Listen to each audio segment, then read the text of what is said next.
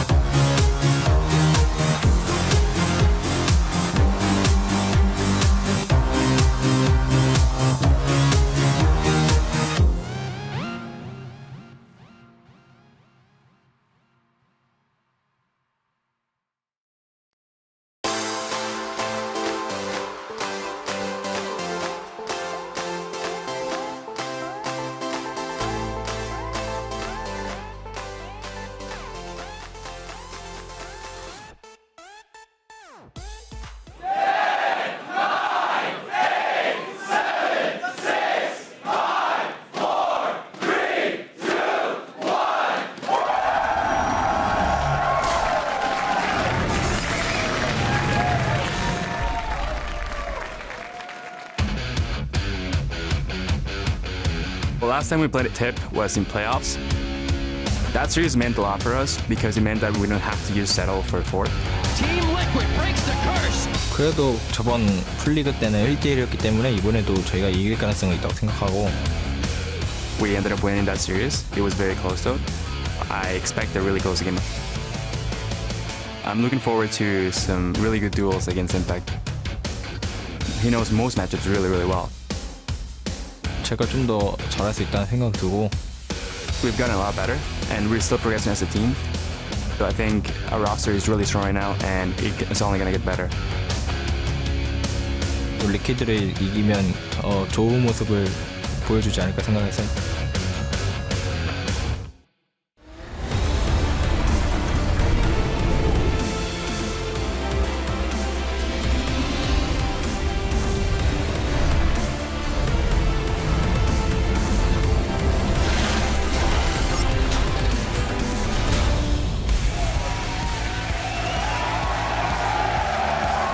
Welcome to our continuing coverage of Week 3 of the North American League Championship Series. As we're live from our studios here in Los Angeles, as you see just a moment ago, Team 8 hanging out in the player lounge with their coach history teacher. Just a short time ago, they'll be taking to the Rift against Cloud9 as we see Incarnation and the coaching staff heading to the stage for our first game of the day. Definitely going to be a team effort for them as they look for a win to shorten up their longest losing streak as an organization. Now, hello, everyone. I'm James Dash Patterson. It's great to have you with us as we prepare for another full day of summer split action. To help us break down our first three matches, we've got Aiden Zyrene Moon, Sam Kobe Hartman Kensler, and David Freak Turley. And gentlemen, we have to jump in immediately into one of our biggest upsets of the day yesterday, Dignitas versus TSM. Yeah, I think Dignitas has shown a lot of improvement as a team and an organization because this is Dignitas having 4 wins in a row, something they haven't done since spring 2014. It's been a year and a half since Dignitas has accomplished this. And a lot of that is due to they went in with Rico behind them. Knowing their win conditions, they came in with a game plan and they knew what to do near the mid and the end of the game. And the capitalization that they had was a really good mark of improvement for Dignitas. So I think this is a team that, I don't know if they're contender for first place, but they're definitely a contender for playoffs and top 3.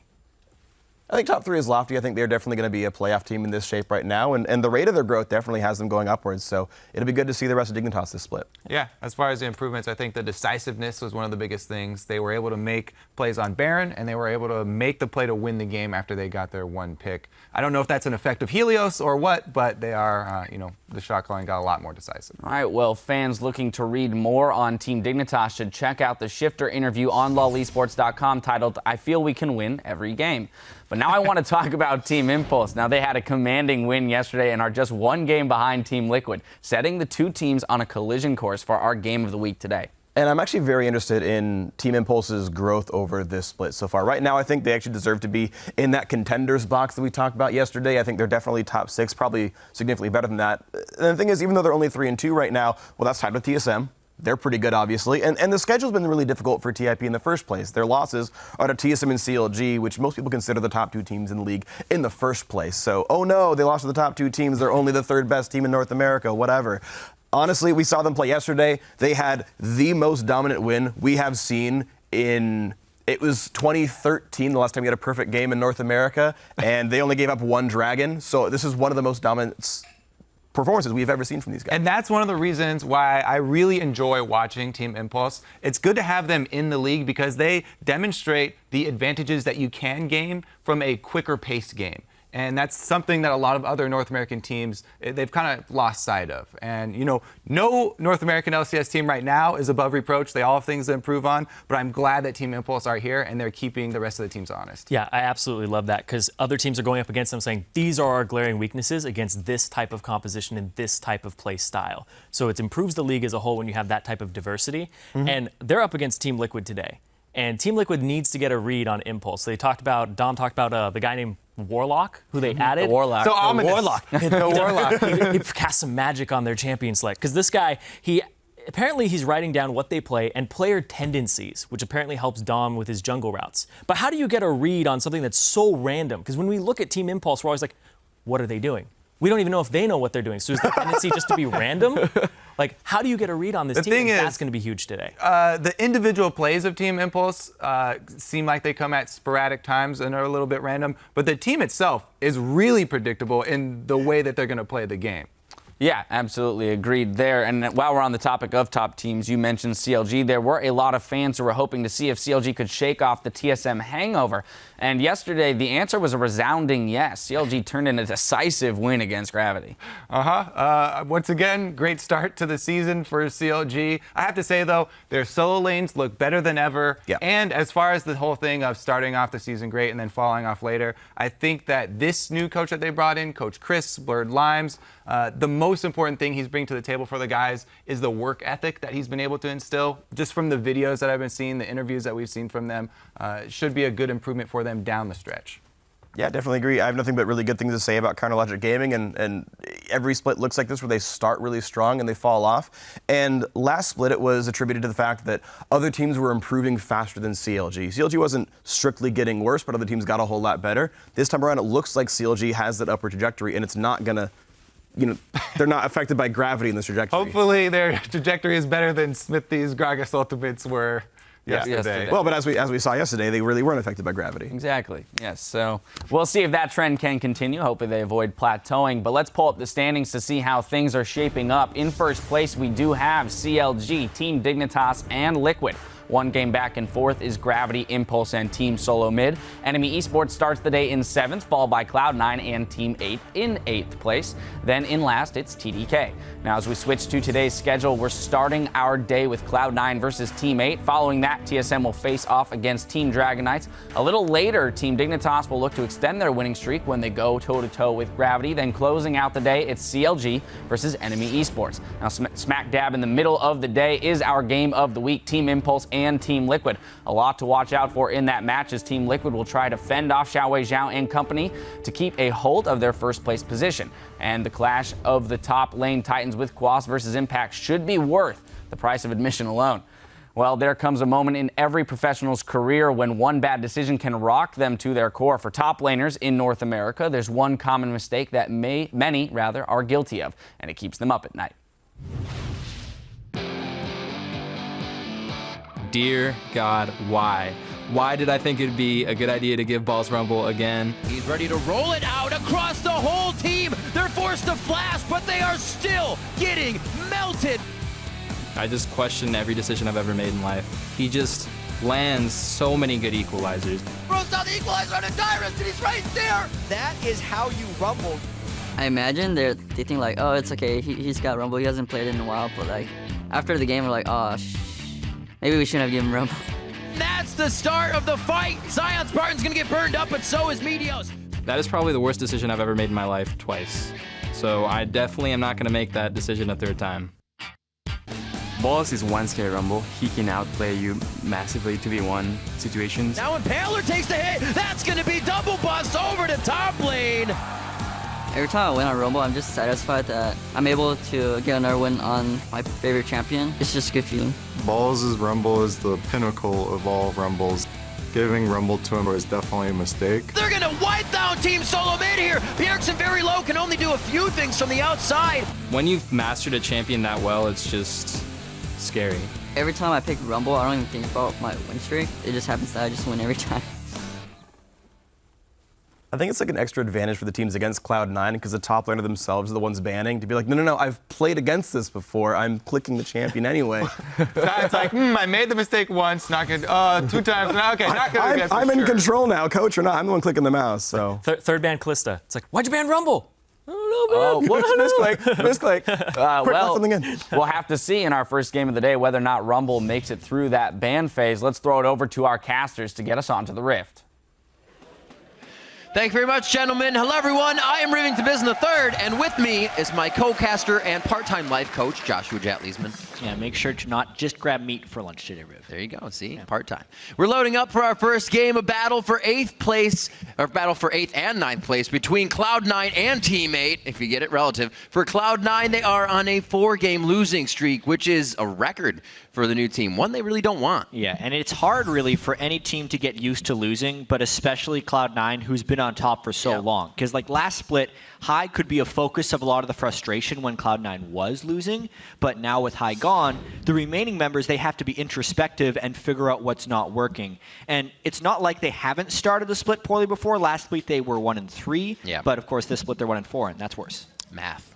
Some good math right there. On the other side of this matchup, Team 8 secured their first win of the split, even if it was a little shaky. You got to start somewhere. Yeah, the win wasn't pretty, but it still counts. They got that win in part to Slushi, who continues to be a consistent performer for them in the mid lane. But now, Team 8, they kind of need to shift their focus from just avoiding last to climbing their way up the standings. And right now, it's honestly a time to strike because they are tied with Cloud9, and Cloud9 is looking vulnerable. And it is hard to judge a team from the first 2 weeks. So Sneaky says Cloud9 aren't going to take Team 8 for granted. I think Team 8, along with every other team, will rise in the rankings just because as the season progresses, everyone learns how to play the game better. It kind of happens every season where some people start off slow, some people start off fast. I think they'll catch their stride soon. They should be a strong team. No one to underestimate. Yeah, maybe speaking a little bit from experience, some people start slow, some people pick it up because Cloud9 has been through it before, and both these teams need to pick it up right now. But everybody will rise in the standings. In wins, sometimes. Guarantee that, yeah. Let's check out the starting lineups as we get into this one and see who rises in the standings in this victory. Blue side, it's going to be Cloud9 to start. That's Balls in the top lane, Meteos in the jungle, Incarnation in mid, Sneaky at AD carry, Lemonation at support.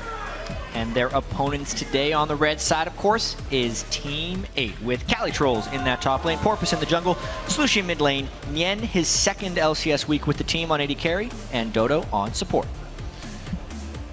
So what can Cloud9 do to stop the bleeding? What can Team 8 do to continue the wins here? Nien said yesterday he's trying to focus more on himself personally because, the team has already been there. They've kind of grounded themselves with their structure. He wants to be able to fit into that better as a player. Well, we know Team 8's game yesterday was pretty messy in a lot of ways, but they ended up winning it by getting team fight after team fight victory. So the key thing here for Team 8 is kind of to neutralize this early game or maybe even get a lead because specifically if Nien gets the lead or stays even, that's when they found wins. Cali Trolls having lead hasn't necessarily led to victories. So I think a lot of it for Team 8 has to do with either neutralizing or having an advantage in their bottom lane. And I'm sure Team 8 is saying, what a time to be playing Cloud9. Rumble ban. Victory to come here with how far they have been falling down. And Rumble's the first one out. They don't make the same mistake. They are right on board with Zion Spartan in that mindset. LeBlanc and Hecarim also banned out. See Cali Trolls. Actually, just a lot of Hecarim in general yesterday was wreaking havoc on the Rift. Absolutely. History teacher. Knows the history of Balls' 17-0 LCS Rumble score. He does. Also banning away the Rise, so double top lane bans thus far for Team 8. See if the Alistar Kalista get through here has been pretty big priority as well. The Sivir, however, is going to be knocked out. We've seen the utility that has brought to teams from behind, able to re-engage fights, get the picks they want. No Sivir for either of these teams to start off day 2 here in week 3. We keep talking about what a crazy path this is for Champion Select, only because there are so many power picks. Sometimes I actually don't like watching Champion Select when there's so many power picks because they're just, well, I guess this is up. Gragas, he's the jungle guy. And they first pick it right there. Because only some of these bans can be considered strategic. So the Sivir ban, even though she is a bit of a power pick, can still be considered a strategic ban. For sure. Sivir either sets up or disengages team fights pretty much better than any other AD carry. I know Varus and Ashe can get it with the crowd control early, but the move speed in general is fantastic for Sivir.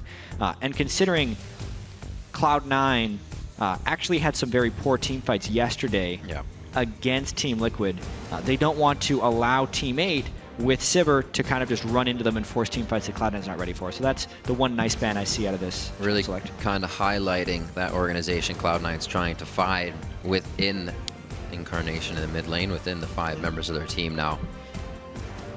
So far, the Gragas can kind of pick some out. put some into a position where Incarnation can pick them off with the rest of the team. We'll see how much more chaotic they can make that composition or how much they can synergize with it. The other side, pretty nice pickups. Porpoise looks like he's going to be a nuisance in the jungle. New pickup there, and the Alistar coming in for Dodo, so they definitely have the ability to go late game fights. Yeah, and quite honestly, Team A could be going for a very similar team comp to what they had yesterday. Yesterday they ran the Nunu jungle with an Azir mid lane and a Jinx AD carry, so he had two pretty blood boilable targets. With the Rek'Sai still up, it kind of just goes to show the teammate is looking for a more team fight focused, jungle control, and most importantly, a strong front line to maybe control these team fights, which they're hoping this game comes down to. Yeah, the Alistar has also been huge throughout this entire young summer split, pretty much across all regions. A lot of that has to do with supports doing more and more roaming early on in the game, and Alistar is just kind of unmatched with those early ganks, not to mention once he hits 6 for turret dives. Ooh, Karma support for Lemon Nation. All right. So Lemon Nation has actually been spamming this Karma support in solo queue. While doing who played it. I was trying to draw in my brain as why I'm silent who played it recently in another region, but I can't remember. Maokai also picked up. It definitely happened though. It did. I guarantee that. I know they didn't get the win on it, but we'll pass over that for now. Going to be an interesting bottom lane for this. Lemon Nation likes to be a nuisance. If that Karma's not Incarnations, then he's going to be able to go into the jungle, pretty much provide a lot of damage if they try to get that lane swap in from what he likes to do and likes to be the nuisance of his own. Bard still up on the other side as well here, seeing teammate put the composition together. Will Dodo play that? But where would Alistar go, guys? Where would Alistar go? Where would he go? Come on. I'm sorry. In the jungle. It's time for top lane Alistar. Bring it back. This just in. He can now punch people after his auto attack. He actually can't, so he's definitely a support. Looks like we're probably seeing another Smite TP Fizz in the top lane. Yep. That, even though Cali Trolls has yet to play it, this LCS split, that is a Cali Troll special top lane champion. He actually played a lot of top lane Fizz before the Cinderhulk meta, so he's got the Fizz skills. Tank Fizz obviously plays much differently, but I do like it out of Cali Trolls for that type of play style. Speaking with a few of the members, Cali Trolls' champion pool is much more talked about amongst the team before things are actually played. It's kind of discussed. The team wants it as well. It's not going to be, we'll try this and go off these strats. So, team on board with the Fizz. A lot of people have been lately, so we'll see some good power coming out of the top lane here. It's going to be going against Balls Maokai. He can also provide for the team in those late fights. Meteos gets big on the Gragas. Slow picks coming in here. I was wondering if we would see a Varus. Incarnation explicitly said he likes to be aggressive in the mid lane. Now he can do so. We've seen a lot of regions. Recently, Pawn wrecking face with some Varus in the mid lane. So let's see if we can get it here in the Really nice. Really nice poke mid laner as well as a cleanup AD carry. And substantial shielding that can come through from Karma. Should be really fun to watch here. We've seen Incarnation practicing a lot of the meta picks throughout his time in North American solo queue. A lot of that has been Azir, which unfortunately for Cloud9 they've picked up 2 losses on. But this one is just almost mid-game focused poke champion, and Cloud9, this whole team wants to snowball the mid-game. Echo, by the way, has made it through this entire pick and ban phase. I would love the Echo pick actually for this. I have not seen it go up against an AD mid. And we haven't really seen Slushy go too hard. He does like his LeBlanc, likes his Orianna, but it looks like he's going to stay safe on the Azir here. A little bit more zone if they get it. It's a fairly telegraphed pick after they pick the Corki because they want a viable Blood Boil target for the Nunu, and it's also something they found success with yesterday. So late game in team fights, if Cloud9 cannot close onto the Azir, he is going to destroy them.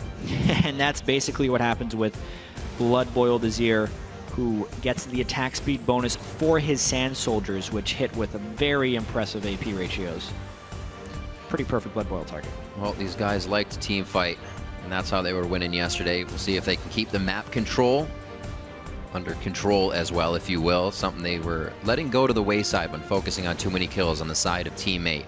Cloud9 just overall looking to see if they can get that power back into position and start going up the right road. That's true.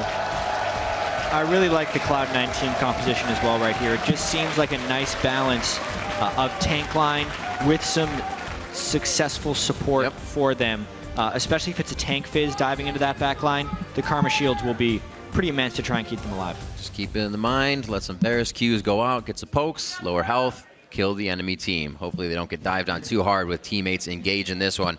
Now you've got to look at the comps. Head over to Twitter and send hashtag C9win or hashtag T8win to @LOL Esports, and we'll be tallying those up throughout the game already into week 3. The summer split's going. This year itself has gone by so fast, and we've already had an amazing amount of action, and it's only going to continue all the way up till another week 9. Right now, we're going to get onto the Rift. Cloud9 versus Team 8. Cloud9 looking to stop the losing streak. Team 8 looking to get another win here.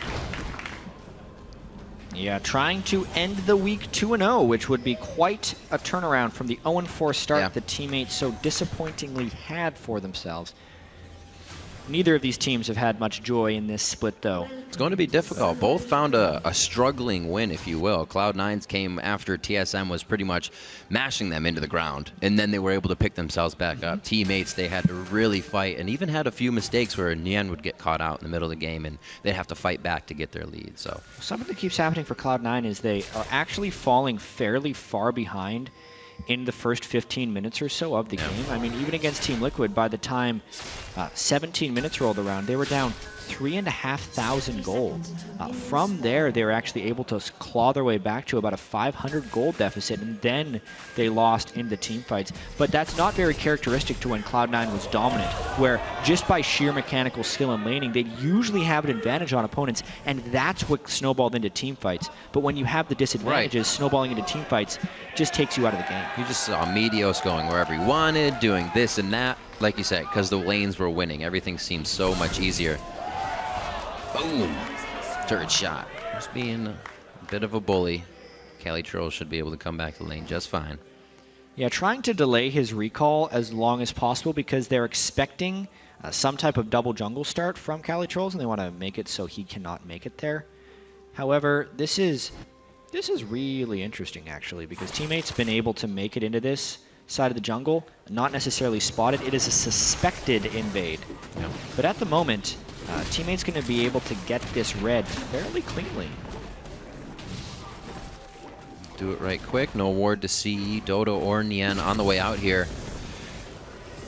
Be a little bit of cat and mouse, but he just makes it away. Meteos is going to find just a little guy.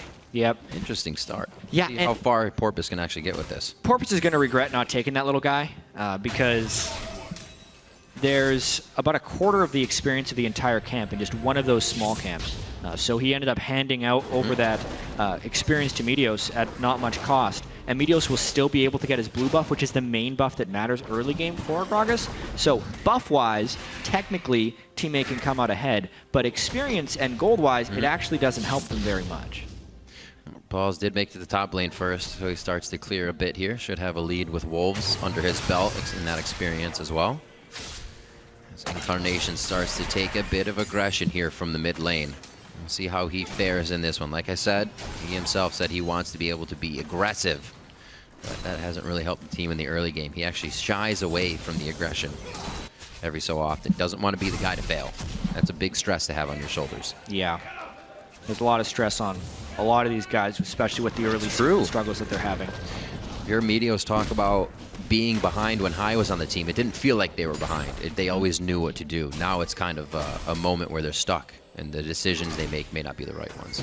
Yeah, all this stuff takes time for them to eventually improve. But right now we actually get to see Meteos knowing he's going to have a level edge on Porpoise because of the way the early buff started, trying to get in a little bit of harass. Maybe even would love get that himself red buff. a red buff. But in order for this to happen, either Incarnation or Balls has to be able to shove up the lane and then make the rotation down. Otherwise, it's far too risky of an invade. He's got a shove onto Cali, but it doesn't look like it's going to be enough. Not close enough to the turret here, and no response from Incarnation as these two are pretty much neck and neck in the mid lane. So not going to be able to get his red. Porpoise is going to be able to 3 this one. Start it off. We haven't seen too many teams really be able to work this early game advantage. Kind of just falls to the wayside, and the opposing team will figure out a way to get a fight back in their favor. Ooh. Look at this little slap fest up here. 200 HP on Balls. That's going to be the hit. Tick goes down, but he's already got the consumables going in. Both of them blowing summoners left and right. So that's a flash TP down and a TP smite down. Yeah, this is actually really bad for balls in the top lane on Maokai, though, because the wave is pushed against him. Both of their teleports are down. So basically, if balls goes back here, he's going to miss a couple of waves of experience that Calitrolls is going to be able to get. Since balls started the camp, teleported in the lane, and then still lost the lane, it's going to put him at a pretty big disadvantage. Yeah, Calitrolls is just successfully freezing that lane up there. Yep, Porpoise already got some forward vision in, so a bit of an advantage here to teammate in the early game. They're going to have eyes on Meteos if he's in the top side, and if he's not in the top side, they're going to know that because he's not on the ward. I do want to spend a small amount of time to talk about the new Karma, though, because in the 5.10 patch, Karma was changed a little bit to be less of a mid laner and more of a support. So, for instance, her E, the shield she puts on, when she mantras it, it used to be this explosion of damage. Now it's just a much more powerful shield when you do that mantra. So, at max rank, it's actually a 410 base shield before AAP ratio is put into account, which is massive, but of course won't do any damage. And in this rare case, if you mantra your root, you can root someone for over 3 seconds, which will be very rare because the shield is so powerful. So look at this. Meteos level 4, and he got 3 buffed over the level 3 of Porpoise so far, so doing what he needs to. Yeah, and we've actually seen 2 3 buffs this week that haven't necessarily panned out for the team. Yesterday, the CLG game against Gravity, there was a successful 3 buff, but because the buffs themselves were over-prioritized and the small camps themselves weren't being cleared, in the CLG vs Gravity game, for instance, by the time they had a 4v4 skirmish, there was a level advantage for all 4 members of CLG over Gravity because of the 3 buff. And this is another thing. Porpoise only taking the buffs, not clearing the small camps nearly as well as Meteos, leading to a level disadvantage and ultimately not an actual advantage from getting the buffs early.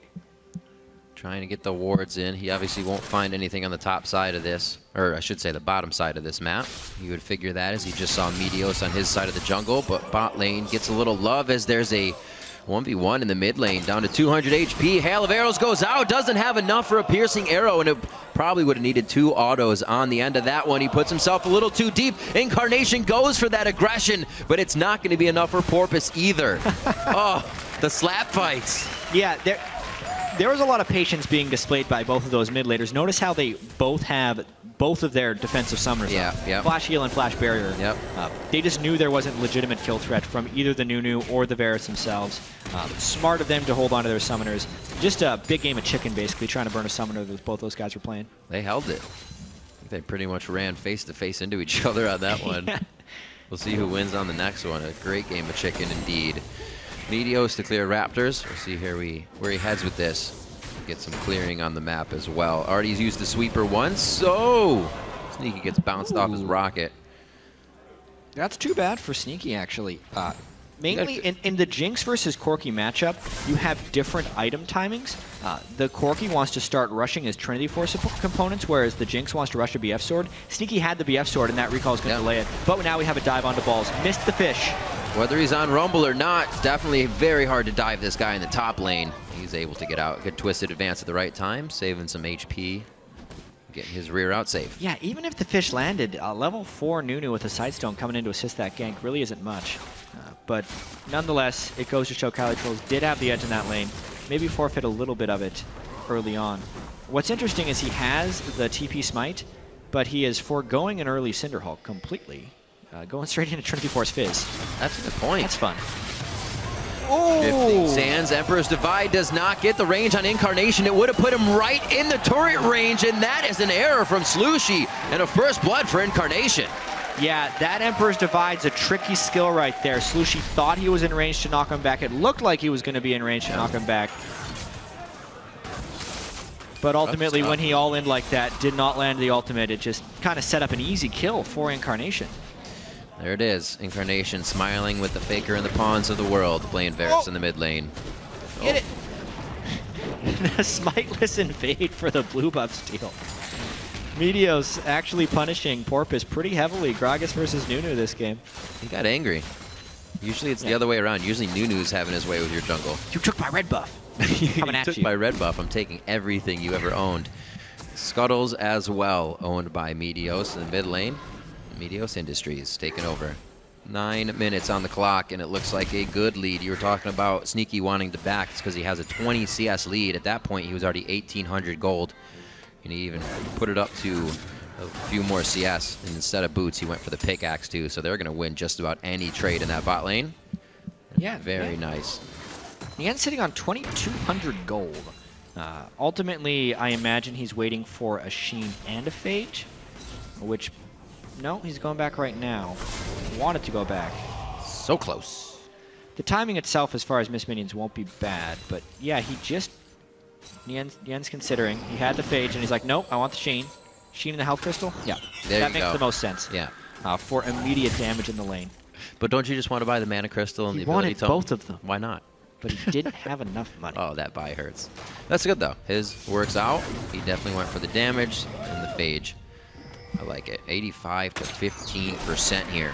Teammate really working against the vote as much as they can.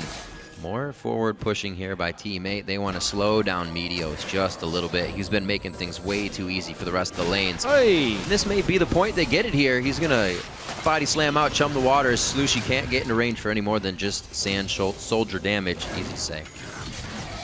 Just miss. Limited ward coverage right there, which kind of led to Cali Trolls being able to roam down to that bottom lane without being called at all by the top lane.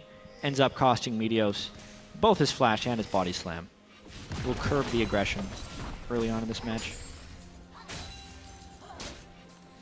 And we still need to talk about the team comp. So Teammate is actually looking to split here, going into the mid or late game.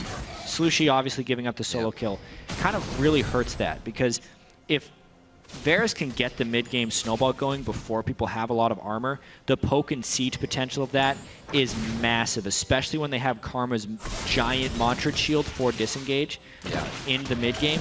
So Cloud9 is actually kind of on pace for a good mid-game snowball here with the way their lanes are going. Ball's been getting beat on a little bit, but hasn't suffered a casualty. Meteos ahead of Nunu to kind of helpfully deny the vision control. Most importantly, this Varus poke is going to be brutal. Yeah, by this time when Boss was playing Fizz against Liquid, they already had a few kills on him. Much more aggressive. And they tried once, but with the Maokai, he was able to stay alive under the turret and really thwart the attempt from Teammate. So they are still trying, just not coming up with anything in the end. Hopefully the team fights we were talking about for Teammate are really start stacking that money in their pockets. Just about 2K gold behind right now. Dragon hasn't really been a thought on either of their teams, and small trades here by Teammate in the bottom lane as they try to get the win. Yeah, you could see though Lemon Nation popping the Inspire shield on. Yeah. Right as Alistair comes in, so Sneaky's saying relatively safe. I'm surprised Nian still that CS advantage too. Yeah, I'm surprised Nian is this far behind on his Corki. Nian's the guy who was in mid on Corki, the guy who's been AD on Corki. That's one of his champions, so they're giving him a very difficult lane if that's the way it's going. It's what's been happening with Yen in the LCS, though. When he hasn't been in a lane swap scenario, he's been down. That's, the lane swap. On average, at least 7.5 CS at 10. This game, even more. Sneaky and Elimination have kind of been the strong point of Cloud9.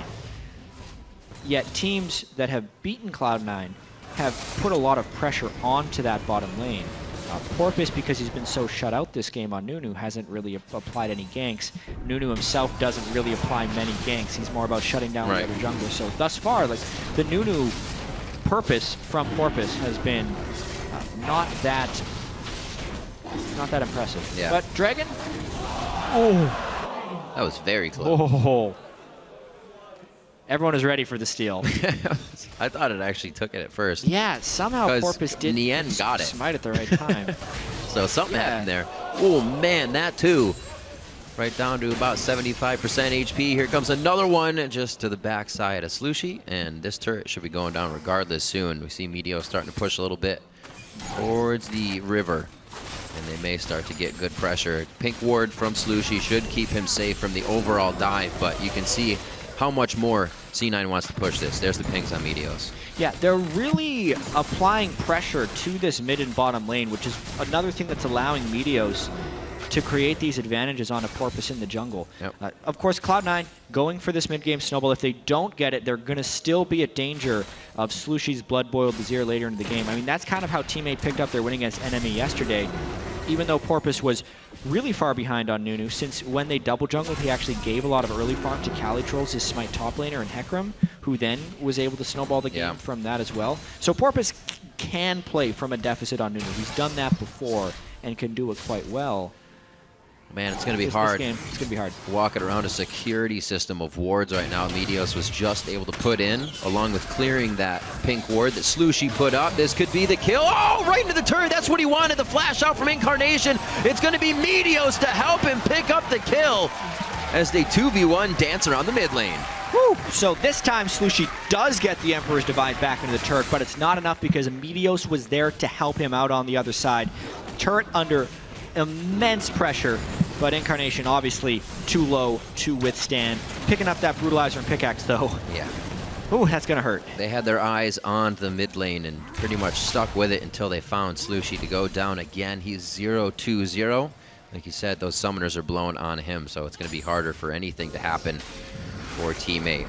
A little bit of a breather here for Cloud9. They're pretty happy with what just happened, and they took bottom turret in that instance as well with the pressure that Sneaky and Lemonation are putting on.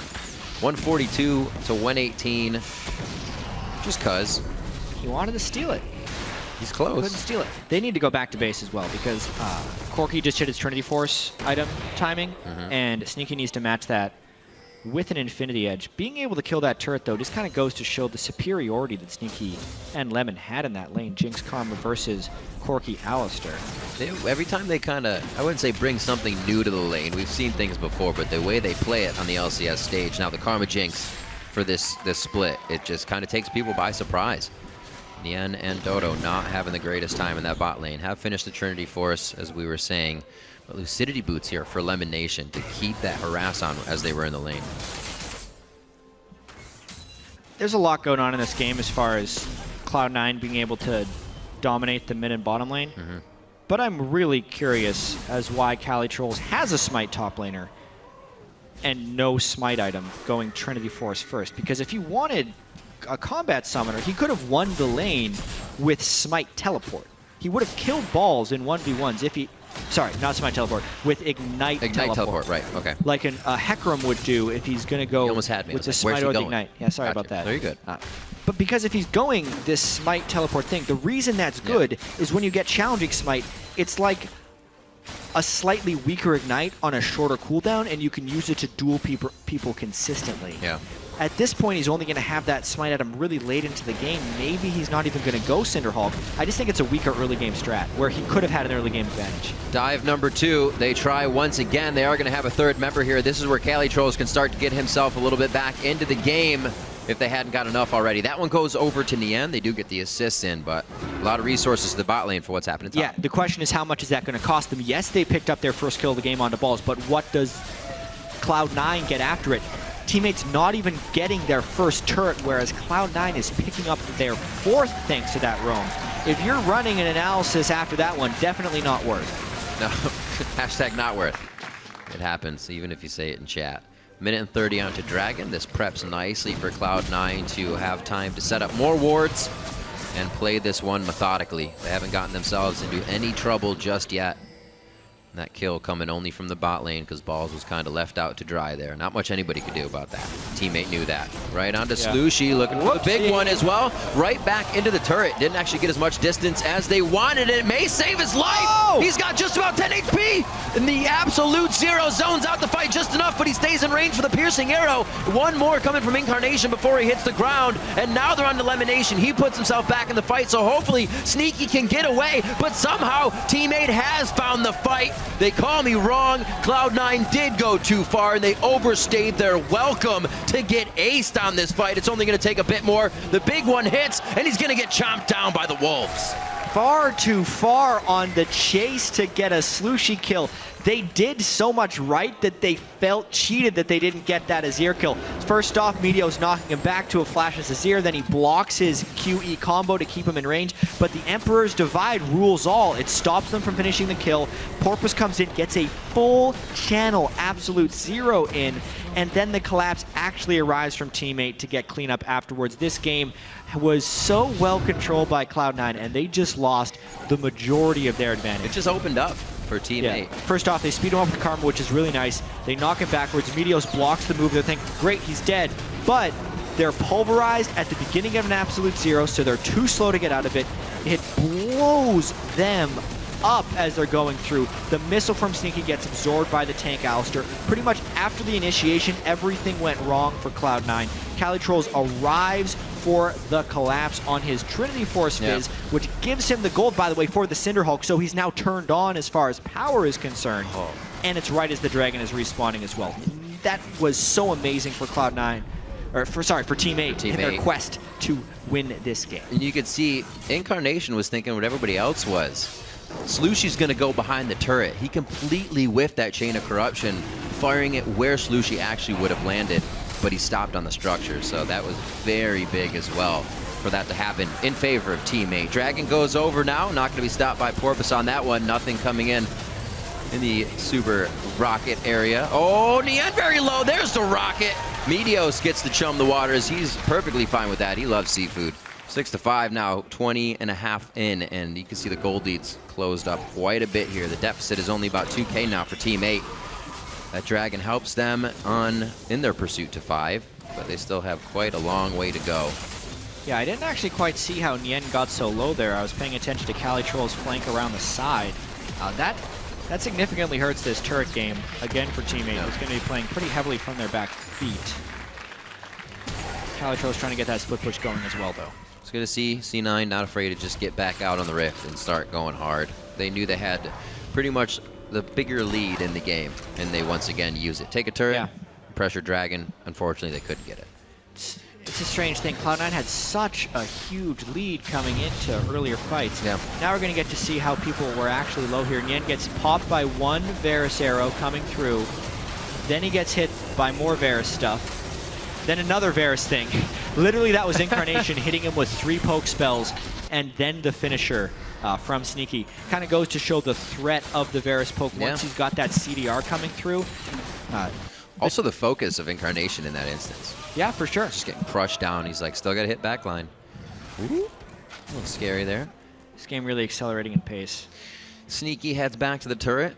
Elimination, maybe to offer him some help with that Ardent Sensor he's now built up. Ooh. First item after Sightstone. Ardent Sensor Karma. Obviously, Ardent Sensor was changed recently. It now applies a 30 magic damage on hit effect for 6 seconds to anyone you heal or shield. Which, by the way, if he's doing AoE shields for both of his 80 carries, can be pretty impressive damage-wise. Cloud9 kind of still in control because of the 5 turret lead, but they have to make sure that they don't overcommit. Because if this does get to late game, the Blood Boiled Vizier, despite being 0-3, because he will still have his items, he's doing significant damage, can still destroy them. Looks like they're pretty good on waves. Calitroll's about to push the bottom one. Actually, they're getting, I should say, pushed in on waves. Looking at it again. Nian and Dodo in the top lane have good control over that. C9's going to say, group in the mid lane. What can we get out of this? Protect Incarnation, protect Sneaky. We should be able to come out clean on these fights. They actually aren't too pressured. Teammates just going to want to... Okay, so now they're coming in. I thought Nian was backing, and they start to come back over here. Interesting. They're just kind of waffling about right now. Well, this is the game that Teammate's going to be playing. It's a split push game to try and prevent the 5-man siege from Cloud9. Right. Calitroll's at a point with his 202 Fizz, Trinity Force Cinderhulk, against Balls' Maokai, where Calitrolls will win that fight. So Cloud9 cannot 1-for-1 that split push, meaning they have to do these kind of creative rotations. We're not starting that ward thing again. Never in a million years. Anyway, where Calitrolls is drawing a lot of attention up from Cloud9, and Cloud9 needs to get all the way shoving without a split pusher in order to actually create one of these siege situations. Thinking they had a quick engage. Looks like it was called off there. Maybe just safety for warding. And no, it is going to be a bit of an engage up onto Balls here. The team starts to collapse. They don't have Calitrolls, but the teleport is up. And he will throw that down already. He's going to be right in the midst of the fight on this. Stops the TP. He's going to start walking up. They may not feel like they can win this fight right off the bat. Yeah, Calitrolls is now so far away. It's full retreat mode for Team 8. Oh, twisted advance on in the end. Is the Valkyrie still there? He is actually stuck. There's the lockdown from Lemon Nation on the tether as well. The double kill for Sneaky. Things are just going wrong now for Team 8 as C9 starts to put the heat on. Team 8 trying to exploit the wave clear of Cloud9. It almost looked like they caught balls out of position, but the speed shields from Karma really reigning supreme. There's a nice knockback. Hardly any damage to Meteos. Slushy was trying to get some pokes in, but he just gets shredded down himself. That's a triple kill overall for Sneaky. Two more, he's got the inside the park pentakill. That's a game-changing event right now. Calitroll still with no teleport, trying to push the mid lane. There's too long on the death timers. No one to wave clear for Team 8. This is probably an inhibitor down.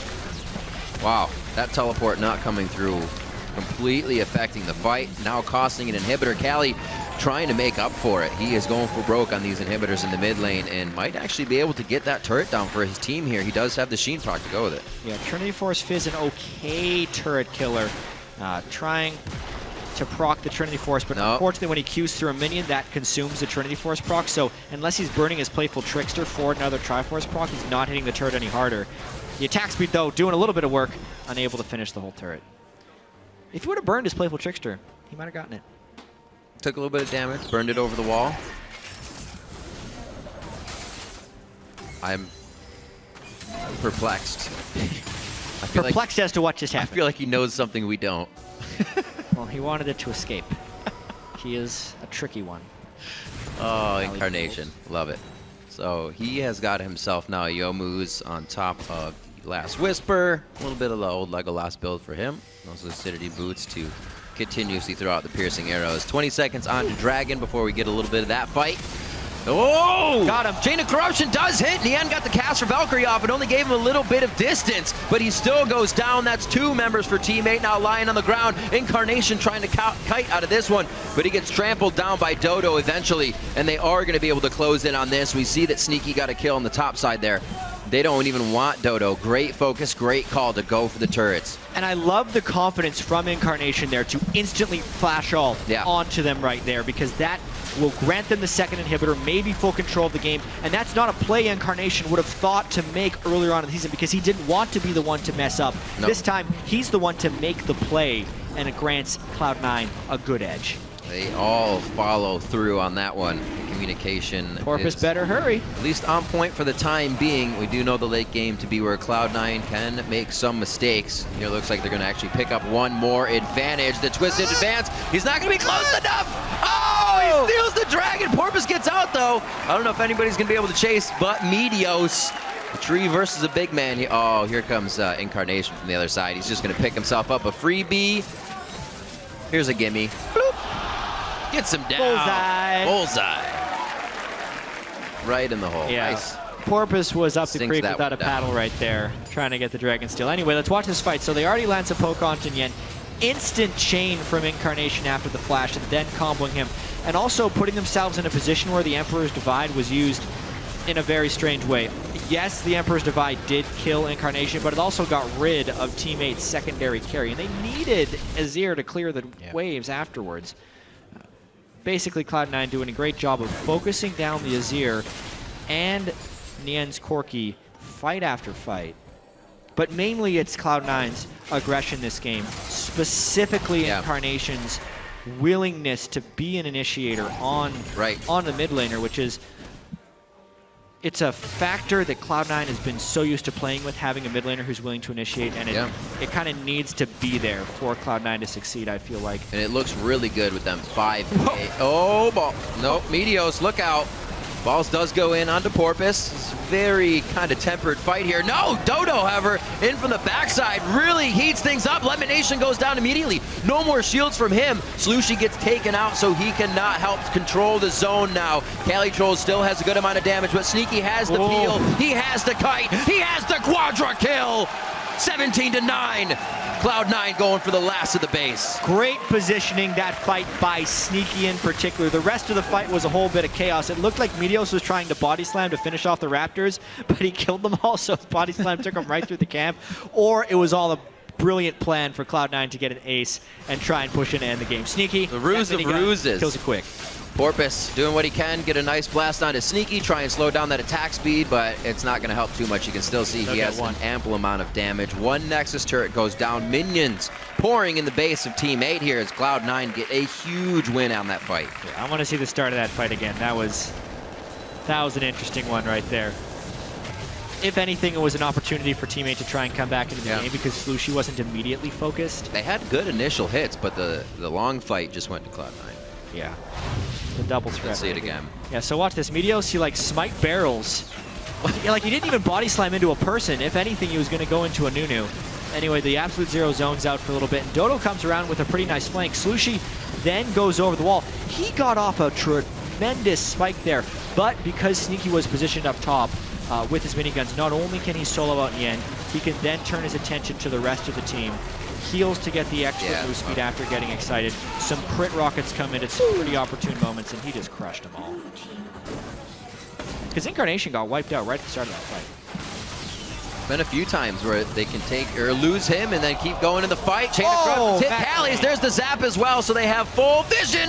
Piercing arrow just off on the side. Shurima's legacy is going to give a little bit of room to Teammate, but not Slushi. He is invaded completely by that zap. Right onto Cali Trolls. Arcane Smash takes him down as well, and Cloud9 is not stopping. Anything that's in front of them is getting taken down right now. Only one Nexus turret remaining. The Azir wave clear is gone. Yen trying desperately to spam rockets. I don't think it's going to be enough. Not long for this world is that Nexus of Teammates. 19-9 as Cloud9 come out with a pretty confident win here. It looks strong throughout. Meteos holding down his own jungle after being hit in the early game, and everybody came up for the victory. 21-9, 31 minutes in. Cloud9 take down Teammate. Cloud9 now in 8th, and Teammate now in 9th after this one. So not everything goes according to the script. Cloud9, of course, though, they're used to being first or second, so this win very important in their quest to get back into the top of the standings. Incarnation played much more aggressively this game. Cloud9 did not fall behind early, which is incredibly critical. They had that one pretty big misstep in the mid game, but then quickly recovered, which does fall down to the shot calling as well as the team synergy to not turn on themselves afterwards. And of course, probably Sneaky's best game so far this year, 10-1-7 on that Jinx. Oh, pretty crazy on that Jinx. Now, you know, the question we look at, Cloud9, they do great in these games where they're ahead. They can continue to make the calls. A mistake here was fixed, but is that fully from behind going to be there for them? Can they call from 5K behind and bring themselves back into the game? We still got to look for that Cloud9 against the top tier teams in the league. Yeah, looking at Porpoise on the other side as well. Nunu fell behind very early to Meteos. Yeah. Who we see here on the screen with his Gragas. Man, still knows how to jungle. There's no question about that. Even putting more of the commentary, or I'm sorry, shot calling aspect onto his shoulders, jungling is still the fundamental thing for him, and he doesn't have a problem with it. Yeah, and as a team, Cloud9 really ripped Slushi apart on his Azir. Slushi had one good Azir game yesterday, but he was just dead at the start of so many fights. 7 deaths, clearly the focus of this Cloud9 team. Lemon Nation breaking out the Karma support to much success. Just a much better game for Cloud9 across the board. Yep, they got what they wanted in the lanes. We were talking a little bit about how we always see Teammate in the end trying to go for the lane swap, and the Karma Jinx continued to punish them. That was pushed. Incarnation was pushed in the mid lane, giving Meteos the chance to get back in. Definitely a very big team effort here from everyone on Cloud9. And for Balls to thwart the few ganks that he did get that attention, definitely hurt Teammates' chances of pushing themselves back early in the game. Yeah. Jack, the owner of Cloud9, hoping the team is back on track. Hoping indeed. It's a tough 4-game losing streak for Cloud9. That's not something Cloud9 has experienced as an organization. So, very important for them to recover before the end of week 3. Still plenty to work on as a team, of course. They would have liked that to be a cleaner victory after having such an early game edge. True. Good to see, as you said, Incarnation going a bit more aggressive. It only means that he's shaking off the nerves. Things are feeling more comfortable with the team. In a sense, him messing up that play would have actually still been very stressful. You can just kind of think about the situation. So feeling that comfortable to be the guy saying, all right, I'm going to flash go, and everybody on board definitely means the team's feeling a lot more synergized in what they're doing here. And I think we'll get better interviews with them saying, actually, this is working now, and our shot calls are going well. Yeah, and things we have to remember is even though Incarnation has been playing the game for so very long and has been on top of the European solo queue ladder for years, it's not the same. not even close. And this is only his third week in front of a stage with a completely new team in a new country. So there's plenty of things that can still be improved upon. And this game, hopefully for Cloud9, is the beginning of that journey. Absolutely. And right now we're going to send it down to Kobe, who's side stage with Cloud9's AD carry. That's right. I'm here with Sneaky after his great Jinx game. Congratulations on your win. Now, I want to start off by talking about a couple of things that were changed recently. The Karma got changed and Ardent Sensor were changed. Lemon Nation used both of them. What are the pros for these? Karma's always been like a lane dominant champion. You just poke them out, throw lots of, ulted Qs at them, make sure they're taking tons of damage. And then I think the buffs were she gets reduced cooldown on a passive when she hits people with their spells. So she's a better champion overall. I don't know if she's broken, but seems pretty good for our situation where we wanted to poke them out and just win lane that way. So a lot of people also want to know, obviously, about the shot calling for Cloud9 because High left, in the transition over to Meteos. Is Meteos still doing the brunt of the shot calling? And, how are you guys transitioning and working through that period? Yeah, we've kind of appointed him the shot caller. We've had some struggles actually full on listening to him because we were kind of used to the old phase of where everyone would feed information to High and then he would make the final decision, except Meteos would also be feeding information. So now we have to go to him rather than to High. So it's been a weird dynamic that we're getting used to, and it might take a few more weeks to get fully used to it. All right, well, you definitely made progress today. Incarnation also had a great game, so that's looking up for you guys. Good luck in the future, and we are going to send it back to the guys at the desk. Thank you, Kobe. A much-needed victory there for Cloud9 for them to kind of get themselves back on track. And, the first thing I want to point out here is that they had a winning early game. We've only seen that one other time so far, this split from Cloud9. Yeah, and a lot of that was off of the fact that they were making these early game moves and they were just rotating around. So Cloud9 looked a little bit better in that regard, but there's still a lot of work to be done in their mid game. Yeah, so I do want to keep on the early game for a little bit because there are two things specifically I looked at. One was a dual lane. I actually just had Sneaky on follow on my computer down here because he's really, really good at League of Legends. So the Sneaky Lemon lane is really cool because they abused Alistar. Even though Alistar's an amazing champion, TIP had 0 bans against him when they first picked it, ostensibly saying Alistar's the best champion in the game. Alistar does not do anything until he's level 2 or 3. So the first wave gets cleared, and Cena doesn't push it. They go, wait, minion for minion, minion for minion. And then as soon as the second wave shows up, they both walk forward and say, Alistar, you can't engage. We're 2v1ing you. And immediately, Nian and Alistar just run away, Dodo, the other guy, run away and have to hide for 4 consecutive waves. And Cena never lets up. They're always playing the poke game. They're never getting engaged upon. And so the way they play the lane was super good, and they keep it up. The reason this works is because Meteos is completely holding down Porpoise. Even though he gets 3 buffed, Meteos is ahead in gold the entire time. He even steals camps away, and there's never any threat of a Nunu gank working. And even though C9 are zoning them out, they're not pushing into the turret. They're not in flash pulverized headbutt range of getting killed either. So the entire way they're playing this dual lane and building this huge advantage is played pretty much immaculately from 2 different spots in the map. Yeah, and the fact that you talked about the jungle there, C9, the games that they've lost so far, a lot of it had to do with jungle pressure in the lanes. When there's a Nunu on the enemy team, it's the first time that Cloud9 has to deal with a Nunu on the enemy team. It was actually a boon for them because they're like, oh, this Nunu's not going to show up and be like a Zac, a Zingy, or a Rek'Sai that shows up and crushes our bottom lane. Sneaky got a CS advantage. He was able to transition that. And this is something that I do want to go over and look at Team 8 for a second here. Because Nian, he has not had a CS lead at 10 minutes yet out of all his games so far. This was a lane that they were able to exploit on Cloud9's side and press that advantage. Sneaky did 1.9 times Nian's damage this game because he grouped up and they played around him and Incarnation, which I thought was just a great formula for Cloud9 is unlocking Incarnation to make plays. Yeah, so let's identify kind of where C9 is going in terms of developing their play style because as Jat has mentioned previously, they need to make a decision. Is Incarnation being brought into the team in order to replace High and be a new High, right? Be the initiator, be kind of a leader for the team, or does the team need to readjust around Incarnation? And here, he seemed to have stepped up, being the initiator very often with those Varus ultimates. Yeah, so there's 2 ways to look at a player. So one is the impact the player has on the team and the impact the champion has on the game. And as far as initiating, I agree. The first time we started talking to Incarnation, he says, I want to be in people's face. I want to make plays. I want to do big things. And AP Kaga is good, but he's not exactly that. I mean, sometimes it can be, but him playing something a bit more engaged focused, like a Varus, and, if he wants to start playing the Dianas or the Victors of the world, where you're kind of in the thick of things, that seems to be sort of a good place for him to be. And the fact that Incarnation is getting better every single day. He faced up against Slushi, who was pretty much like the best force of teammate all last split, and actually is like a well-respected mid laner. And we have Incarnation winning lane against him. Like, okay, cool. You won a lane that's supposed to be pretty close against a good player. Finally, Incarnation's starting to do good things. This is all a bunch of good signs for C9. Yeah, the Emperor's Divide was really heartbreaking there, where it didn't push him back. I was like, what could have happened in that universe where it actually hit?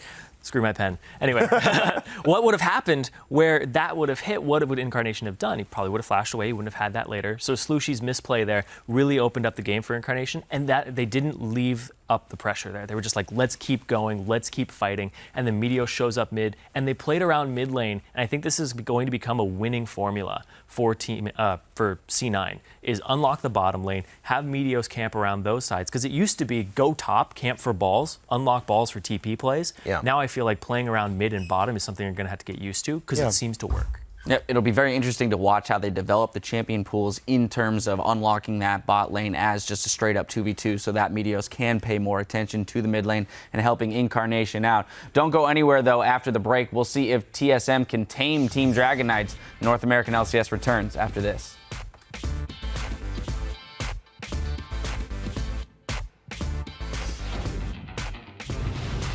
You'd get like 50,000. Stream on stage. If you stream on stage. Got a 420 nation from They're on Baron right now. Go check it.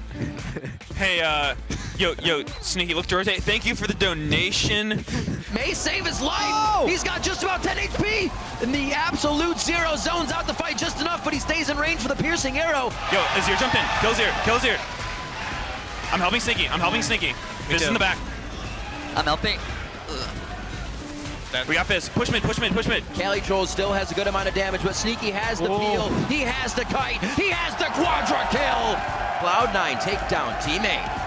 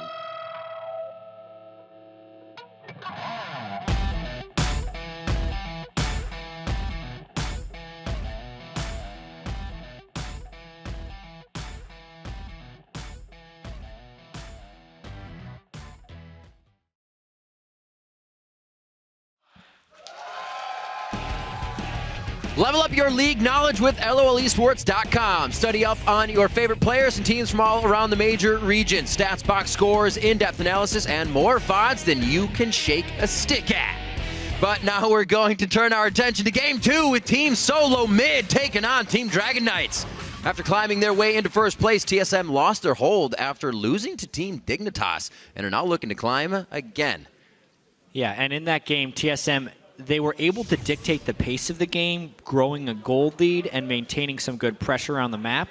But while they were dictating the pace, they made a lot of individual misplays that allowed Dignitas to stay in the game. And then there was the team fight at the end of the game where Bjergsen jumped in, didn't get his Zhonya's or his Echo Ult off of it, and they lost the game right there. Well, performing against lower teams in the standings is something that TSM have done historically well, and TDK are sitting in last place right now, still trying to get a win on the board. Yeah, and honestly, going into yesterday, TDK had fought well in each of their losses, but then against Team Impulse, the sub-train just fell straight off the tracks. 0-18-0, and you really saw on Sarah's face after the game the disappointment that they had after that loss. So we'll see if TDK can kind of dig deep and bounce back today, but it's hard to find the motivation when you're getting decimated by Team Impulse, especially with Bishu and Latman, who this is probably their last game subbing in for the team. It's going to be very tough. Something we'll definitely talk about in game. And looking at TDK, Lustboy is feeling very confident and believes TDK has one way they can pick up a win today. TDK는 좀 저력있는 선수들이 별로 없거든요. 예를 들어서 옛날 C9의 하이 같은 선수라거나 아니면 뭐 그래비티에는 버니프 같은 선수가 있고요. 아니면 리퀴에는 도미네이트나 엑스페셜 같은 선수들이 좀 경험도 많고 잘 흔들리지 않는 선수들이 TDK는 없어요. 그래서 TDK가 저희 상대로 이길 수 있는 가장 한 가지 조건은 아마 초반에 어떻게 스노우볼 잘 만들어서 그걸 굴리는 것밖에 없는 것 같아요.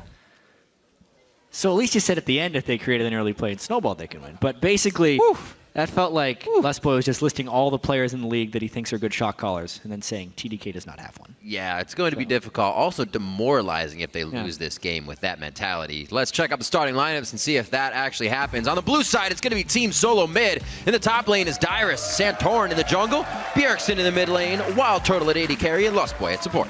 Lustboy laying down some talking in that feature. On the red side, it is Team Dragon Knights. Sarah from the top lane, Kez in the jungle, Bichon mid lane, Latman AD carry, and of course Smoothie filling that support role. And it might just play out the way he says because of the mentality, the way TDK is feeling. We saw Seraph yesterday, and the first time I saw it, I'm like, you know, he shouldn't kind of be that down on himself because it's the sub-team and they have time, but to think of what he went through, how hard he fought in the Challenger Series, to come back with this team only to start with having to have subs for the first 3 weeks it hurts. Yeah, it hurts so bad because he had such a bad time with COG in his first split there in the LCS, and this time it's going to be different. I got my own team, I'm doing my thing, but they've had this revolving door. They were not able to get their main roster in.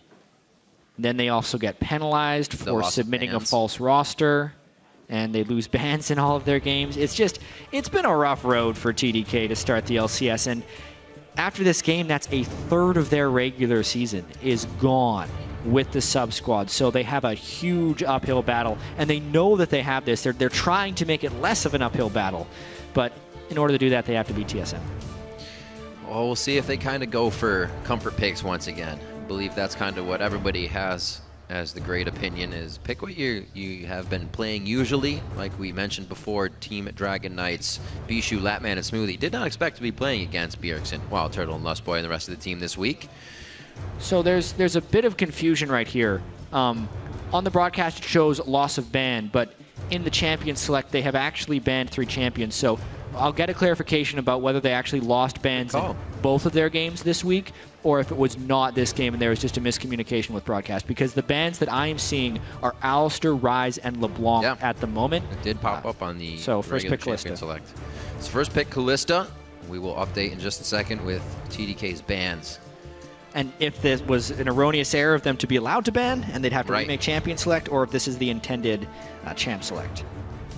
30 seconds left on the clock here as we start to pan out. It is known that Team Solo Mid kind of prioritizes Callista with what we're seeing so far. They've ban out Evelyn as their last one as well. Kez definitely being the shot caller, the more focus of the team for TDK in the early game, so why not hit him on his Nidalee and Evelyn? Yeah, I agree, and I got confirmation that TDK is allowed to ban this game. They were penalized for yesterday's game having no bans. Okay. This game, they have all of their bans. The graphic will be updated shortly, and here we go. Graphics will be updated for you shortly on the right side, so you can see the bans again. Alistar, Rise, and LeBlanc banned by Team Dragon Knight. So that Grag is taken by Kez. Still have a bit of Rek'Sai available. Haven't seen a lot of Sejuani lately. Yeah, definitely some fall-offs. Sejuani received a couple of nerfs, as well as Gragas. Seen in other regions. Yeah. People still throwing some games at her. Having the big plays. Rek'Sai is available for TSM. I would kind of expect Santorin to be playing that. They've been prioritizing it fairly heavily, even though, in my opinion, some of Santorin's worst games have came on Rek'Sai. But she, as a champion, still very strong.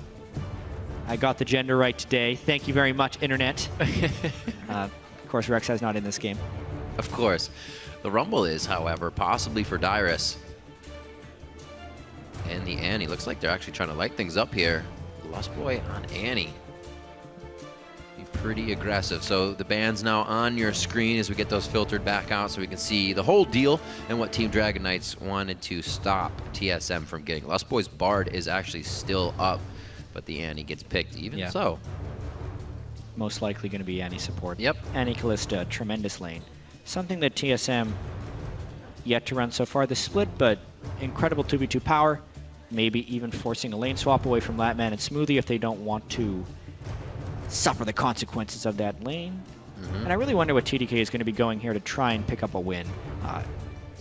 It almost seems that the champions that Seraph has been playing, you know, Rumble, Vladimir, Aurelia, Rumble, and Mundo across his 5 games, I think he needs to pick something that he really has large game impact on. I would love to see him on Nidalee, but that's banned. Yeah. So at this point, maybe a hacker. Do something a little bit crazy. Malphite and Vladimir being locked in means we're seeing at least something cool. They can flex that either side. Keen's already played Malphite in the mid lane, so that could be his. Like you said, the flex could happen. Rek'Sai being locked in, or hovered actually, with the Azir as well. Team Solo mid. Like this Callista pick first for them, obviously being a priority pick, but you kind of look at what lane, you know, needs to start picking up. Wild Turtle and Lustboy, definitely with that Callista, could start making some numbers happen for the team early game. Yeah, Wild Turtle's actually having a very solid Callista game against Team Dignitas, until of course he was caught out of position by the entire Team Dignitas team, which ended up in TSM's defeat. Well, that's kind of why they're the ones that need to step up. And the Echo gets locked in. Again? Very nice. All right. I like it. Let's see what Bjerg's going to do on this one. Remember, he did go 7-1-6 in their loss, which hopefully you can get a win out of that next time, because that's like an top farm in the game. Loss. He was 7-0 going into the last fight. He was 6 full items. He had 750 ability power. He was having a very, very strong Echo game. But it only counts if you win. Yeah. So almost only counts in horseshoes and hand. I mean, just think about the amount of points you get in Champion Mastery. If you lose, you barely get any. The win's all that matters. Just get small bonuses for the grade. The crowd wants Bard. Dragon Knights. Looks like they're going to go for Nautilus on this one. Last few chats with Smoothie. Gosh, these names. On the end there at the support. And they will be ready to go. TDK, for them to get a win here would be absolutely amazing. 1, for the mentality. 2, just cause. To have a sub lineup come through with a win is definitely one you want to be able to grab. It could be 0-6 after this, and that's going to make the second half of the split, not even half yet, the second part of the split, very, very hard. Yeah, now, what is support Malphite, I think, is what we have here? Maybe? See, this is what a sub-team should do, honestly. They should be messing with people. They have like 4 flex picks right now that can fly into different lanes. We have seen all of these things in time within the LCS. Like, we've seen support. So support Malphite was a thing for Green Tea, who used to play for the LMS region. Yep. And we saw him on AHQ last year at Worlds. He'd played a lot of support Malphite. It is true. In that league. They also... It's had some sparing play in the LCK and the LPL, but it is incredibly rare. And I'm pretty sure this is the first Malphite in the history of the LCS on support. They have one hell of an initiation. Please correct me if I'm wrong for saying that. The game's about to go live, so tweet either hashtag TSN win or hashtag TDK win to @LOL Esports. As always, we will update those as we go through the game, and this is Bishu get some kills game right here. Everything basically sets him up for kills besides Vladimir and Corky. This is going to be one volatile game. I love this TDK champ select. They threw Gargus in the jungle, which is normal. Vladimir in the top lane, but then the Yasuo Malphite thing at the end is just so awesome. Malphite Yasuo, by the way, is so fun to play. Yep. Saw a nice EU combo. And now they get the Malphite as a support. He's not that bad of a support. We don't see him that often, but he can trade fairly well because he just charges up his passive shield. See, one time I was in a game as Malphite, you see how he has that little gray bar? I'll get into that later. Indeed. We got a quick note from Dyrus to listen in, as Dyrus has actually had a lot of respect for Seraph and his journey back into the LCS, as we were talking before. He was put into a really rough position with CLG, and he still worked at it, and he clawed his way back into the LCS through his own skills and own talents, along with the team he's brought with him. Hopefully those talents can come to use once they get the main roster in here, because he has done a lot of work, and to see that go to the side would just be terrible. Yes, it would. Back to support Malphite. Back to support Malphite? Yeah. The passive shield that Malphite gets at the start of the game, sometimes if you want to troll someone who's playing Malphite, just ask them why they have the shield mastery, because it looks like he has it, and they'll pretty much always think they have the wrong masteries, and then they'll remember they're playing Malphite, and that's part of the character. No one picks up that 50 health mastery on the defense tree. Other than that, though, I played a Singed yesterday that did. Did he win? No. That's too bad. Never wins. I've thought about using it for like some cheese jungle clears and stuff, but it's never worth it. Okay, I like him as a support. Good at taking Gromp early on in the game. If you're in a heavy physical damage lane, it's good. Against Annie, I don't necessarily think it's that great. But it's mainly just his ability to trade back and forth because of the passive shield. See how much they can get down there. Stealing the movement speed of Kalista doesn't really do too much. So yeah, I don't know how much that's going to help in their engages in the bot lane. She's just still going to hop Stealing right the move speed of a Kalista does not stop the distance of the hop, as I have been reminded by Zyrene so many times. Yeah. Loves talking about that. It's based on the boot rank. Yeah. For how far you hop back. Right. See what this early game Smoothie can do. Not too Smoothie on that one, that's for sure. They got out level 2'd right there, and he took a whole bunch of damage. Mm-hmm. Dear. Rock or not, he went down pretty fast. Kez just walked over that ward above him, so Bjergsen can actually play this one nicely and kind of bait him out for a little bit longer. It looks like he's going to do so. He's saying, yeah, completely, you have me tricked. Just waste a little time. Kez, however, goes back nice and early. Oh, this is great. So there was an amazing Yasuo versus Echo game in the LPL. It was IG versus LGD. So we got to see God V's Yasuo versus Rookie's Echo. And Kobe was like, man, what are the odds we see this in North America? None of these North American mid laners would be willing to pull out these champions. And like, I think we'll see it sometime. Yeah. He's going to probably say that the story went somewhat differently. But Kobe, it's happening right now. We got Yasuo versus Echo. This is such an exciting lane to watch. All the dashing around, the dodging of the skill shots, especially when you have Echo's Time Winder with the tornado that Yasuo throws out. Being able to dodge in between those spells is just so entertaining. Both Bjergsen and Bishu have had their time on Yasuo in their highlight videos, as you see Kez getting his belly into places it shouldn't be, which is Santorin's jungle. He's not too happy about that, and he gets pushed out. Santorin still has a bit of a CS lead, even though that pressure was there. Yes, sir. Dyrus just hitting ass, burning down the minions right in front of the turret. Actually pretty hard for Seraph to get that early CS without having the cooldowns on Vlad. Yeah, Vlad needs a few levels before he can start picking up. I like how both those guys started boots, because they know how critical move speed is in that matchup between Vladimir and Rumble. That shard damage coming through for Smoothie. They have the Ignite, though. Maybe they can go hard once the fight hits. If you get popped up and Lustboy can't get that exhaust down, Latman might be able to poke from the outside. All easier said than done. And got a little ways before they're going to get those ultimate fights on. Easy clears here for Bjergsen in the mid lane with Time Winder, leaving Bishu to his turret, and not too bad in CS on either side there. Bjergsen actually missing a few in his haste to clear and get back, but he's not going to have too much trouble. Double ring? Yeah. A little bit of extra mana regen. Although we've seen a lot of Echoes go double Thorns into Morel and Omicron, and it seems like they have an abundance of mana, especially with a Crystalline Flask. So I feel like that was just Bjergsen saw the window with the wave pushed up that he was going to end up going back to base, getting a little bit more immediate power, because there's going to be some frequent fights in this lane, maybe even a level 6, so he wants to make sure he has as much power as possible for those fights. You can see Bishu's actually echoing that, also going double Thorns.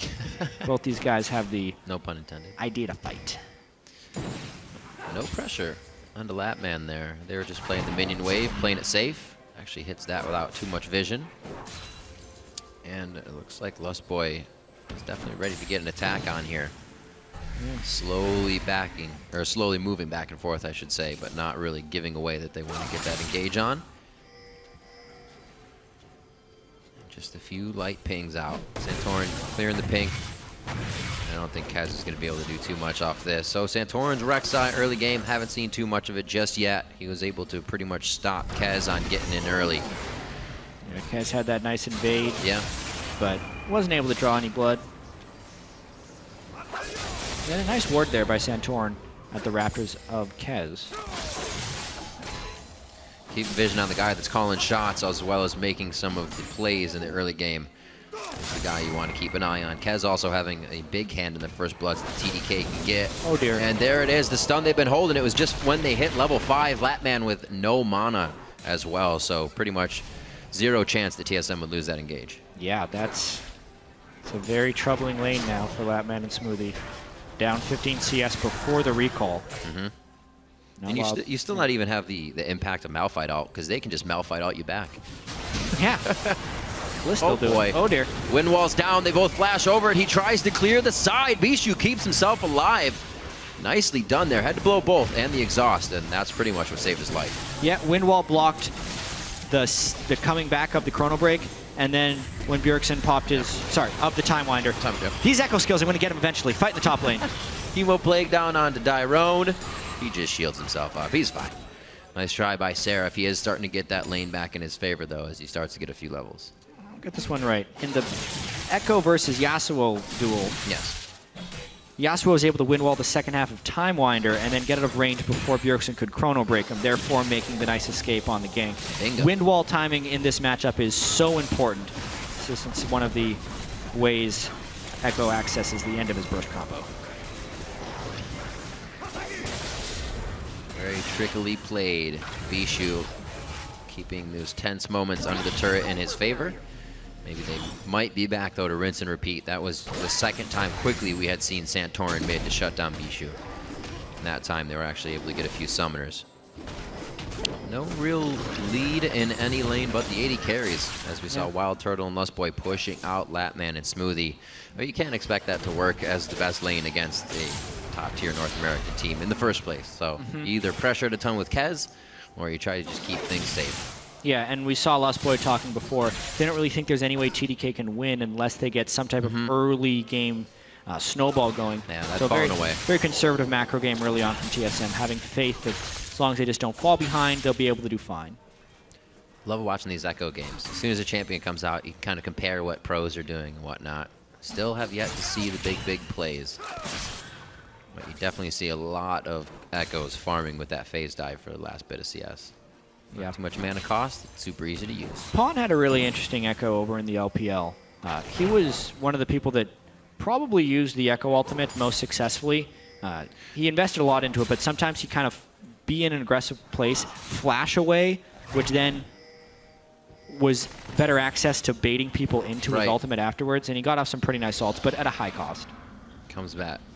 Target focus enough for your shadow to get in the right spot. Very, very hard thing to do. It's kind of why people say Echo is very hard to use in competitive play. It's like you don't chase an Echo, you don't chase a Singed. Just don't go behind him. What a phase dive. They just literally smacked heads together. They went in for that. Bjergsen just smirks and walks away. Still pressure from Team Solo Mid. They're not even really getting any aggression out of TDK here. TDK is collapsing, but it's just to push TSM out. They've been able to get all the wards they want and all the information out of that small invade here, and they're not really giving up just yet. Again, Lustboy and Santorin making their way in. Trying to persistently invade this blue buff. It's like, would you like to help Latman or get your blue buff? How about no? Oh, he's going to cook him down. Emo Plague's on. It's the last bit of damage. They both flash it. Wow, Seraph gets a 1v1 on Dyrus. And that's the only lane that had been winning for TDK. Seraph goes for the Spectre's Cow first for a little bit of tankiness, and in the sustained fight takes down Dyrus in a 1v1. That's got to feel good. They're going to both be back at it as well. Teleport's not used by either of them. Maybe Dyrus can get back into a fight that would put him back in the game here if the team can hold it for long enough. Also, Seraph could be joining in here if he wanted to after that kill. Parallel convergence. Separate the fight for a little bit, and looks like that's going to be all both teams have to say about that one. So the fight, or the kill rather, not coming from the blue buff fight, but from Seraph's 1v1 in the top lane. Yeah, now that Seraph has that Hextech revolver, he is going to be a sustained monster. Maxing his transfusion as well on Vladimir. That's going to be a real tough lane for Dyrus now. Even if they have Wild Turtle down here in the bottom lane. Whoa! Is there a ward in that brush? What? No, that was really fast reaction. Holy crap. Like, that's incredibly impressive. There is obviously a low ping environment right here, but the reaction time required to flash a flash ult Malphite. Wow, that was really quick by Wild Turtle. Fast fingers right there. Because a lot of times Malphites flash first, so see if he did. Yeah, did he flashed into the brush. No, Let me see. No, he walked in. Whoa! Whoa! Jeez. The amount of time he had to react to that is hot. split damn. seconds. All right, we got a fight in the mid lane though. Bjergsen gets hit up immediately. Chrono Break back. He gets about 20% of his HP back. Not doing too bad for himself, and they are going to lock things down now. Bishu gets crushed down. Santorin picks up one there for himself, and they finally get back onto Bishu. Very nicely done by Team Solo Mid to even up the gaming kills. Yep, Bjergsen able to ult away a lot of that damage from Yasuo, leaving Bishu with very little to run away with. Collapse comes a little bit sooner from TSM as well, which ultimately grants the kill. So just well played overall by TSM, being in position first. In position pretty much everywhere they need to be so far. 1K gold lead allows them to start controlling the game. This is where they start to kind of just dissect their opponents very slowly and methodically. We're gonna have Lustboy going back. It doesn't look like he picks up too much for himself, but recharges to get some more wards out. And those mobility boosts.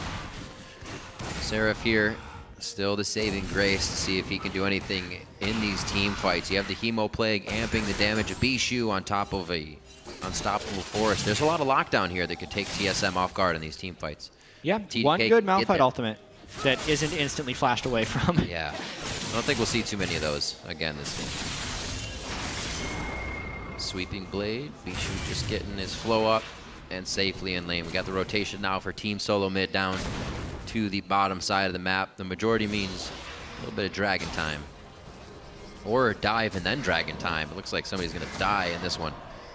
Uh-oh. Yeah. Five-man dive to only 2 people. Dyrus TP already, so Dragon has to come with this, whether they get the kills or not. And it doesn't look like Smoothie's gonna make it out alive. Latman tries the flash and Valkyrie to one side. Turrets onto Santorin, no trouble there. And Team Solo Mid, like I said, it's gonna be methodical as they start to press their lead. Get a 5-man dive on the bot lane.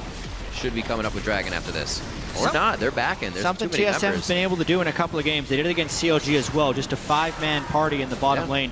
It's very rare that a team can do this and not get punished heavily by other lanes, but as right now, they had the mid lane shoved up, top lane had a decent window. Flat. Seraph's still going to get a fair bit of stuff though. Kez taking blue buff.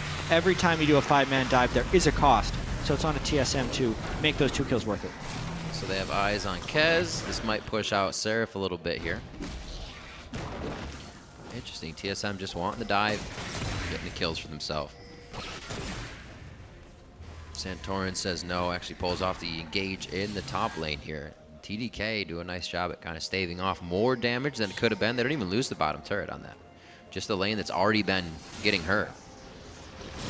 97 to 121 in that CS between Latman and Wild Turtle. Almost said Santorin as he dove out of the way there. Whoa, Bjergsen. Give me that shield. Getting his aggression on for sure.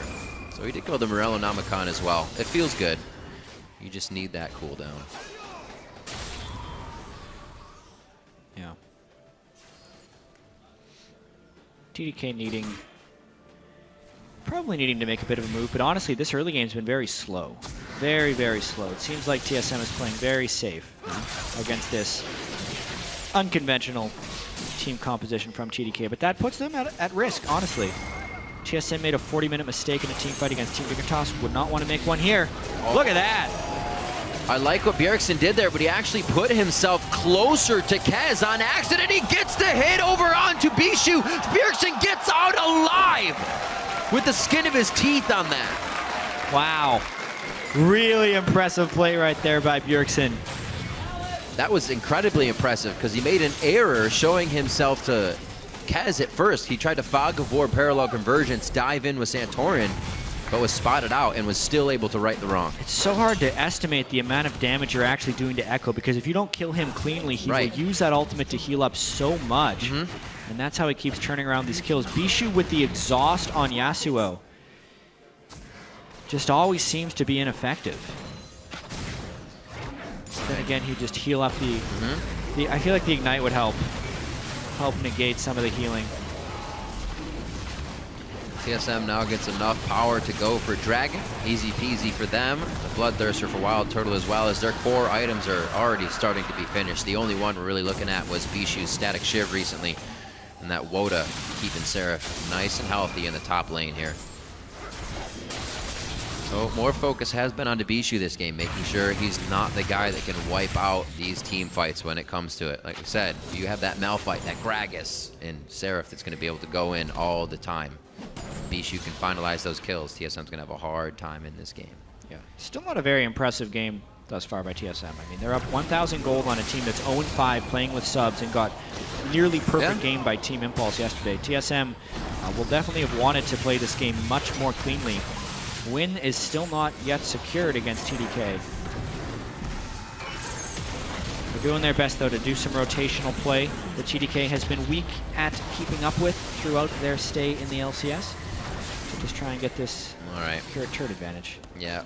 Seraph, the time has come, says TSM. They will soon be in your lane to take your turret. He will not have all the farm in the world to himself anymore. Oh, parallel convergence over on a Smoothie. He may be a Malphite, but he is a support Malphite. Time Winder on the way back does the majority of damage. Now Santorin gets the majority of Bishu's ult with the Kag on the other side. And Bjergsen getting out full HP. They're kind of just looking right now at a Smoothie with low HP.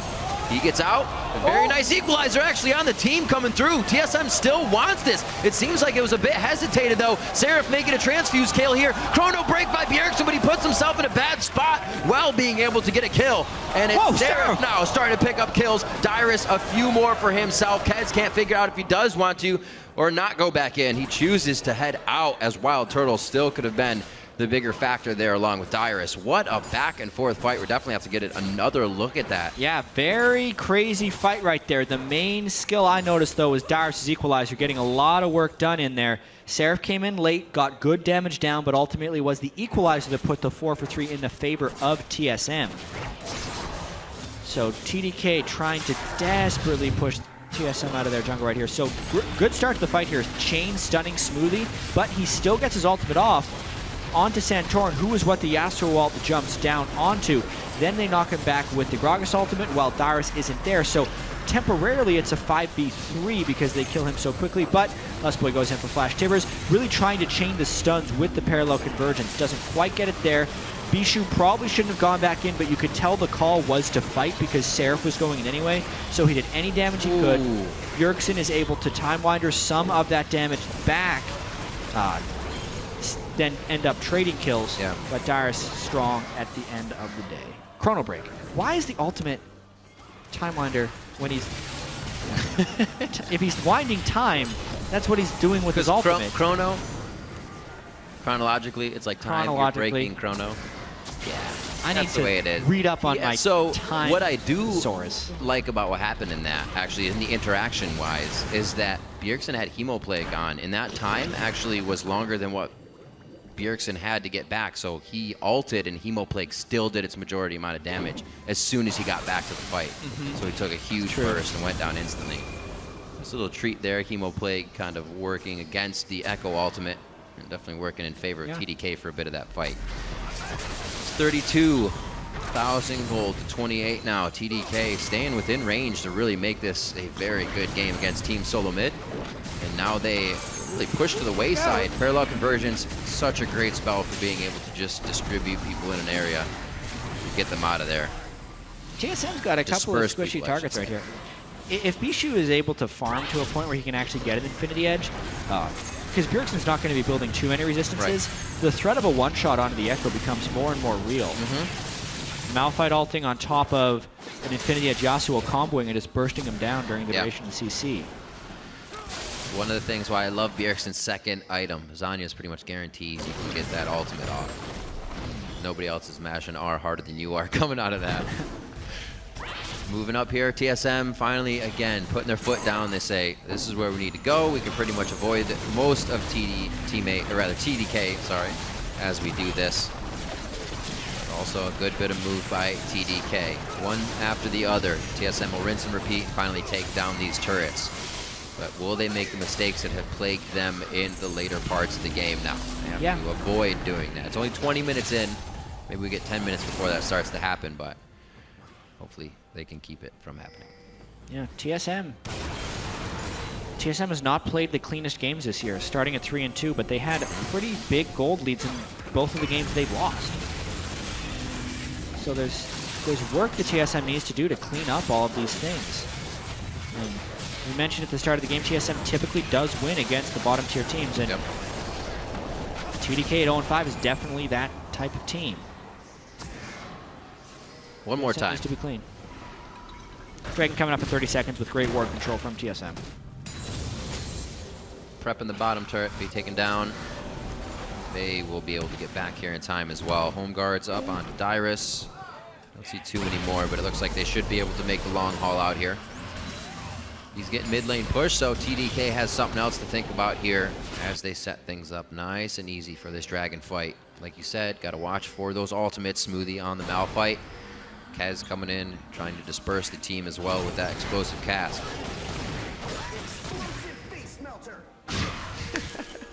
Melting Seraph's face, Dyrus says. Leandry's an Abyssal. So a very strong Rumble at this point of the game. Got the magic penetration. Fully decked out. Helping him a little bit against Latman and Seraph in these engages. Kaz won't tear right through him either. TSM getting the majority, getting goal side, if you will, here to Dragon. They're going to make TDK have to force right through if they want any bit of this. And TSM definitely has the World War I in this point. There's another flash. Dyrus also with the fast fingers this game. That's a huge ultimate. For one member they tried to use there, knowing the equalizer would actually win the Dragon fight. And now is the thing pushing them away from the Dragon fight. They're on to Seraph. He gets a good Hemoplague down, but there's no follow-up damage, so they're not going to be able to do much. Wild Turtle flashes over the wall to start this one off. That's going to be the parallel conversion shield also on to Bjergsen as he goes for Bishu. He'll get out alive, and TDK real good at disengaging right now, and they need to be. Very impressed by the flashes from TSM on Smoothie's Malphite ultimate this game. Another good one by Dyrus. A bit of a mistake there by Lustboy. He flashed in after he launched himself from Callista, and then I don't think he landed a good Tibbers. Some potential kills not quite picked up by TSM after that one, but nonetheless, they get a kill onto Seraph and control Dragon number 2. Dragon, lane focus. Top lane has to be held accountable for now. Looks like Latman will pick that up, and TSM, a little bit of breathing room to go back and finish up some items. Yep. Enough for that needlessly large rod as well for Bjergsen to start getting a little bit bigger. Looks like he's actually going for full to that Zanya's because he just has over 1,600 right now. So he'll come back and be even more powerful. The ultimates, if they're not hit with flashes, now they're going to miss the Zanya's. Yeah. Tough life for Smoothie. Real tough life. 4,000. A bit of fog of war. It's all TDK needs, right? It seems like it, but I mean, Smoothie was in the Fog of War, then he flashed out of the Fog of War to instantly alt Wild Turtle and was still flashed away. Yeah, that's true. Earlier on in the game. Come into play already, that's for sure, today for Team Solo Mid. They do not want any more losses on the board. And they're not really giving TDK a chance here by overextending it all either. Any wards they place is how far they go, and they've never gone past that. 4,000 gold lead now at 25 minutes in the game. Looks like TSM is going to be on the front doorstep quite soon here. With actually only 2 dragons to them, so no real threat for TDK to have to worry about that pressure of aspect. But Baron probably going to be coming up quite soon. You got the Hurricane and Turtle with the Bloodthirster now, so you chunk that right down. Yeah, pretty impressive. Not impressive build by Wild Turtle. Pretty standard build by Wild Turtle. Yeah, impressive game. He's had good Callista games. Being able to consistently get his farm. It's TSM's highest priority champion, it feels like, for a reason. But honestly, TSM needs to pick up the pace here against TDK. They're most likely going to win this game. They know Callista outscales the Corki. They feel like they can neutralize the Yasuo. But if Sarah's Vladimir does get to a super strong point, and if Smoothie does have an ultimate that doesn't get dodged out of, then there's still some team fight potential from this TDK team. Yeah. Which is kind of unthinkable that TDK would be in a position to even make an upset against Team Solo Mid. And this should be the point, as you were saying, with kind of who they're playing against, a sub-team, where they do go for those attacks, they do go for those kills. Because if you think of the ever-looming MSI, world-class teams aren't going to pause like this. They're going to continuously crush you down, especially against a sub-team. They'll take every advantage that they can. So this pause of TSM would be another team getting back in as much as they can. Yes, it would. You need to have a killer instinct on the world stage. Otherwise, a team like SK Telecom, as we even saw at MSI, would come back from 8 and 10,000 gold fairly routinely against top teams from other regions. So, very important to be able to close. This looks like the shot calling is coming out from Team Solo Mid. Organized in their movement here. Power in numbers, that's for sure. The teleport could be where they get the upper hand here. There's a hit. Another one on the Smoothie. Gonna do that all game. Keep on. As long as they keep poking Smoothie down, he's such a squishy support Malphite. Yep. It makes an ultimate in from him usually just end up in immediate death. Pretty good poke that's come out from Bjergsen's Echo. Well, there he goes, though. The Echo ultimate actually right on the team. He's not going to be able to use it anymore for damage. There's a kill going on to Wild Turtle immediately. He even used the summoner heal there for the team. That is Bishu going down. Latman on the outside, ready to hit some damage. Lustboy is on the top charging. He can't really come back in yet. They're missing a lot of DPS here, and Latman's still able to fire out with Seraph in the middle of the fight. They push Team Solo Mid off of this one after TSM for the last 3 minutes was prepping this in the mid lane, poking one after the other. It's because TDK got the TSM carries. TSM could not have this happen again in this game, otherwise they risk some serious objective-based consequences. Wow, no way. Yeah, and now Crazy because stuff. the AD carry is alive as well, Great TDK play. gets to push down the mid lane. Beautiful combo. That's the Malphite Yasuo synergy. And Seraph is getting bigger and bigger that they're not going to be able to take him out in fights. Seraph on 1,000 gold after that one as well. If he ends up getting to his Void Staff, it's going to be a very scary Vladimir. Well controlled there by TDK. Let's see this again. Smoothie had been poked down a little bit, but he gets his ult onto Wild Turtle. Bishu ends up going up onto Bjergsen, but Wild Turtle is so pushed back that he just gets completely obliterated. A poor positioning start from Wild Turtle. Yeah. Something that had been a problem for Turtle in the past. Rectified itself recently during the summer split, but it seems to be back again 2 games in a row now, getting caught out of position. And then Seraph, just no one can deal with him. Everyone just has to scatter. I mean, it looked good, right? He was with his team, but then you're thinking, wait, I'm around Bjergsen. Yeah. I'm around You're with your Santorin. team. Guys that can get away much faster and have already done so this game. AD carries need to be with their team, but also separate from their team, because they need to keep the proper spacing from the threats. It is very difficult to space against a Malphite, but he has to do better than that. He's got to have a Santorin. Uh-oh. There's that killer instinct, chat, right onto Latman, but do they go too far? Kez gets locked up as well. Whoa, Bjergsen goes so far in. The next phase dive flash, actually, to get the kill. Is it worth, however? Kez now on the chase. It's Lustboy and Wild Turtle. They split a bit, but the team is deciding that they can turn around and fight this one. TSM, a little too much killer instinct. Yeah, Bjergsen trying real hard there to carry, but he guns way overextending and trading back a kill in a fight where he should have been the one to have a catch. Trading a kill like that is a big no-no. Right. How much better is it that Latman's low health and he has to go back and base? That's exactly. your turret without now it's a Bjergsen. Corki down versus an Echo down, and maybe they're at risk if that brush got blind, ulted. Ooh, Kez face checks. Oh, the outer layer of fat almost keeps him alive, but they crisp it up. Wild Turtle comes up with that kill along with Dyrus helping him out. He gets the full hit from Bishu on that last breath. One last hit, and he's gonna sweeping blade right through to safety as well. TSM loses 2 more to Kez now, just going down for TDK. Some murmurs of TDK chants coming out of the crowd. This could be a huge upset and TDK's first win in the LCS if they continue winning team fights like this. That was a classic question of which team is at a bigger disadvantage, a team without their mid laner or a team without their AD carry. Big thing is TSM shot caller mid laner Bjergsen is the one gone, whereas Latman, the sub AD carry, is the one missing. TDK had the better synergy in that team fight despite getting jumped on first. They kill Wild Turtle right away. They pick up the Dragon, which gives them good combat stats this late in the game, and they're in position to make a comeback. They don't have too many tanks either to start approaching this late game. Rek'Sai's building pretty big. Santorin's going to get there, but everything that TSM's doing now, earlier, those guys would have been dead. Kaz would have fallen down there. They would have had the fight. But they're just off a few hundred HP each time now. These tanks are getting bigger. TSM's not able to get the kills they want, and it's really throwing them off the fights from what it looks like. 30 minutes in, we'll see if they can kind of fix that mentality and not want to go for that last 100 bit of health that's really putting them in a bad position throughout the entire fight. 3K gold, TSM still creeping forward in that lead, but TDK is not letting it get much bigger.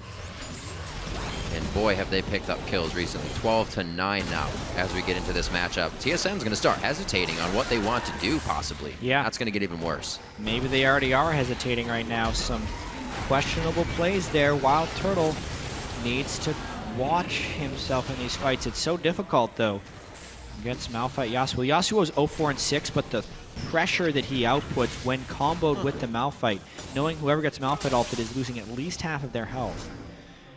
Some pretty big items getting built up, though. Bjergsen getting his Lich Bane done. Oh, he's in a bad spot! Oh, he's in a very bad spot! You can't echo out of that if you don't hit the ground. See, TSM's out of sync completely right there. Bjergsen had no reason to be there. They had no ward coverage. The team wasn't near, and TDK is preying on that out of syncness. And now there's just no vision control. TDK is sweeping. They are going to pressure this Baron, maybe try and find a fight. The Sentinel spot him out, though. This could be a moment for TDK to take control. I like the way they're synergizing items as well, complement each other, allowing that Frozen Heart onto Smoothie's Malphite. Tons of AP for Seraph in the top lane. He almost has a Zhonya's himself, and these guys are starting to tear through the HP bars of Team Solo Mid. A lot of respect being given now in these fights. Obviously, Bjergsen's not here, but they're just trying to make sure that TDK isn't grabbing a free-to-go Baron right now. Yeah. TDK still down 3,000 gold. It doesn't look like it. Not with the way they're playing. Man.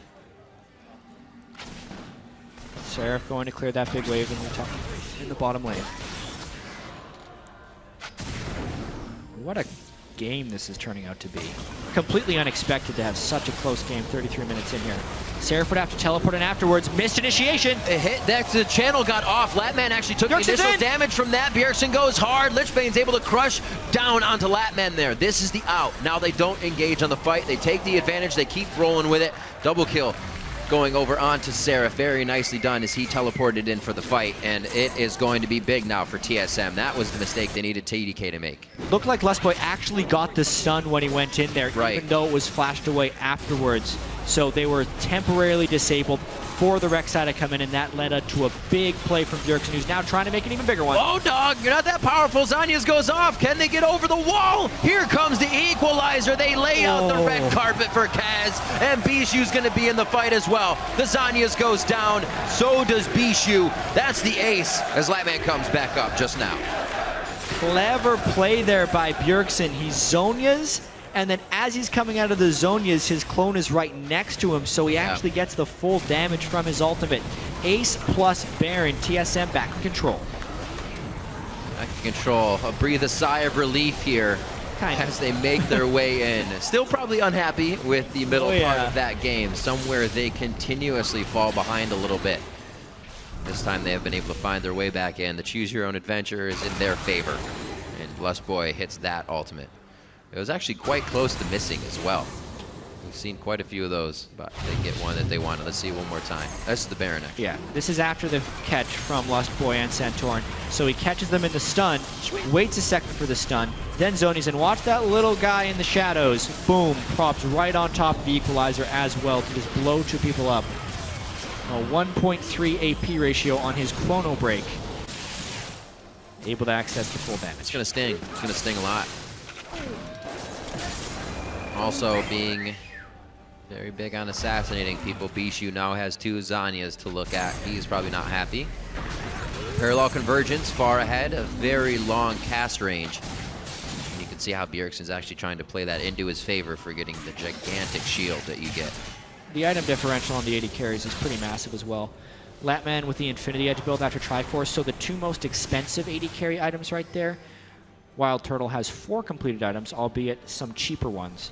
But when you multiply those stats together, Wild Turtle's dealing almost double the damage Latman is with those 4 items. It's one of the other, right?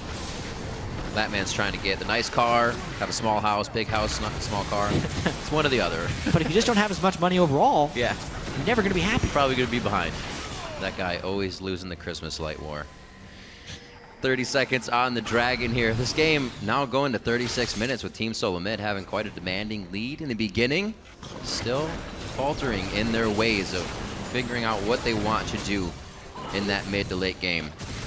Yeah, the main difference is TSM, when the fights they've won, they're the ones making the initiation rather than having Smoothie ult in on them.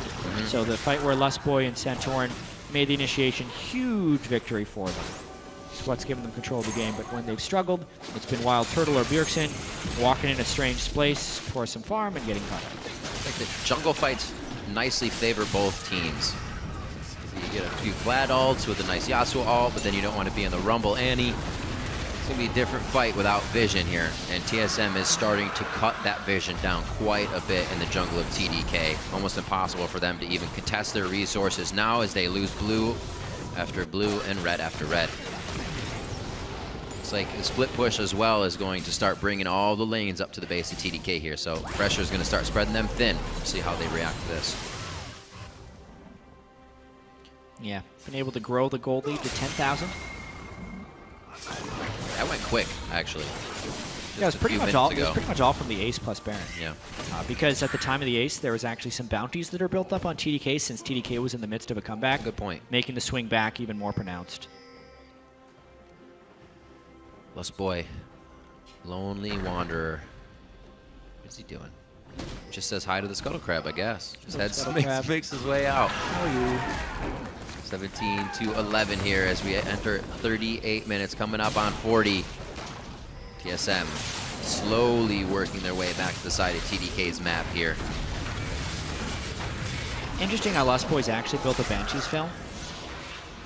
So if Malphite does catch him in the ultimate for the initiation, Lustboy will be able to counter-initiate very well, since he won't be the one knocked up, and then he can flash ult to stop the follow-up. It's pretty clever. Good item build by Lustboy. Also has Fate's Call to get him out of sticky situations, so it's like everybody has a Zhonya's here. Yeah, it's pretty much the only way. Yeah, it's pretty much the only way Lustboy can counter the initiation as well, because a Mikhail's would not stop the knockup chain. No, it wouldn't. The only way he stops it is if he avoids the knockup himself and then stuns the people who would follow up. I want to see him drink that iron elixir. How big does Annie get? Not very big. I don't think Annie gets very big. Are you going to be like body blocking Corky Rocket? Yeah. Annie becomes normal sized. What is this? So we'll get Annie the later years in a few minutes when he gets the iron pot on. Oh, that's the fog that they need. And look at, you said the teams have to stay together, but the AD carry has to stay different, chat, and that's what Wild Turtle's doing. Off to the side. If anything went crazy, he would not be in the Malphite ulti. Parallel conversions for a little bit of vision, and they're not going to be able to get anything out of it. TDK is like, we know what you're doing. We're not falling for that. walking into a dark jungle right now would be the game. Absolutely, it would be. Looks like this push might be able to do a little bit. It's not a whole heck of a lot of wave clear without them having to get into range. And you can already see that Smoothie wants that engage on the team. As soon as they see him, they hightail it out of there. I heard the sound. Lustboy drank the Iron Elixir. Look at that giant Annie. It's like almost the size of Rumble. It's like a bobblehead Annie now. Kind of, yeah. All right. He's like the size. Oh, she is the size of Callista. Main thing is now when he flashes in, he puts the Path of Iron behind him and people can follow in. There you go. He has those distortion boots to make sure his flash is up and ready, which it is. And they are getting pushed off of this quite hard. It might be hard for TDK to clear this. They can just cycle each other in and out well enough to not lose that much HP. So a failed attempt by Team Solo Mid. They tried to not go too hard under the turret. Yeah. Don't want to do that. They're half-hearted engages. But now they're a little bit spread out. They see Echo in the top lane and TDK. Righteous glory. Nope. Nice talisman there by Lustboy. He wants back in. TSM is basically waiting for the next Baron, or hoping that TDK makes a mistake in the meanwhile. But they've had TDK in their base for so long. This is the way you get the very best vision control over Baron, is not necessarily by sweeping it out, but by making sure no one leaves the enemy base for 5 minutes. So nothing but a pink ward would be able to withstand that long of a wait, and you're going to see a pink ward walk through your own jungle. So once the Baron respawns, TSM can breadcrumb ward from TDK's base to the Baron, and also know that there's no vision of them at the Baron pit. Right here already, there's two trailing behind them to keep safe. Bishu will not have that third Steel Tempest coming in to get initiation off for himself. Charge that up hopefully on these minions. Back and forth here, this yo-yo game between the Baron pit and TDK's base. TSM trying to catch TDK in their perfect engage. Bjergsen always up front, trying to put that shadow in the right spot as well as maybe get an engage. Right now he's playing a good amount of distraction game. Chrono Break isn't anything he wants to hit just yet. Baron is peeled off by Team Solo Mid. Lustboy just out of range to start taking down Kaz, and I don't think they wanted to start on the big man. Yeah, afraid to go for the all-in More trade indecision. there. Quite low there, Bjergsen, on your mana. Bjergsen, half mana, 3/4 health. Santorin, let's say 4/6 health right now. Yeah. And there's a fight. They got Wild Turtle. Oh my God. Bishu actually gets that as well. He gets right into the middle. Goes back in on to Wild Turtle. Crushes him down. We're now watching Seraph take down Wild Turtle as well. These guys are just making it happen. Bishu looks for Bjergsen. He gets him. Santorin now is doing what he can as they claw through. And even though TDK was on the outside of the fight looking in, it's TSM that comes up with a win there. It looked like Bjergsen pulled off some pretty sick moves in order to win that fight. Wild Turtle got focused down really heavily, but it looked like Echo did the majority of people's damage in that fight. So TDK, they tried to find that fight. They withstood 42+ minutes of TSM, and now they lose their inhibitor. The same thing I think that confused me there was I thought Bishu took down Wild Turtle, but it was Seraph. They had too much focus on a guy that was already going to die. Well, it's tricky with Blade of the Ruin King and Bloodthirster. It's not an easy task to take down a Callista. You have to make sure to get all the health down at once. So watch this. They burn the Wind Wall a little bit early too, so Wind Wall doesn't block anything. And then it's Lustboy with the Tibbers right on top of the initiation to try and save people. But main thing is Bjergsen diving all the way in to finish off the AD carry, and then he ultimates back in for damage onto Seraph and Kez, which was critical in this fight. Yes, they take him down afterwards, but by that point, since he had taken down the main carries, damage-wise, the damage was done. But they just get an inhibitor off of it. Still a lot of work to do. But it shouldn't. It seems like they should be in the base now. We're getting pretty full items in this game. I mean, Thornmail now onto Santorin. Yeah. I mean, That's for gonna be TSM, pretty much for Bishu. For TSM, this is a hugely disappointing game. Like, this is a team that has world aspirations. Yeah. They had an incredibly poor performance at MSI, and they are just not looking like a quality worldwide team. They're struggling against an 0-5 NALCS team that is playing with subs, and they're 2 subs, I think, now. Smoothie just joined. Right. And you're it's a 44-minute game, and they're still not secured victory. A very sloppy game here from Team Solo Mid. saying that the scrims would go well, and then the scrims would go wrong, and then they couldn't transfer any of the wrong, or they couldn't not transfer any of the wrong, I should say, into games. It just followed them like a plague. They had said they didn't really know what the reason was. They felt good going into game, but they still produced the results of their scrims at MSI. Very interesting kind of scenario to go through is up, down, stay down. Yeah. When you kind of have the hopes and hype of going into an international event. Yes, buddy. He gets out safely. The fights are so quick now as well. When Seraph is off pushing, even though he has his teleport up, the risk is very high. So there's so much initiation potential from TDK here. I think that's the main reason TSM isn't playing around the Baron pit that heavily. Yeah. But especially with Callista, Rumble, and Echo, and even Annie, like at this point of the game, they just need to tank with Rek'Sai, do a bunch of damage to the Baron, and then turn if TDK approaches through your line of wards. But they're heavily respecting this Malphite Yasuo combo. This is where TSM got into some trouble last time, right in that corridor. They head for the top side. This should be another inhibitor turret. They can set up a wall of defense there. Flatman going to try to pinch around with Smoothie and the rest of the team. Wards, however, keeping TSM safe on this. And again, thwarted on their attempt. They're just going to have to, go for Baron now. Too much playing around here, too much time giving TDK to clear minions on the way in, and it's Dyrus is going to be the one here on the outside. The Equalizer would be a very nice slow, and the entire team right through that choke. Hey. TDK can't do much, and it's going to be quite hard for them to clear these minions as well once the Baron minions start hitting the turrets. Congratulations, TSM gets the Baron. 4 dragons. They also have another win condition at potentially 5. Yeah, that's true. Getting close as well. It's a very defensive build by Bishu's Yasuo as well. And yes, he's been dying a lot, but as far as the way that TDK would have won this game, it's fairly closed now. 2 Banshee's Veils to stop the Malphite combo, and even if they pull off the combo, the Yasuo doesn't have enough damage to actually kill someone. So they need to break the Banshee's Veils with the Corki Rockets. Yep, they actually just got a nice one with the shard from Smoothie. That went onto Lustboy. Could have been a nice hit onto him, but I'm sure they want Bjergsen just as much as they want the engage. Bjergsen's in, crushing down that turret along with Wild Turtle.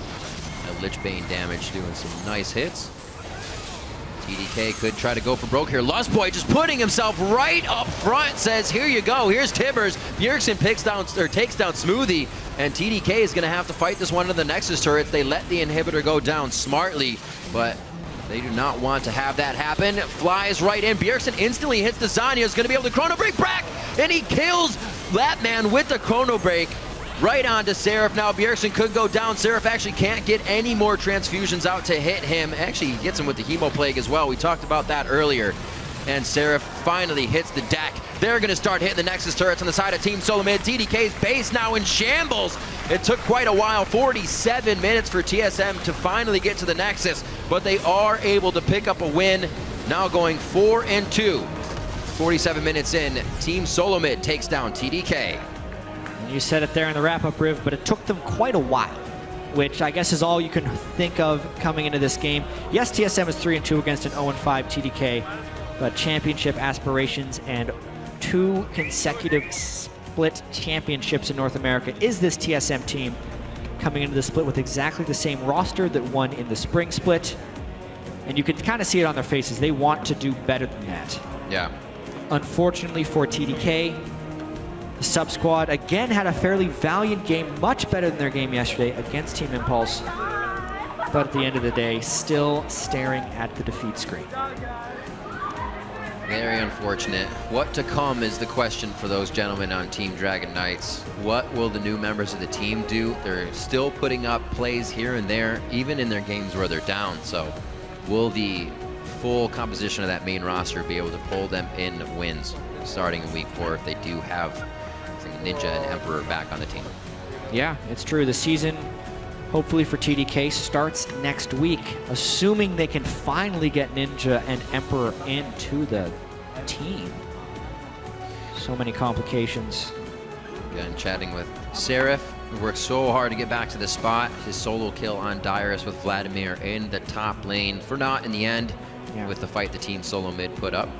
Seraph doing his very best, 373 CS on the Vladimir, second highest in the game, 2 Wild Turtles Callista. Yeah. And of course that solo kill on Dyrus. All he could do. All he could do. 47 minutes in, almost did. Well, Team Solo Mid playing another strong matchup there. Hopefully for the fans, fixing a lot of the errors. The mid game, never a place to plague them before. It just seems to be like where the void is for them. So some things are still true. Like TSM didn't lose to the bottom tier teams. They always seem to scrap it together, even if they have rough games against these teams. But it's definitely not the clean TSM that they want to be, or like the TSM that arrived in the playoffs last split, when they'd lose the first game of a series and then win the next 3. Those 3 wins in a row were always very clean for Team Solo Mid. Not looking like that right now, that's for sure. Well, you know what? We always get to see what's happening inside the minds of TSM in their footage and on our analyst desk. So there you go. To break down that game, we're going to send it over to our guys on the analyst desk. Thank you, gentlemen. And it is an interesting discussion to have, which is, what's going on with this TSM team right now? Because a solid start to the game, but things did start to crumble there in the mid game. We watched TDK kind of claw their way back into it. Yeah, I understand that they're like trying Echo and stuff like that, but using like we're trying and looking at play further on, like international play, that only works for so long. You have to pull out these victories in a convincing manner because TSM just look really sloppy right now. Really sloppy. Yeah, and it's interesting because the slow-paced holding pattern TSM seems to be one of, if not the best in the league. Right, against Dignitas, they were slowly accruing leads through the laning phase and sitting around. Against TDK, same thing happens. They're slowly accruing these leads, and that's fine. What seems to happen, though, is some of these members of TSM seem to lack focus. I know people criticize Wild Turtle for it a whole lot, but it's happening to Bjergsen as well. It's happening to Santorin. People are just kind of a little bit too far up, and these teams that are running a lot of heavy engage, yesterday it was Sivir, today it was Gragas and Malphite with the Yasuo, teams are really tenacious, and they will willingly go for those pickoffs, and if TSM aren't ready to be in a battle that second, then it's going to be bad. If you want to expand on that a little bit further, maybe that means TSM needs a bit better vision control. Like, you can't just never be on the same screen as Gragas. That's unrealistic. But if we look closer at the game, we can probably see what are things that TSM could really do to make sure these mistakes don't happen as much. Well, I feel like having your tank line in front or having somebody at least guard for them and having at least a formation as at least something that even resembles a formation would be good for them. Because when you have Wild Turtle looking like a frontliner and Bjergsen looking like a frontliner and being the first people into the fight, yesterday and today, Bjergsen and Wild Turtle were almost giving up the game. Because you saw, yesterday, Bjergsen running in after Wild Turtle gets caught. Wild Turtle, this game, getting caught, Bjergsen following it afterwards. He got a great 4-man ulti, but the fact that these are happening and it's not just a one-time mistake is very worrisome. Because it's also a mistake they made versus Cloud9, first game of the season, where they're being overly aggressive, because teamfight used to be their forte, right? Yeah, sure. Now it's all fallen to the wayside because of positional errors before the teamfight. Yeah, that's true. I mean, and TSM for the most part are still team fighting rather well. Right? These guys are 4-2. They're in second-ish place, right? They're in that second sort of tier of ties. But I also want to talk about TDK, right? This game was, some mistakes by TSM, but good on TDK for running a different comp. The Yasuo mid, it technically lost, so the science still holds up, but they ran a Gragas Malphite Yasuo comp. That's really cool, and Corki chills in the back line. It's good to see them trying to do other cool things. It was cool to see Seraph go solo kill Dyrus.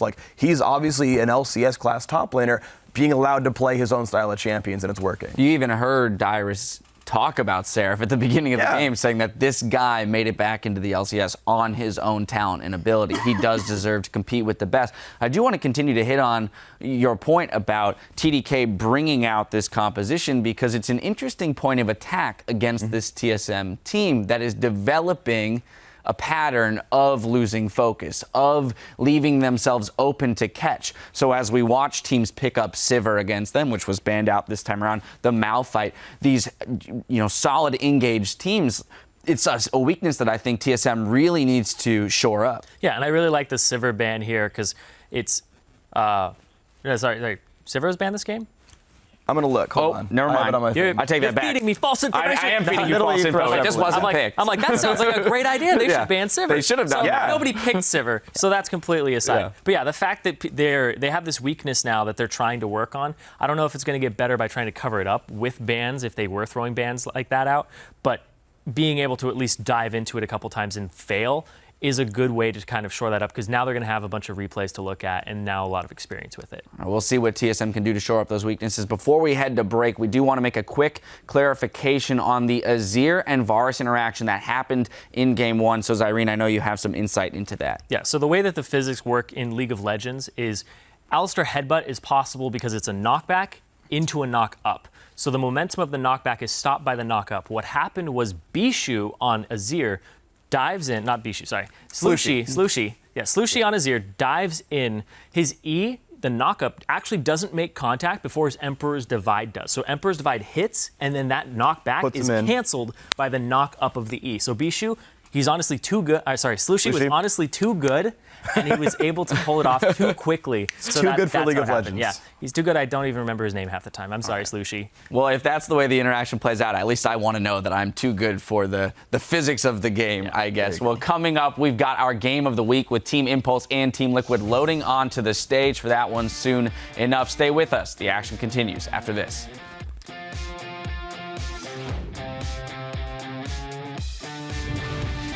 Well, what does the fox say? Yep. Oh, that is not a good fox. It's not a good fox. Very nice equalizer actually on the team coming through. TSM still wants this. It seems like it was a bit hesitated though. Seraph making a transfuse Kale here. They're getting on Dart. Malphite ulted me. Can we go? Can we go? Look at Malphite. I got stun. Okay, he flashed it. No Gragas ult. We should go. Chase. I'm gonna flash on Gragas. I have ult. I have bubble. I'm backline. I'm bubbling. Yeah. I'm going for bubble. Bishu. I have ult. He flashed. Alright. Kalista. Annie. There we go. Oh, shit. Heal. Echo. Echo's on you. Careful. Echo. Nice. Can they get over the wall? Here comes the equalizer. They lay out the red carpet for Kaz, and Bishu's going to be in the fight as well. 47 minutes in, Team Solo Mid takes down TDK.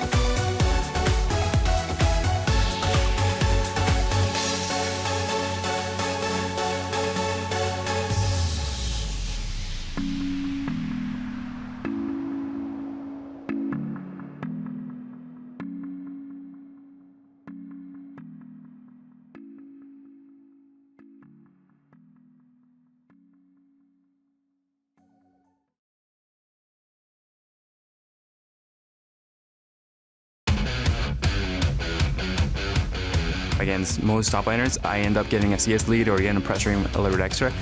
But against Impact, he knows most matchups really, really well. So I have to look for other angles to try to make more team plays. Ooh, Team Liquid able to get another great initiation with Quas. Strong play from Quas in the top lane.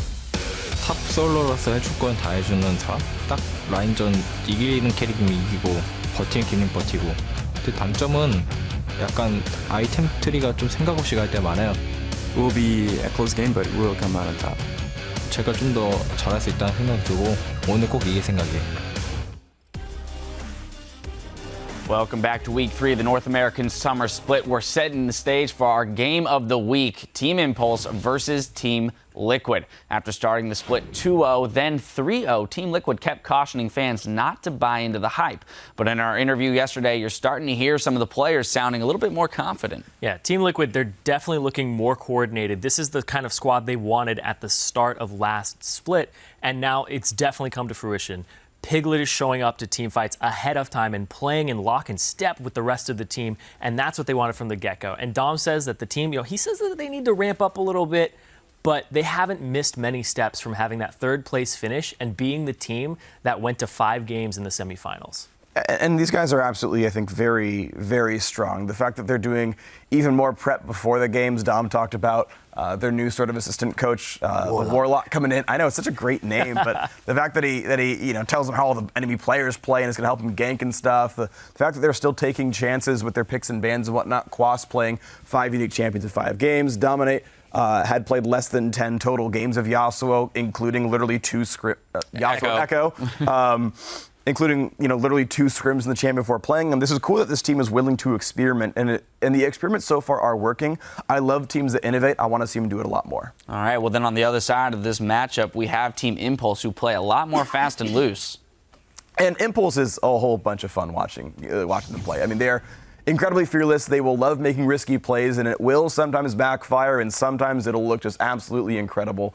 So, watching all these guys go ham. Well, sorry, watching most of these guys go ham all the time because you've got Rush and Impact and Xiao who go crazy, and then you've got Apollo who just picks Sivir literally every single game and goes, you guys just run real fast. It's so he can keep up with them. Great, yeah, wonderful. It's like, I'm coming too, you guys. Look, all 5 games that he's played Sivir so far. But I want to talk about Rush on Lee Sin. This guy getting early ganks for his lanes like Xiao. Rush has had great performances so far in the split. The fact that he's able to completely take over a game still in a quote-unquote tank meta, he's still proving that the tank meta is just something that you don't always have to buy into. But Xiao, the person he keeps getting ahead in the last couple of days, this guy is looking really good on Assassins. LeBlanc for him seems to be what gets him back to form and the Xiao that we saw back on LMQ. All right, well, let's take a look at the starting lineups here. On the blue side, it's Team Impulse. In the top lane, we have Impact. In the jungle, Rush. Xiao manning the mid lane, Apollo at AD carry, and Adrian on support. And then we flip over to the red side, and it's Team Liquid. Quas in the top lane. I Will Dominate in the jungle. Phoenix in the mid lane, Piglet at AD carry, and Xpecial on support. And we've already mentioned that this is a matchup that has some history, but there's another reason Quas is excited to play against Tip. Last time we played Tip was in playoffs. We ended up winning that series. It was very close though, so I expect a really close game as well. I'm looking forward to some really good duels against Impact myself. Now, we're also really excited about the top lane duel, and today it's our featured matchup, Impact versus Quas. And so we heard Quas talk about this in his interview. He said yesterday that this today fight against Impact was going to be pretty tough, but that Quas is still very confident he would come out on top. You can see his stats actually pretty darn impressive. He's winning his lane by more than Impact tends to. So, and Quas's style in general is that he is very consistent, very smart. He will always put in a really good effort. Yeah, he's very reliable as well. Yeah. You can see his kill participation. He's always TPing into these fights if he can't find a lane advantage. And then there's Impact on the other side. He's a little more daring, and he's willing to try and make those LCS big plays, which is a double-edged sword. Like against CLG, he even went for a tiny play where he's like, I'm going to steal these Krugs. And Zion's like, what are you doing? I'm going to stop you from stealing these Krugs over and over again. And they were able to punish him for it on a consistent basis. But like the rest of his team, sometimes those big plays do work out in their favor. But I want to talk on both their versatilities, though, because these are very versatile top lanes. Quas actually led the league at 13 unique picks in the top lane last split, and this split, all 5 games, he's played 5 different champions, and Impact has played 4 different champions in these 5 games. So these guys, you don't know what they're going to come out with, but you know they're going to be strong on that champion, and they're going to fill that role for their team, regardless of what it is, and they excel at that. A couple of heavy hitters there in the top lane. Across the map, really, for both of these teams. The teams are about to head into Champion Select, so let's throw it over to our casters. Thank you very much, Jet Dash. Got your name, believe me. And getting into this game, Thank me. thank you, Jat. Jat's still here with me today. Getting into our third game, we are going to be heading into Champion Select right now, and Team Liquid, I believe, has had such strong momentum coming into this split. They had it last time, but I feel like this year, with Piglet in, and this not being where they were with Keith, previous split, they actually have the team they need to go further. Yep. Impulse has other ideas. This is also the team Team Liquid defeated in the 3rd place game to break the curse. That's true. Currently coming in at 4-1 as well. Team Liquid looking to go 5-1. Yeah. Which would give them 1st place, or a share of 1st place, guaranteed by the end of the week. About right. This time in the spring, there was still hashtag Keith. Keep Keith. Yeah, keep Keith, keep Keith. Make it happen. Still that miscommunication, but it has been rounded out by Team Liquid, and they are putting up some wins. 4-1 right now as they take on the 3-2 Impulse. You see the bans going out on the list here. So Rush wants to play Lee Sin really badly. You think so? Yeah, I think so. They have banned Rek'Sai and Gragas. Last ban Lee Sin. Do it. Oh, Sivir. So actually, Apollo won't get his 6th game in a row of Sivir. Kallista's picked up by him, though, this time. So we'll see how he fares on a different AD carry for the first time here in the summer split. It's true. Finally, a little bit of differentiation in playstyle. That's props to Team Liquid for taking it away from them. Kobe would always say at Champion Select, just like, take their initiation away. Get it away from them. Yep. Xiao's around picking people off one by one. The rest of the team goes in on a Sivir ult, so they don't have that anymore. Team Liquid still with a lot of options for what they actually want to go for. Easy picks. 5-10 patch we are on right now, so LeBlanc's still not nerfed yet. Blind pick LB as well. Phoenix usually not afraid to pick what he wants. We also don't usually see him on regular mid laners like LeBlanc. So it's true. Going for those different Mostly. ones. Played Rumble Aside from yesterday in the mid lane. No, sorry, this Keen rather. Yeah. I always get those two. I don't know why. He played LeBlanc yesterday, man, in the mid lane. But that was his first LeBlanc of the split. Yep. Phoenix going to need to do assassination things. I also do like the Nautilus pick against Callista. Callista's so hippity-hoppity, you just click on her with the ultimate, she'll stop at least for a few seconds. Right. Riptide not doing too much as he slows. Good little matchup. Could be another Annie-Callista gameplay we see coming in here. That was Lust Boy Wild Turtle last game. They could try their hand at it themselves. Impulse really discussing the way they want to do this composition now. They don't have that Sivir that usually gets in there. And it's a Rumble. Impact's Rumble, though, is really scary. We had the feature at the start of the day on Balls' Rumble. It's scary. Impact's Rumble just a bit below that, but still incredibly fearsome. Especially when you can ult someone with Annie to keep them in the equalizer. Piglet, please don't pick Tristana. Well, Impulse already has a team that can get themselves into fights, so that's looking right up their alley so far. 30 seconds on the clock. Talked a little bit about Sejuani earlier. Been missing her. She's not getting that gameplay. Been left out on the bench quite a bit. Dominic may try his hand here. Yeah, well, we see the double jungle bans here, so Of junglers course. have to flex to some other things. Seems like Impulse is definitely going to go with the Lee Sin just based on the bans and how much Rush can make plays on it. And then you have to, as I will dominate, decide what can withstand the Lee Sin in the early game the most and what type of trade-offs do I want to make. Nunu is one option. Sejuani is the other. If they're not going to do a hyper carry type AD, the Sejuani makes more sense. And they do lock it in easily. Yes, they do. So with that, a little bit more fight coming from these guys, but also putting Piglet on something that has to get to the late game to really start doing his damage. Well, here's my thoughts on Trist. Think it out. I personally do not like Tristana as a pick in this meta. So Tristana used to have this hyper carry threat, but with the changes, she has not the greatest attack speed late game. Her range doesn't extend hugely. So Tristana's strengths are very narrow. If Tristana can get to a turret, she knocks it down almost immediately. And she can disengage team fights. That's it. She doesn't actually get to the turrets easily, though. Like, Callista early game is stronger than Trist. Callista late game in fights is stronger than Trist in so many ways. But in that small windows you can have the Tristan advantages, which is why I just think it's too narrow of a pick for competitive play. Yet, we continue to see it from time to time. Just seeing Yasuo on the side of Impulse reminded me of some of the Trist Yasuo comps we would see. But like you said, very narrow. Always That's true. Just one kind of situation you have to get to.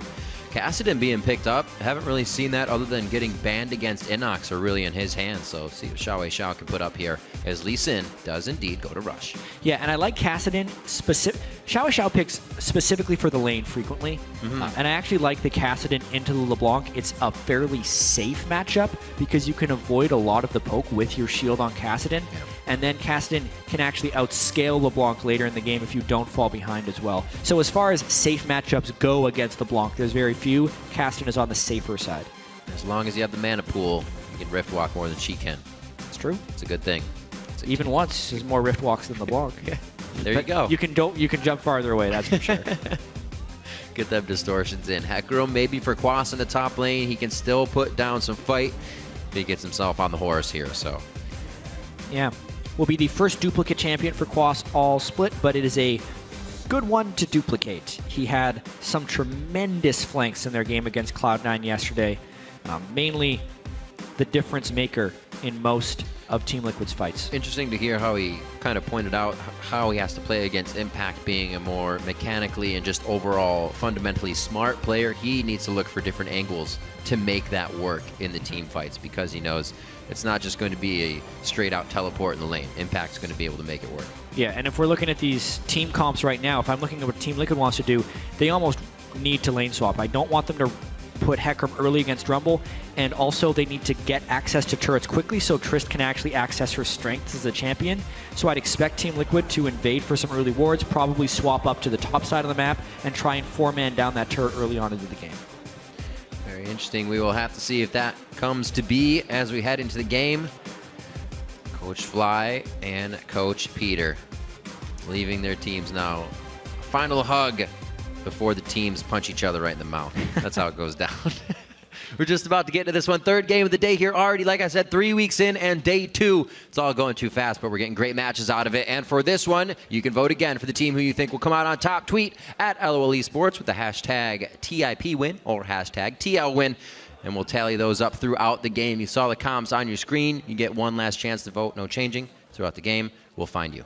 If it's on Twitter, you probably just send in 2 hashtags and might count it on both sides. Oh. Not sure how that works. You'd be playing both sides, though, and there's no real winner there. Nope. But I guess you win in general, and you feel like a winner. One of these guys can only win, however, coming off the Rift, and Impulse and Team Liquid about to leave everything on it. Consumables for the mid lane so they can keep fighting. We'll see if this lane swap happens as well. Maybe we won't get any jungle pressure there, and we'll see how this Phoenix versus Xiao matchup goes 1v1. Yeah, that'll be an exciting one. Already. I'm really interested in the early game lane swap. Right in the mouth. Shh, it's happening really so fast you right just now. can't hear it. Yep. Faster than the speed of sound. Eventually it'll catch up. Yep. Light travels faster than sound. There we go. Got him. We also get the boxer Lee Sin as well, so we'll have the fight bell going off all the time. This is not lane swappy territory at the moment. Or is it? It's a bit of a mind game going on right here. They placed defensive wards and then backed off. If I had to guess, Team Impulse is calling a lane swap blind, thinking that Liquid would not go for it, or would go top lane, but now Liquid's going to be getting a lane swap. Also been seeing this more from mid laners. I saw Froggen do it the other day on Echo, but staying for the extra potion. Making sure you have a little bit more health or mana in lane. Yeah. Both of them actually doing it. Knowing it's going to be a very harassy lane. Yeah. This is particularly Quas's Hecarim when compared to other Hecarims. Yeah. Of course, that's one game for Quas. He was 7-0-9 for a 16 KDA. Crushing the average. Yeah. Not easy to catch up to that guy once he gets going. We did see last split, however, a lot of games where Quas would get going and Team Liquid couldn't transition that actually into the win of the game. It's just too much power on one guy. They really had nowhere to go with it. This time, it seems like everybody's been showing up throughout the game. It's not just kind of one all-star. Get Piglet fed in the beginning. I don't know if that's the way it happened this time on Tristana, but for sure make sure all the lanes are doing well, not just try to get one going. This one pans out with a little bit of double jungling to start since we did get the lane swap. Impulse heads to the top side as Piglet is going to get that free farm in the bottom lane. Gonna help him as well since Explosive Shot does make it a little bit harder to farm. Really strange jungle paths early on in the game. And Special went for a red buff invade, but he only caught Impulse doing Raptors. Impulse went 3 small camps and then doubled back towards their blue, which I don't think I've ever seen before. Really, really strange. Gotta do something different. Puts them all on the top side for 4. Yeah. Which is probably the timing of when they think the bottom side would be cleared, and that's when they would catch Dominate. If that's the way it works out, they are perfectly on time for catching at least one up here at the top turret, and now they're going to get it. You said it was probably going to be TL that wants to take down these turrets fast. Adrian has to flash out, so does Rush. 2 flashes burned. Bit of an erroneous dive there coming in from Impulse. They had the people in place, but they did not have the positioning. Once they got there, Rend onto Explosive, the potion's there. Oh, he flashes away from Rush. They still get the kill onto Adrian. He's in turret shot range. Takes one. Quas could pick up a kill here, but they're dispersing too quickly. Messy, messy engage. Early game power from Lee Sin. Also wants to dive and force action right away. Getting the kill onto Apollo is absolutely huge. Rush doesn't necessarily need the kill. They also force the teleport out of Quas. Oh boy! And Quas overstepping hugely right there. Oh boy. For his life. They were inside his mind on that one. They waited, they said, we know it. Took him down. Very methodical here by Impulse in the bit of chaos. They thrive in there. Yeah, already they're starting to force some strange things, and it's because of that weird jungle path. Totally messing with the mind of the opponent. 4 top lane. Right now, Piglet is well down in the bottom lane. Maybe Team Liquid wanted to set up a big wave later, but now because of the disaster that happened to the top lane, Piglet has nothing but to just maintain the freeze that he wants to hold down there, so he'll get a CS advantage. And now the next hope for Piglet to come back on the game with Trist is with a level 6 power spike. If he hits level 6 before the enemy AD carry, he could all in him. Outside of that, I don't see many ways for Tristana to access success this match. Oh boy. Just looking at what really came of that. Impact with 3 assists now. His teleport's up. Quas used his and died in that situation. Things are not looking good for the early game here of Liquid. Definitely not. It's that Lee Sin. I love the bans from Team Impulse. Yep. They're banning into their playstyle. It's not so much...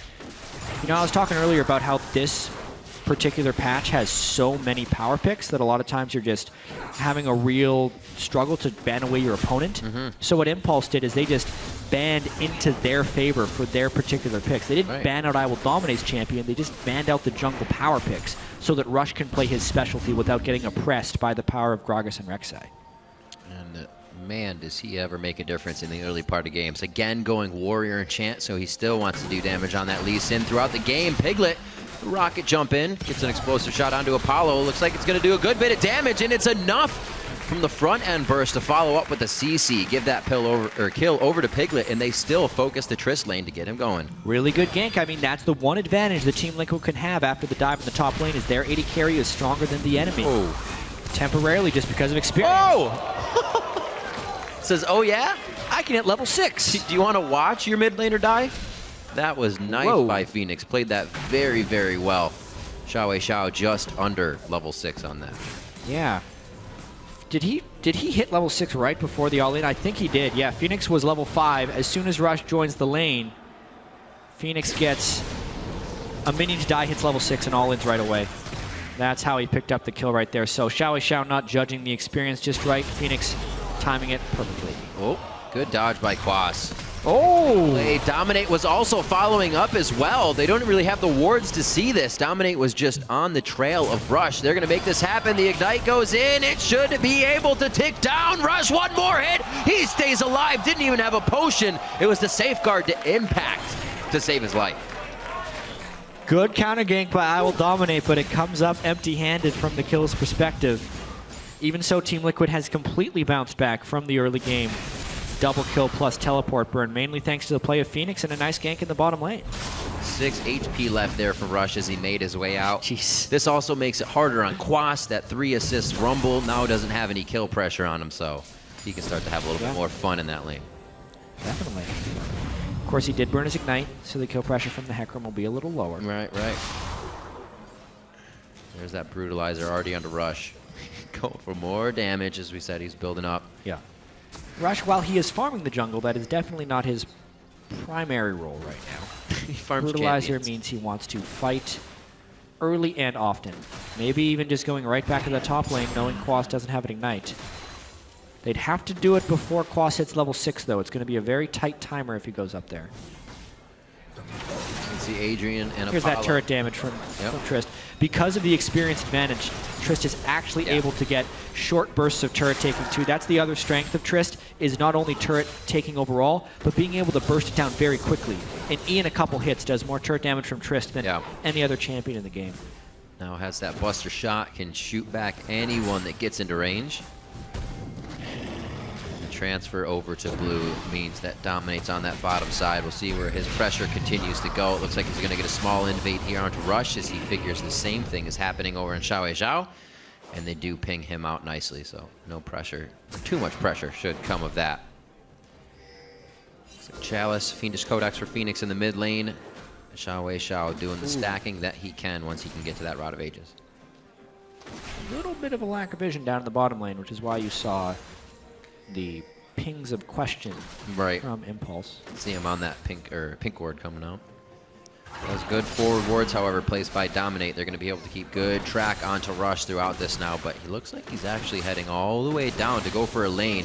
That'll be the timing when Adrian hits 6 as well, and they might be able to surprise Team Liquid. That would be the play. There's flashes up for Team Liquid. Yeah. The question would be, how well can Impulse execute this gank? It's going to be somewhat unsuspected because Rush hasn't been in his jungle to Dominate deported. Normally those deports give you a lot of safety. Right. So Dominate is maybe even going to be ganking at the same time. This could be bloody in the bottom lane. Dominate's in that brush clean. Oh boy. Right onto Apollo. Anger toss as well. Here comes Rush in. Could get the kick back. They instantly pop down Apollo, though. That's going to be Piglet going down. He tries to jump over the wall, but he cannot make it over the top line of the trees without taking too much damage. Good stun back on. Wait, here comes a teleport in from Quas. That cannot be stopped by Impact. Here's the outplay. He's trying to get around Impact right now. That's what he needs to do to win that. But if Xiao already had the roam down, it could equal this out for him. And it does. That's 3 kills now coming in for Impulse. This is working out fantastically for pushing the bot lane. The number of things that had to happen in order for that bloodbath to occur, it's a lot of them, but it did happen, which just makes me happy at the end of the day. Dominate, sneaking all the way into the brush. Because of the deep wards there, he had the thought that it was going to work, but Rush was also there, somehow avoiding the wards, just a little bit slow on the gank. Everyone jumps down there. Xiao with some Rift Walks, Quas with the teleport, and we got the bloody engagement we thought we would. Yep. TP coming in from Hecarim, but great 2-man ultimate right there, especially onto the Callista, so it can't be saved. Oh, that's Impact where it tried happened. to teleport, okay, and then Quas says, "Haha, I interrupted you." Goes down himself shortly after. But as far as this fight goes, I like the fact that Tibbers did the damage, and then Rush waited until the stun was there to guarantee his extra Qs of damage. Tries he may, he couldn't Second quite fight. escape. So, had Phoenix not just back, that would have been an even bloodier fight. He was walking out of base that entire time.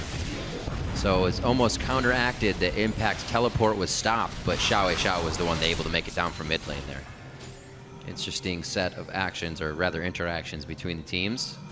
As we head back to this mid lane, you can see that kill Phoenix was able to kind of squeak out on Xiao has given him just about a 20 CS lead there. Also, the advantage to keep heading in. Yeah. What's really interesting to me about this game is Apollo picked up the double kill early on in the lane while Piglet was freezing bottom lane. And then instead of maintaining that lane swap and trying to kind of either repeat the dive or just allow Callista to farm early, Impulse swapped back before any type of experience advantage could equalize. So therefore, Piglet's had a level or more on Apollo this entire time. Yeah. Pretty much negating the double kill that Apollo got early just because the experience has never allowed him to get an upper hand in the lane. And it's actually allowing Piglet to get quite strong here on Trist. I think they put a lot of priority on hitting that level 6 with the 3 that were going to engage in the lane. Looks like they just used the relic to get into position here. and they are not going to go all out for Xiao in the mid lane. Dragon control is theirs. However, once they see Rush on the top side, it might just go down right quick here. Quas going to get out nice and easy, but looks like Liquid's actually following too much here to take Dragon of their own. Yeah, game of the week living up to its hype a little bit right here because it's pretty bloody, close game. Two teams fighting for their spots in the standings. Impulse is 3-2 coming in. Team Liquid 4-1. First Dragon still not taken. Item breakpoint wise, it's getting pretty close. Xiao's going to need his Rod of Ages as soon as possible. Yeah, it'll help a little bit with that, that's for sure. That Athene's being finished up on Phoenix means that regen's going to allow him to keep going in. And now they're starting to put a little bit of pressure on him, making sure he cannot get all this damage onto Xiao. He's got enough for Rod of Ages. But the pressure loss may open up a window for Dragon. Doesn't look like Team Liquid's in position to get it, even though they have the ward coverage too.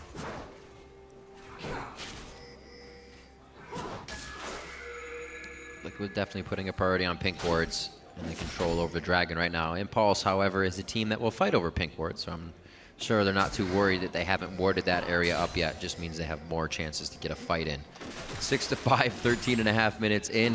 They seem pretty calm and collected, just farming out the lanes right now, but still giving a lot of distance to Piglet and Xpecial without having that turret behind them just now. Quas making a bit of a move here. Quas has Get gone some forward wards in.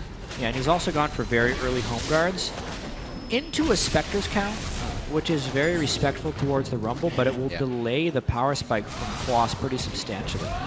Normally when you're doing the Teleport Ignite instead of Teleport Smite, you want the Trinity Force first because you're really hoping to hit that 20-minute point with home guards and Triforce and just go blow up an AD carry. Adrian with a flash ult miss big time.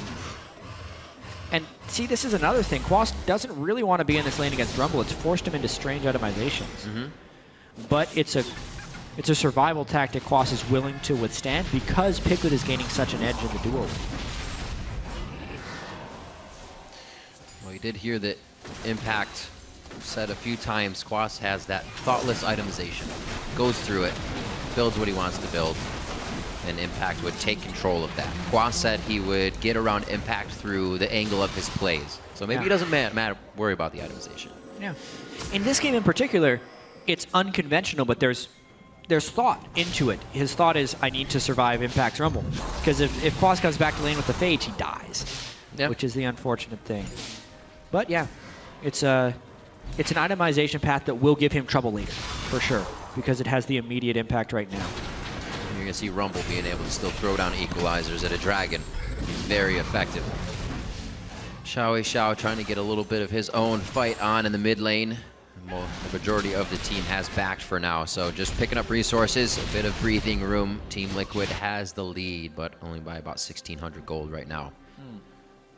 Good forward wards, just giving Team Liquid an idea, the knowledge of where Tip is right now. Still farming up. Piglet's 141 to 95 of Apollo's CS. And we still have to remember that Sivir was banned out against Impulse this time, so they don't have that regular engage. They've been looking for picks this whole time, and whatever Rush can do. Yeah, and Rush was able to get that one kill early on in the game, but since then hasn't been able to really help Apollo. Team Liquid's managed to actually get Trist into some turret-taking situations, which is accessing the power of that champion.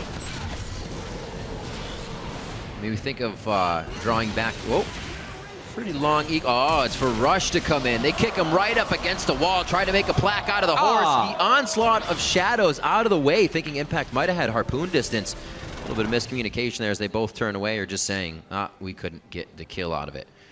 Unfortunate once again here. Impulse trying to factor in a few kills, but Liquid making it out by the skin of their teeth each time. Also, maybe not. Hold that. As I was bringing up Adrian's engage in that mid lane, put a Sivir ult on that, and that Tibbers probably would have been in range to hit Phoenix. Yeah. But it wasn't. Things they usually do, kind of falling just short without that speed. But it's not everything. Doesn't super win them the game. Xiao being 8-0-5 on his LeBlanc in past games. Can still take off on the Cassidy. Yeah, and going into later and later game, it's going to be pretty powerful. Phoenix going an incredibly defensive build on his LeBlanc right here. He's got an Athene's, and then he's going to be going Abyssal Scepter second. That's not your normal LeBlanc build. No. But because Xiao is poking him so heavily, in the lane, and I guess because of the double AP composition of Impulse, it's going to keep him alive in those situations. It's going to leave him very vulnerable to Rush and Apollo, though, and also diminish his ability to one-shot people. Well, there is that Abyssal Scepter. Finishes it up, hopefully not getting killed by Adrian Xiao and Impact. Yeah. This build is quite strong right now, but it's going to heavily delay when Phoenix gets super strong. Yeah. The magic resist he has basically makes it so he takes very little damage. He's got 105 MR. And he also gets the magic shred from the Abyssal Scepter.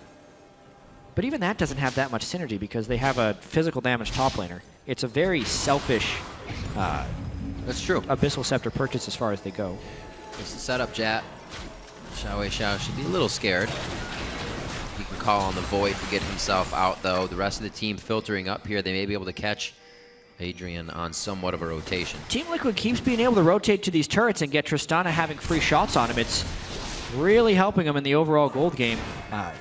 Rush has not been as present as we are used to seeing his Lee Sin, and yeah, you give Trist time on a turret and it's gone. 1, 2, 3, right around the outside. Liquid has not had too much trouble getting themselves to the turrets to take him down, but now have to kind of react to this pressure in the mid lane. Only 2 members is going to be what's cost there. And they get out nice with that. 129 to 113. Just looking at Quas and Impact. They're in the bottom lane, as they were in the top, as they keep fighting back and forth. We're gonna have to see if Impact gets thwarted off any more teleports here. Very big play by Quas coming into that last one that Xiao was able to kind of rectify after that play. It's about the only action we've really seen. Huge fight in the bot lane, a few picks here and there. A lot of focus on the Phoenix. Yeah. Nothing really working for Impulse. Game's definitely calmed down a fair bit. Team Liquid does have some really nice inbuilt synergies for team fights, though, like a huge amount of crowd control. A lot of times, if you're bringing Nautilus, Sejuani, just those two, it's enough. And then you just stack the rest of your lanes with damage. But they have the Hecarim CC, the LeBlanc chains, as well as a knockback from Trist. So very good disengage and engage tools for Team Liquid to kind of pick their fights. And that's all Tip has, is that nice ultimate. But what does it get? Distanced engage there. Quas able to dive right into the fight. I don't think he really wanted to be in that spot with the team kind of delaying the engage. And everybody's going to back off on this one. Xiao get one last rift and pulse in before they disengage onto this one. So another engage by Team Impulse that would have been perfect with Sivir on the outside. Woo. Oh, one more! Phoenix very, very low. Gets out with the blue buff. Has that next distortion up if he has to get to more safety. But Impulse able to kind of brute force their way through this fight. They didn't even get really a solid engage out of it. It was all very scattered. But enough to scare Team Liquid. They have the flash tibbers. They have the chase potential of the Lee Sin and the Kassadin, but not a huge amount of lockdown to really get Team Liquid dead. But they did enough poke as they were chasing them back. Interesting how Piglet built a QSS this early on into the game.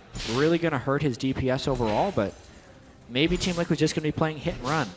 Kill a turret, run away, kill a turret, run away, over and over again. Definitely a defensive role to see from 2, or defensive itemization from 2 members that are trying to carry the game right here in the middle. I'd even go as far as to say all of their carries are building defensive in this game. Yeah. Right? Quas started Spectre's Cal before going into Trinity Force. Phoenix has gone double magic resist. And Piglet built QSS as his second big item. These are more defensive than normal builds in all 3 cases. It is actually, if you think about it strategically, it might be a team plan here. Impulse, they prey off of early aggression.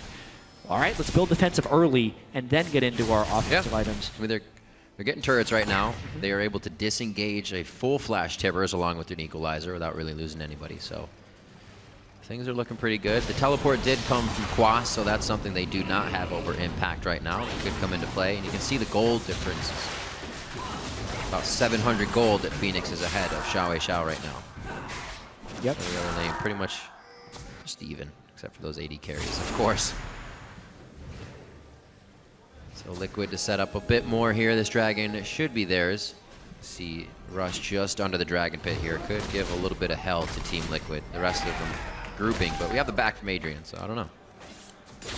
Yeah. Weird timings here for them to be going back. Yeah, Dragon up in 3 seconds. There we go. We canceled the recalls. The call's been made for Dragon. And it's because of the vision control. that it's relatively uncontested here. Team Liquid, Team Impulse just kind of okay with charging up here, giving away a few things. We've seen many Dragons go to a team and still they have their opponents take the victory. So not too much pressure, only 2 over to Liquid now. Credit for Team Liquid to calming down the pace of this game. Impulse was kind of playing their way with the crazy early fights, Rush always forcing things. But then with some good rotations and some heavily defensive itemizations, Impulse has lost their ability to make picks. Whether or not Team Liquid gets punished for these defensive itemizations by just not having damage when we actually do see team fights, we've yet to see. But early on, it does appear to be working. Also have to remember that that huge fight gave somebody like Impact 3 assists in the early game. So that Quas taking that defensive itemization was like, whoa, these guys actually got a way better start than we did. Yep. We are going to have to play safe. So it's really working out for them now. Hopefully it can in the team fights.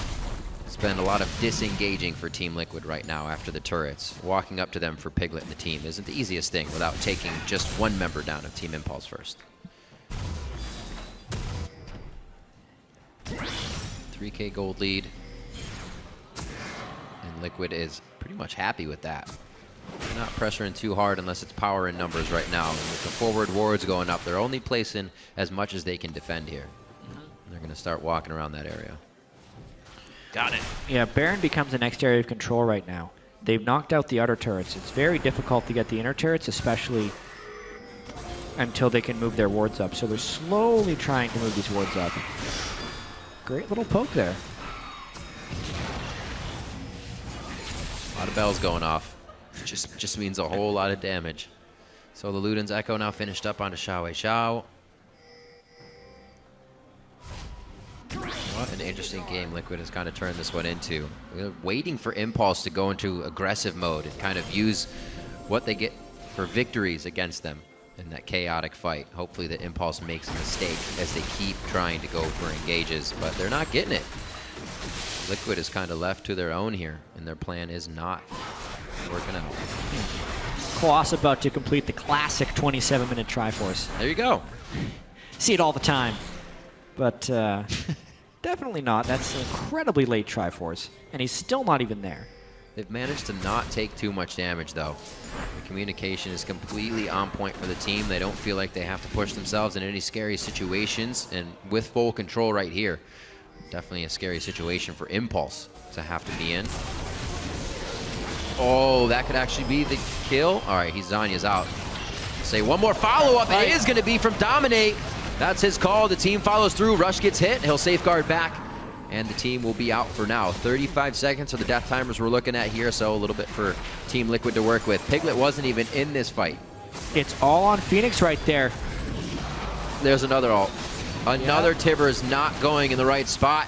Adrian kind of almost looking like he's feeling forced to throw it on these ultimates, forced to make a play for the team and get himself in Team position. Liquid is controlling the initiations in this match. They have better crowd control. They've built defensive, so it's very hard for Impulse to start fights on them. But now with the turret down, Quas looking to start a fight. That's a big pile. Onslaught of Shadows right through the team would be perfect, especially with the turret still being up. It has about a half health. They go back onto Apollo. He's dip, diving, dodging out of this one. They're able to take down Quas. 3 members already down here for Team Liquid as Impulse just kind of waltzes out.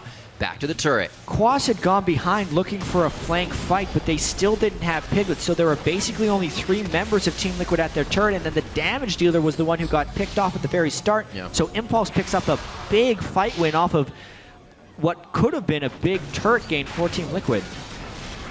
Ooh. Close there. Just a quick lock to the Iron Solari as Piglet throws out a bit more harass. Action begins. Yep. So let's watch here. Quas is trying to get the pick, but Phoenix gets blown up. He jumps into a stun from Adrian. Adrian had popped his W, and they instantly blow him up on his distortion poke. So all credit to Adrian there for starting this fight. The rest was piling on for Impulse. Add that to the opportunity of that happening exactly when Team Liquid was trying to do their flank, and that's why the fight went the way it did. Instantly, they run back to Baron. They say, this is what we'll get it back. Don't let that happen again. Liquid still having a 2K gold lead on this, even though Impulse was able to scratch back a little bit there, definitely grabbing a rung of the ladder to climb back in this one. See if any more of these ultimates from Adrian are going to go to the side and actually start hitting. Not very easy with the team he is up against. They all have kind of dashes or speeds up to start getting away, which again is where the Sivir comes into play for Impulse. Something that would make these fights go in their favor, very much so. It's true. Every time they see Piglet off on the side, instead of waiting back and forth and getting picked off, they just Sivir ult and go. Yep. It's not possible for them to do right now. Close. It looks like building up somewhat of a righteous glory onto Adrian, but without these fights in their favor, the gold doesn't go that way. 30 seconds on Dragon. And it looks like Team Liquid is going to start forcing a bit of Impulse's hand towards this Baron area once again. Definitely have the fight in their favor as long as Xiao doesn't find that back line. Dragon coming up too, but this time Team Impulse is pushed up in the map. Yeah. So they are not completely face checking into a potential LeBlanc assassination. Yeah, this needs to be threatened with a Baron from Team Liquid. Either Team Liquid has to fight the Dragon or threaten the Baron. They're kind of pushing up a wave in the mid lane. They couldn't even get the turret. They're very indecisive play there by Team Liquid. They have pushed the wave mid. They didn't sweep wards, and they give an uncontested Dragon. Very different from what we've seen from Impulse. As I'm talking about it earlier on the desk today as we open the show, is that they make people play to their pace, and that really hasn't happened at all this game. They got the few first kills, and then it's like they were okay resting on that, which is usually where Rush starts to go off, starts to kill everybody. Held off. Like you said, that defensive build, I guess, really did pay off for him in the end.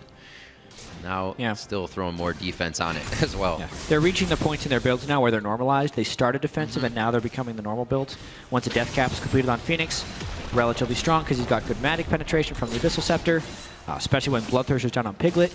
That's 3 full offensive items, Trinity Force on Hecarim. It's all coming together now for Team Liquid. It's time to fight. Eventually, they will need to fight if they want to win. But it's going to be tricky.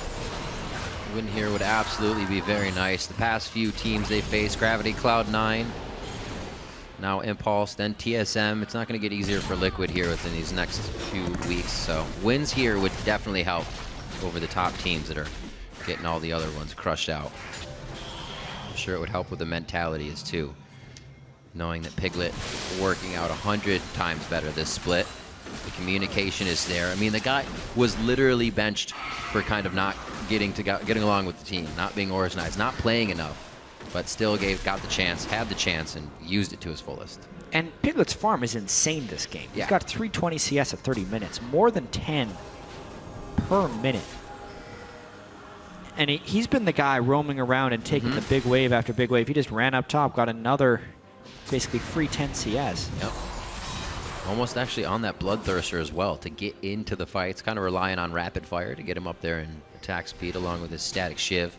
Doesn't want any of that Last Whisper though. None of that armor pen just yet for himself. Where do they decide to go from here? Looks like they're actually somewhat giving a little bit more respect here to Impulse. They lost vision on the map, so they have to at this point. Game's still very close.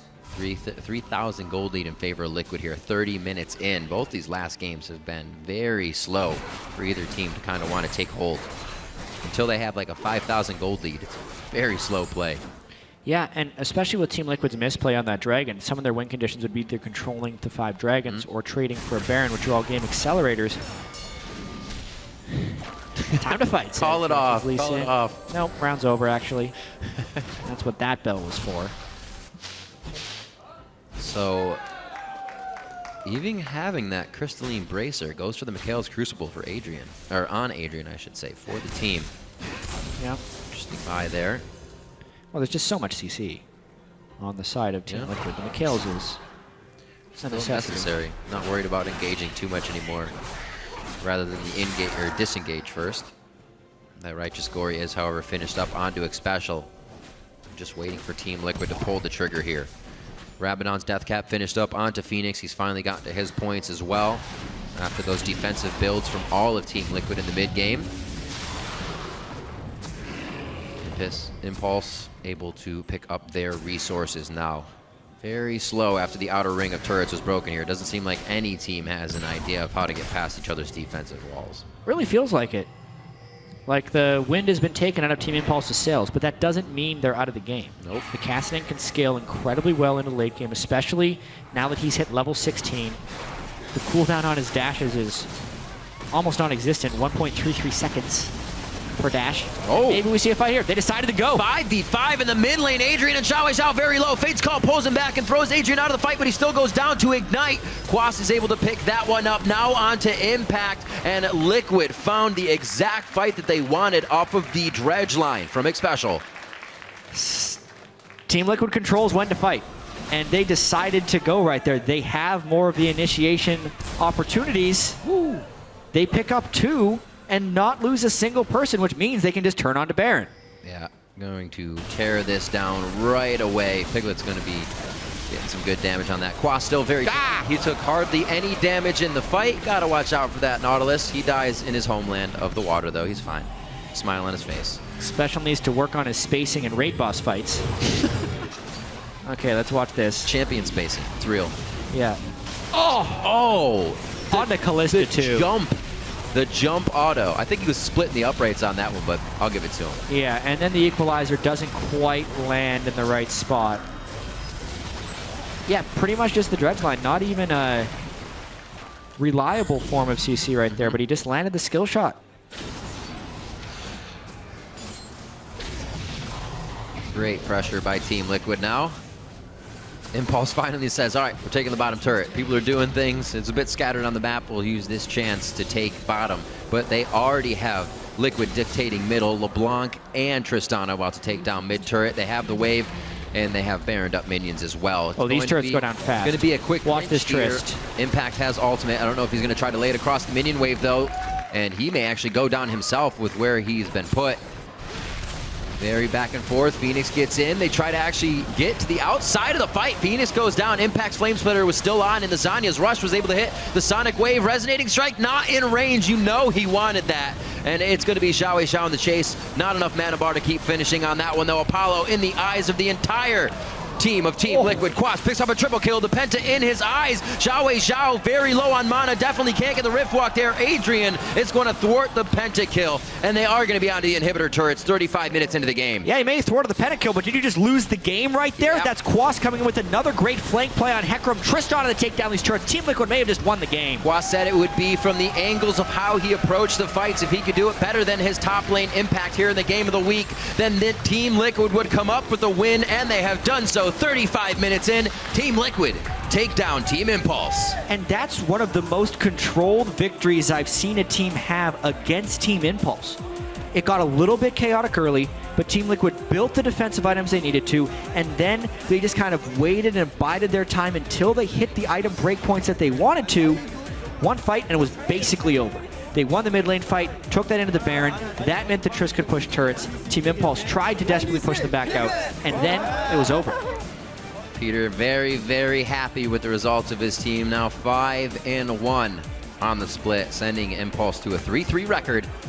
And Liquid now feeling very good about the synergy of the team, very good about entering this split, and have almost been able to hit up every team so far. Next week starts with Team Solo Mid, and then Dignitas. So going to be very tough games for them. Good momentum to be going in with, though. Absolutely.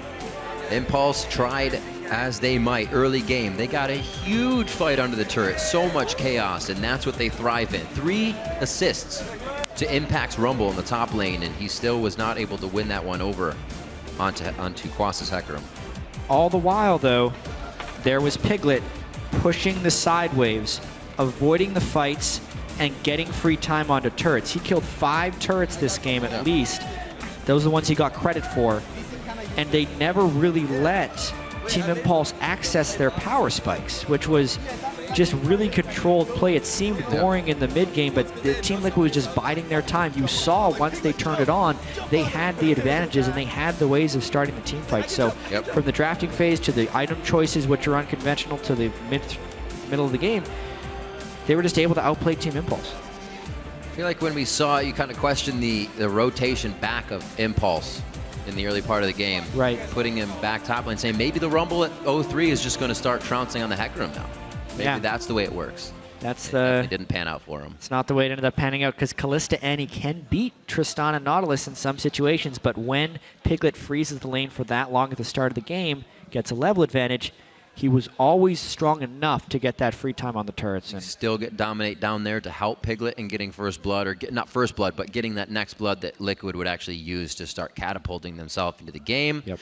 And Forward Wards, like you said, a very methodical game as well. Impulse plays that game, making people match their pace, and they were never able even to find a pace here. They couldn't find their footing. The pace was very much Team Liquid's way. It was controlled and measured. And Impulse, that's not the way they like to play, and it cost them a loss. Well, hopefully controlled and measured takes them through TSM and CLG next week for Team Liquid. Right now, Zyrene is standing by at the telestrator to help us break down Team Liquid's win.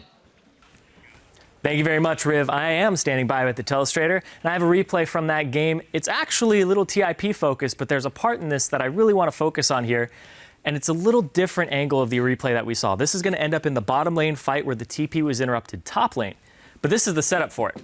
Mid lane, Phoenix, he's already cleared out this minion wave, and he pushes Xiao in. Phoenix has blue buff around his feet. He's level 8. He has half mana. He's completely fine. Phoenix has options now. Do I back? Do I push this in on Xiao who's half HP and press that advantage, even though he's already 20 CS up? But what's going to happen is there's a fight that happens down bottom. Phoenix doesn't keep tabs on Xiao. Xiao makes it bottom, which makes it so it's a 4-on-4 despite the TP being interrupted top. So Phoenix opts for a back here. As we roll this replay, you're going to see he goes backs to base. Xiao clears the wave and starts coming bottom, which gives them a number advantage in the favor of TIP. The TP is interrupted top. Quas doesn't have E at this point, so when he comes back into the fight, he's not going to be able to escape it. But look at that in the minimap. Phoenix is back in base. Xiao is on his way. Phoenix backs to complete Athene's Unholy Grail. At this point, it ends up being a decision that yesterday we talked about Team Liquid all being on the same page and everybody being in the fight. Phoenix was not in attendance to this fight, and that's a little bit of an oversight there by Team Liquid. They need everybody there. They need to communicate that this looks like a fight that's going to happen and TPs are possible to end up here. There's no reason for him to back at that point, having a CS advantage up, Xiao at half HP, and himself having a blue buff. He was completely fine to go bottom, pressure Xiao so he can't come bottom, or to at least just stick around and zone him off. There's a lot of options there, and what ended up happening is he backed, and it seemed to be the worst one that he could have done in that scenario. So as we get ready for that interview, though, that game was really action-packed and it really delivered, especially towards the end there where Team Liquid was getting those engages, getting those backline pressures. But, you know, that's enough from me. Now we're going to go hand it off to the desk where Dash is standing by with an interview.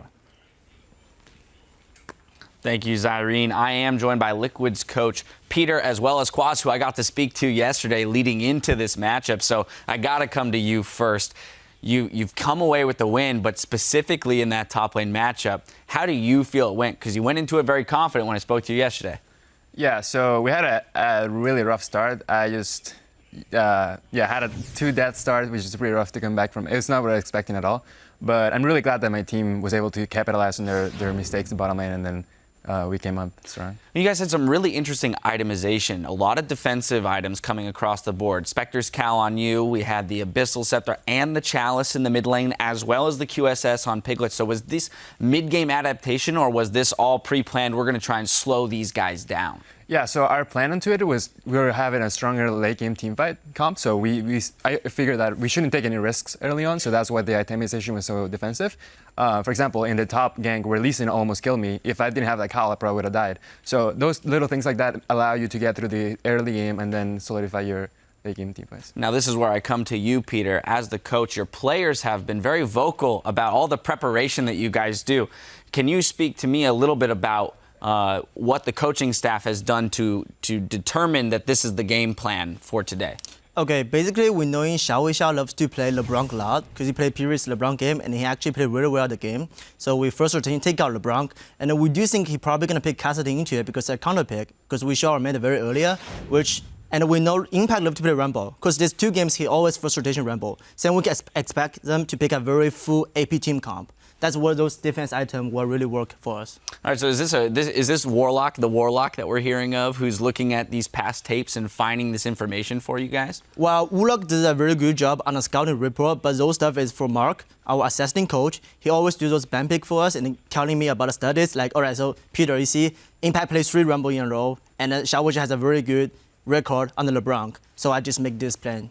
All right, now, Kwas, back to you. As you mentioned, you did have a few deaths there early on, but the team definitely worked to slow the game down.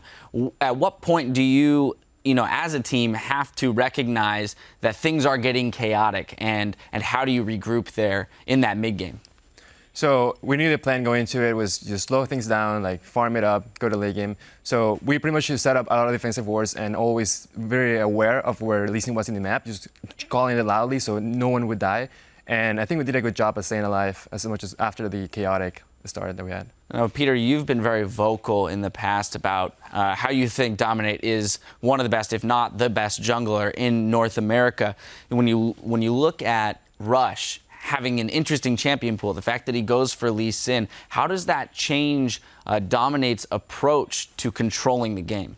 Okay, so basically, I've been talking Dom a lot because we always separate jungler for 2 parts. One is pressure jungler, another one is non-pressure jungler. Usually, pressure jungler will have more strong in the early laning phase, and the non-pressure jungler will be more strong, scale better, like Sinjuani. So we know he probably gonna want to pick Lee Sin, as we saw they were banning 3 junglers on the ban. So we decided to picking Sinjuani and looking for a team fight. So we took the 2v1 game. Actually, this is a mind game, very interesting because we're thinking they're going to 2v1 us, so we just keep our bottom, and we do got the laning we want. So we avoid the early aggression, because you can see when Dom going to bottom, he's already level 6. All right, and then, that's one top player that you have on your team. Another top player that you have on your team is sitting right next to you in Kwas. I want to get the coach's perspective on Kwas as a player and what he does for this organization. Kwas is a very good player. I think he probably can be the best top laner in North America. The reason I say that is he has a variety of the champion pools. He can play almost every champion, and also he can play the champion like Swan, some players don't to play, which he can fit our team comp with more provide CC, provide damage, or provide tanky, which I think this is his strength for our team. Well, we've seen in the spring split, you had the most unique champion played in the spring split so far. This split 5 out of 6 games, so definitely speaks to the versatility that you have over there, Kwas. One final question, and this is to either of you. When you're looking at new champions like Echo and they come into the mix, how does the team determine when that champion is ready to be played or when you're ready to bring a new strategy onto the field? First is our analyst, like Mark and Urok, and also our TK gonna bring me about this new champion. What's his strengths? What's his strongest, or what's his weakness? So we're gonna thinking about, is he good at the mid, at the top, or at the jungle? And we've been talking with Kwas, we've been talking with mid, and asking and thinking about their role on the team. But finally, we decided to put Echo in the jungle. But we're maybe going to put it in the mid too next week. Yeah, exactly. He can be played everywhere. Yes. Kwas, finally to you. 5-1 now. The team has been, pretty forward-facing about don't read into our record too much. But now that you are 5-1, is it okay now for your fans and everybody to get hyped about, the progress that this team has made? I would say so. Even though we haven't played CLG or TSM yet, I think we have played really well, and we have still a lot to prove. All right, well, you have TSM next weekend. We look forward to that game. But once again, congratulations to the both of you on the 5-1 coming out of week 3 here. We are going to step away while Team Dignitas and Gravity set up for our next match. So meet us back here in 3.5 for more of the North American LCS.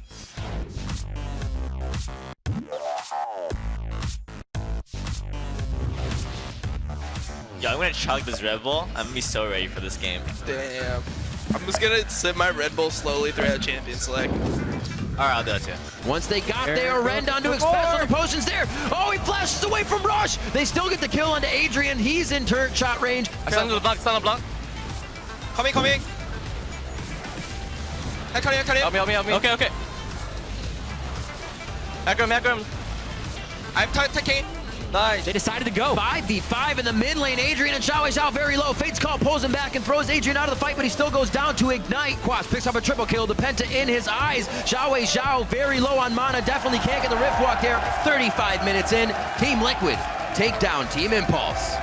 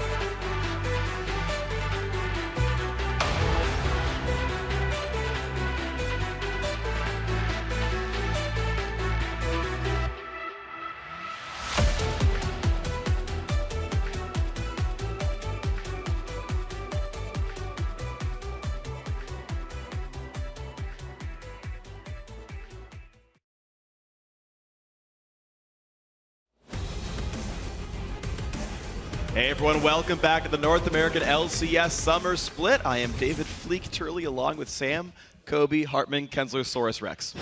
Why not? Either way, we're heading into our fourth match featuring Team Dignitas and Gravity, and Dignitas are riding a surge of momentum after taking down defending champions TSM and extending their winning streak to the longest they've had in over a year. Yeah, and you could really see how energized Dignitas were on stage after that win. The team did play well, and they showed a lot of backbone with their new jungler Helios in the mix. His first game back, and they take the victory over the first place team from last split. Despite slowly losing ground to TSM, though, Dignitas showed some killer instincts. You know, they struck when there was opportunity, taking that Baron when they were down, and then also by taking the game after that mid-Sivir push. Yeah, so pretty impressive stuff by Team Dignitas overall. Gravity, meanwhile, are out to prove that despite their loss to Counterlogic Gaming, they still belong in the top of the standings. Yeah, I mean, they lost their game yesterday, and it was in large part due to that disastrous early game team fight in which they gave up 3 kills to CLG by like the 5-minute mark. And a big part of that is is because of the miscommunication. We saw it still may be a problem with them. You know, Move maybe not on the same page with the rest of the team, and Bunny Fufu opting for their flash in. Basically, they still have the same kinks to work out that we were looking at the beginning of the week. But that game, it was not a complete stop. They had a hefty deficit and were still making plays. So there are still some bright spots here for Team Gravity, and they did look really good in week 2. So this is going to be a continuation of the test. You know, will we see some more consistency from this team? And really, both these teams have done such a darn good job of improving throughout this split. Spring versus summer for both these teams have been largely very different teams overall. But for now, we're going to check out the starting lineups. On the blue side is Team Dignitas with Gamsu in the top lane, Helios in the jungle, Shifter in mid, Core JJ on AD carry, and Kiwi Kid on support. And on the red side, it's Gravity. Up top is Haunser. In the jungle, Move, mid Keen, AD carry Altec, and support Bunny Fufu. So as we were saying, these teams heavily improving.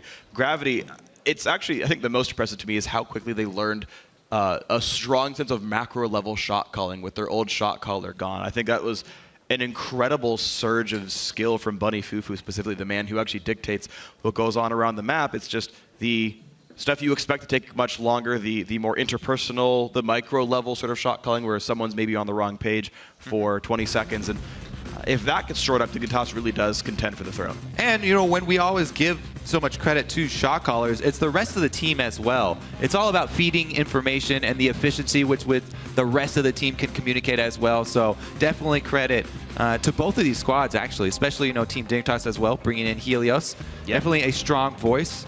Always has been as far as the shot calling role goes. Now, in the bans phase, I am definitely looking at Sivir. Whenever I see Team Dignitas, I do, but also Gravity. You know, Altec, 4 out of 5 games he's played Sivir as well. So going to be a contested AD carry between these two. Kalista probably going to be the counterpart there. So it's interesting, yeah, both these teams with some of their only losses being to Counterlogic Gaming. We know they're pretty strong, and they know that initiating fights and being tenacious has been a very strong thing. Back with old Gravity, they had a lot of success with things like Vi and Fizz and dabbing into the back line. Dignitas having a good sort of front line in the hard engage of Kiwi Kid worked for them as well. But Sivir off the table, Twisted Fate and Urgot away from Keen. So Dignitas removing multiple engage tools from Gravity. Meanwhile, Gravity pretty much go through the expected bans. You can see the 3 bans, each of them over half the games. Rise, LeBlanc, and Alistar obviously heavily contested, which does leave up Kalista, though, for Dignitas. Right, you know, Sivir banned out. Kalista, there's the #1 pick. And Alistar also being banned out. Bottom lane looks pretty strong here for Dignitas. No Alistar, though. Nautilus being locked in. Very aggressive support as well. A lot of kill pressure there. Hard to land the skill shots onto Kalista. As we saw in the last game, though, 1 anchor toss onto Kalista mid-jump can earn you a victory. It's like the worst feeling in the world. You end up jumping into a skill shot, and you can't stop yourself anymore. You've already left the ground. It's not like the old platformers where you can move in midair and like turn back around. It's like playing fiddlesticks after you start channeling your ult already. At least you can stop that one. Done that maybe once or twice, flashed earlier, something like that. But Gragas does come through, so Move gets a chance to play one of the more popular and common junglers. He hasn't actually played it yet this split, but he gets the Gragas. We can see how he does so far. Alizar off the table, the Nautilus gets picked up, a lot of smart things there. Now Dignitas to round out some more of their lineup. Neither Gamsu nor Shifter took a lot of bans, so most of what they want is up. I'm actually very excited to see move on a champion, not Jarvan, you know, one of these actual power pick junglers, to see what he can do with it, because he's been forced onto later round picks as far as picking up jungle champions for Gravity. We'll see what he can do versus the Rek'Sai. Of course, the two premier early game junglers using Cinder Hulk for each of them, so they both scale fairly well to the late game. And what's interesting to me is, the reason I said wow is Altec literally insta-locked Tristan on his pick right there. We might see another mid rumble, but yeah, you were talking to me actually during the last game about how you've seen Tristana into Kalista being a specific matchup pick. Yeah, exactly. They were talking a lot about, you know, her turret pushing power, but in China, they did see it a couple times directly into Kalista. So I'm really excited to see if they do actually get matched up into the same lane, how they will play it out, because you know, there are some play patterns that you can use with Tristana. Her being more bursty now, you can actually, her damage is also front loaded. You can take advantage of that with Kalista, who has to wait for the Ren stacks to stack up to be able to win a trade. And especially the fact that Buster Shot can knock her out of Rend activation range can make those really some one-sided trades here. Yeah, as far as duo lanes to go up against, though, Kalista Annie, really, really painful. So if they want to go with the Tristana Nautilus into it, this is definitely going to be the test, because that is a very, very high kill pressure duo matchup. Absolutely, and it's going to be a fun matchup as well, just because both of these duo lanes are known for strong laning phases. Altec and Bunny Fufu versus Corjay, Jate, and QB Kid. These guys definitely able to take wins in the 2-on-2. Dignitas have locked in their whole lineup, and it is pretty much around the Shifter Azir. It's a big tank wall, a lot of engage, and a huge amount of damage coming out from the Azir mid lane. Yeah, I mean, nothing, you know, surprising from Shifter. It's pretty much been Azir or Kog'Maw from him. Likes to be long range damage. Very, very relevant in the late game. High DPS from him. And that's going to pair really well with Kalista. So they have dual threats there. Gravity, though, all around. They've got that top lane carry potential from Hanser, who has really stepped up for the team. We pretty much never mentioned him last split, but he's actually been a really big part in this turnaround for Gravity. We mentioned all the new players they brought in, but the existing players are stepping up as well. So we're going to see Jarvan after all. This may be top lane... So it's either top lane Gragas or it's mid lane Rumble or mid lane Jarvan. Keen is on the team, so it's probably a mid lane Rumble, I'm thinking. All right. Because that's what they've done before. They can't keep switching it around. Keen will play whatever he wants. Maybe he'll do Jarvan mid. Maybe he'll do Gragas mid. Yeah. But I mean, as we think about the matchups, like we see a lot of Aurelia into Azir. It's something that's come up fairly recently. FLICKR did it. We also saw a similar matchup. Alex Itch of Misfits qualified for the North American Challenger Series, playing Aurelia into Ziggs. And now we might see this mid lane Jarvan in AD burst backline reach against a I want to be safe siege mid. Jarvan ulti will bypass the Azir ulti, so we can actually jump over the would-be knockback to get onto the back line, and it is going to be, after we've passed the lock-in time, top Rumble, mid lane Jarvan for Keen. Keen never fails to disappoint. We'll see if the execution backs up the theoretical matchup, though, because assassinating Azir is not quite so easy. You have to all in, you have to be wary of jungle pressure, you have to have vision to make a play like that. But if you can pull it off, they do have Gragas, one of the premier early game junglers, to try and match Rek'Sai. It's going to be a whole bunch of fun. Either way, load up to Twitter and let us know who you think will come out ahead of this game. Tweet at LCS Esports. Use either hashtag DIGWin or hashtag GVWin, and let us know who you think is going to be taking this one down. Dignitas have a chance to tie back for first place, and if Gravity wins, they get within one game of that spot, one game behind Team Liquid. It's going to be a wonderful match. All right, so Shifter opting for the barrier, of course, when facing melee assassin mid lane. Gonna try and help himself not get completely popped in one combo. Jarvan does have a very, very potent early combo, especially with his passive, one slap percentage health damage. Yeah, so we'll see if Helios then can be around to counter gank and keep that lane afloat, because Bunny and Fufu says that adding Helios to Dignitas is a good step in fixing some of the team's issues. Dignitas, I think they have some communication problems and shot calling problems, and I know Helios was a huge help on Winterfox for those aspects, and especially because he can speak Korean, it'll help Gamsu and CoreJJ a lot of times too, so I think they fit in really well. Yeah, I mean, he came over in the first game in the North American LCS versus TSM. They take a victory. Yeah. So very, very good debut for Helios on Team Dignitas. See if he can back it up in game number 2. I think it's definitely likely. So as we get ourselves into level 1, I love what Keen does with League of Legends. I just want to read something out. So I'm gonna list champions, and you tell me which lane this is in. Fizz, Malphite, Twisted Fate, Urgot, Rumble. What lane does this man play? Mid lane. Oh, and Jarvan. Which of those champions? Yeah, all of those champions in sequential order. Those are 5 champions. This is not a good test here, Freak. The clarity is not there. Helios starting in his jungle though. He's got Annie to back him up. Help screen for him because the lane swap was called. We'll see how CoreJJ and Kiwi Kid do in the 2 versus 2 that we were looking for. And we see pretty much default starts all around. Gamsu does take down the Wolf Camp, no big surprise, then runs his way down to the base. TP's in with an extra ward, so Gamsu shouldn't be easily gankable. Will have a small experience lead over Hanser. Both junglers started top side, so level 3 will bring them likely to the bottom side of the map. Early level 2 from Keen as well. Going to try and shove Shifter in. The way that Jarvan is able to shove versus a ranged matchup is trying to land your Q poke through the minion wave, but also hit the champion. Because there is not fall off for the Jarvan Q. The only problem is, as I said, this is a risky matchup. If you're using your Q constantly to shove the lane and poke your enemy champion, you do not have the built-in escape, and you will have to rely on your summoner spells to get you out.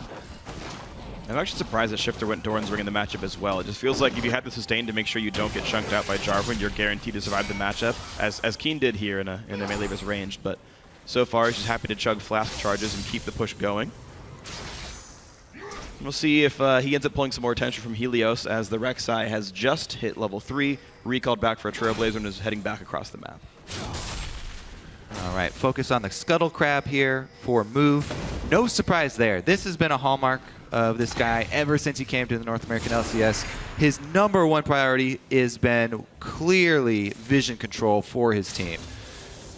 The other very telling aspect of his game has been that he tries very, very hard to give away the last hits for his ganks to his solo laners. Right here, I feel like just because the movement that Shifter took up topside, he thought that he was seen. Decides to stick around, cancel his recall there for a second.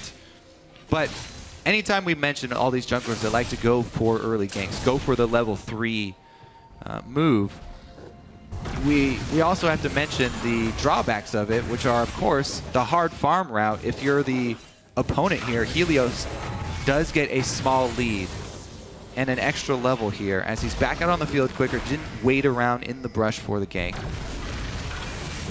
Just rushing the experience here, and it's going to be a definitely high-level Rek'Sai. Could be a very big threat. I think he does need some tank stats to be relevant in this game. There's a whole bunch of frontline damage that could come through.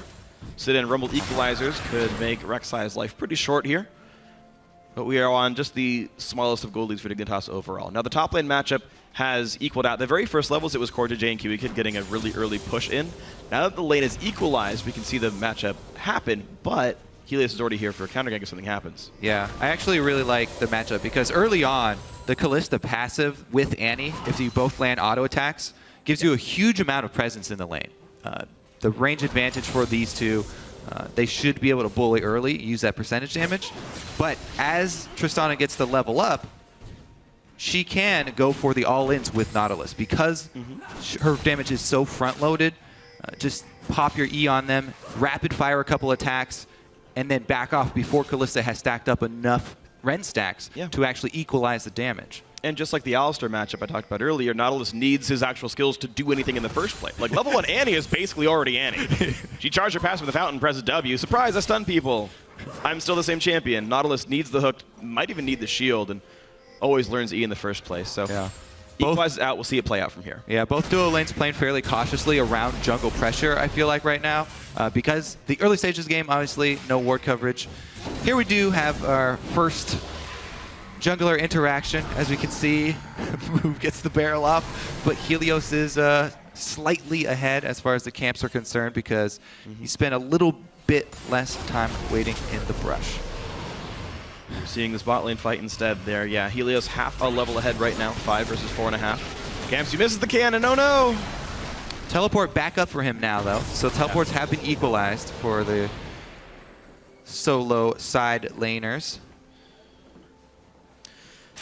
And then we haven't seen them pressured much, even though the initial ward timed out from Gamsu and Hanser is just shoving into the lane over and over again. He hasn't really gotten any wards from Move, and we haven't seen Helios even try to show up.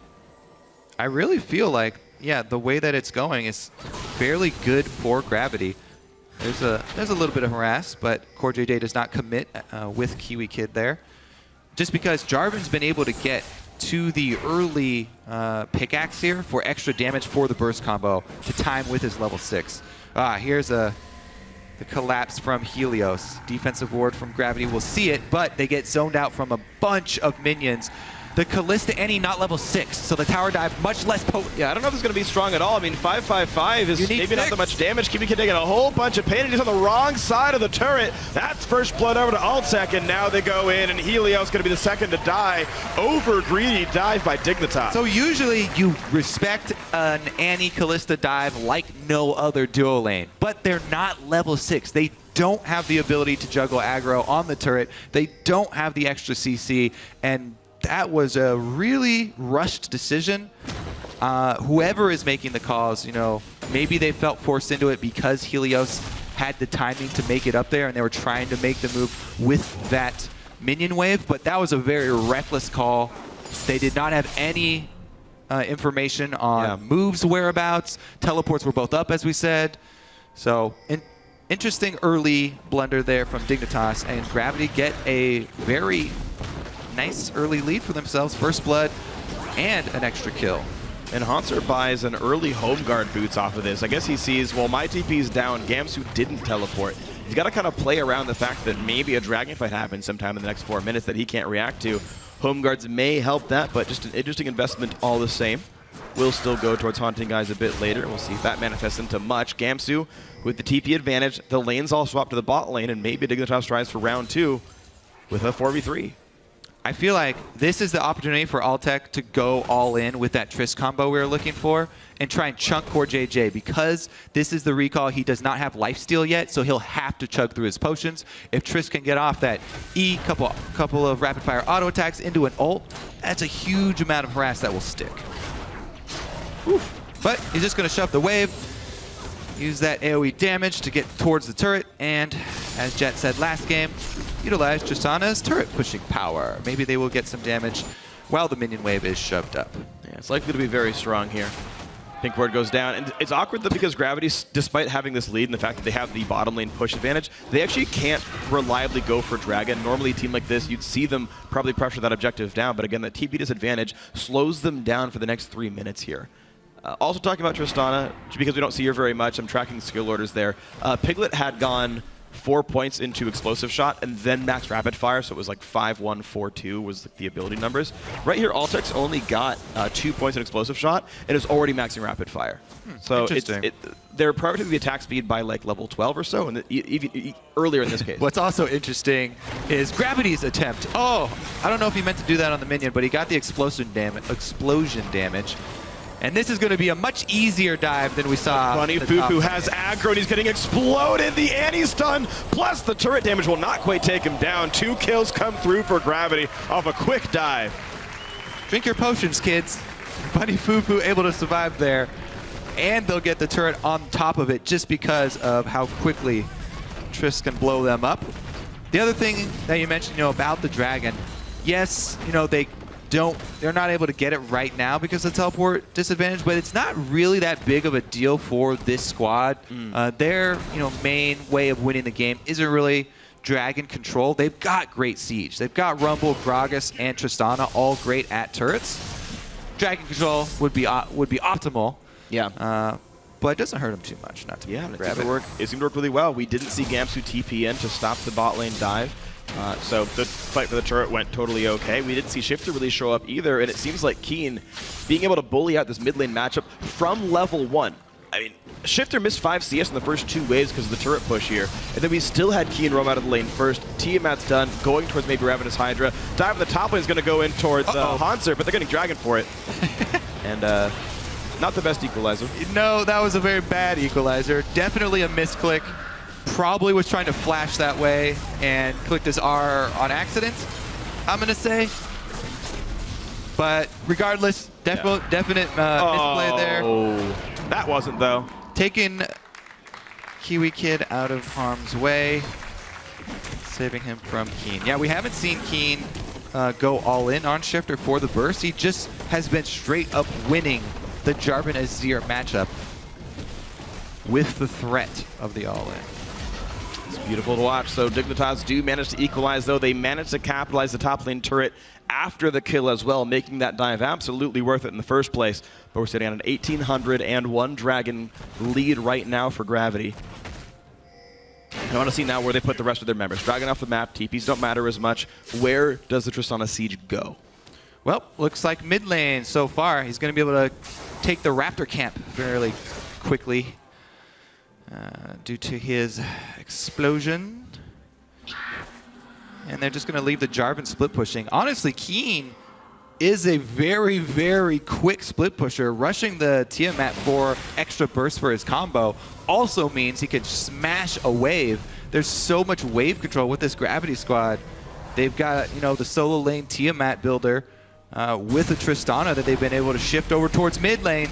And speaking of shifting over towards mid lane, Helios going to get knocked in by the explosive cask, and then he's going to try to flash into a tunnel away as best he can, and oh my gosh, Helios might just get out. Just kidding. Flash and the body slam means Hanser gets the kill with the equalizer. Gravity now 5-1. Gravity just seems so calm and collected this game. Waiting for the first move from Dignitas, turning it around on them, and then taking that lead, pushing it air into the mid game, and very decisive moves from them. Both moves from Gravity result in kills as well as turret pressure. This is also going to culminate in a blue steal. Man, they even had it timed. Move already had the barrel rolled out before that one. There's the Smite W attack. Gravity just absolutely in control here, and we're seeing Gravity the way we expect. Their macro game sense very strong. Gamsu does not have flash, by the way. So going to be a rough exit for him. No ultimate from Hanser, though, as we saw. Okay, so just some damage dealt. Gamsu pops a short cooldown ultimate, walks away. That's going to be fine. As you called it, Altec will be stationed in the mid lane here, and of course he's safe 1v1 against Shifter, so him just kind of chilling and clearing back and forth is totally okay, and it allows Bunny, Fufu, and Keen to run around the map, go be playmakers, and Altec can keep this wave totally safe. Yeah, definitely scary to have that full AD Jarvan, Hydra completed, running around the map. Your bottom lane are very susceptible to getting 100-0 killed. Kalista, if you can land the EQ, which can be difficult, she's dead because your ultimate is guaranteed and your Tiamat activation is guaranteed. Your single attack with the auto attack passive from Jarvan is enough to 100% a Kalista before Bloodthirster's completed. She doesn't have the shield. See if Hanser can do it though. I actually played a Jarvan versus Kalista matchup in Team Builder. I fought against a master tier top laner who played Kalista. I won because you just one-shot people. Builder. Yeah, well, I'm just saying, right? But yeah, you just one-shot the kid. It's miserable. Basically, you just play around the hop because once they've picked the direction and start moving, they can't change it. So if you're quick enough, you're like, he hop left, go EQ, and they have to flash when they die. And it's just the short time window you have to have your guaranteed skill shots land. Move, will grab the scuttler. Helios now going to fight him around. Shifter tries to show up, cannot quite land the knockup though, and move gets out. You know, it's actually funny. We didn't mention it during Champion Select, but Gamsu is also the other solo laner who likes to play the full AD Jarvan to run around and pop AD carries early on. That's true. So it was even a takeaway from Gamsu. Here goes Altec into the turret though. Altec does summon her heal. Merlanomicon cuts it in half, but 300 health on Tristana. Not a very happy elf this time. Flash the way to... Count to 10, see if he can get... 15, I think, now. Well, keep counting then. 9, 10, 11. All right, he flashed. Oh, he's dead. So it's Cortej though. Monster takes him out. Both AD carries fall off the map. Solo laners take him out, 1 for 1. Dignitas finally get back on the board a bit more. Nice stun to Bunny Fufu. Moves around Helios to land the knockup. Anchor toss out of the wall. Good explosive cast to buy a bit more time, but Gamsu is on the chase. Dignitas really wants this, but so does Keen. The duck comes through. Down goes Annie. Helios about to say goodbye, Os. Hanser gets another kill. Who flashed? Everybody's flashing, Freak. Gamsu's already used it, so he can't get out with it. Gamsu's in the front. Not doing a whole lot of damage, though. Shifter's kind of alone at this point. Cortej stuck in base. No fight possible for Dignitas. I do not know a Gamsu by the TP into this one. Nothing gained for him. Another 2-0 for Gravity. Ooh, yeah, the mid game going swimmingly for Team Gravity.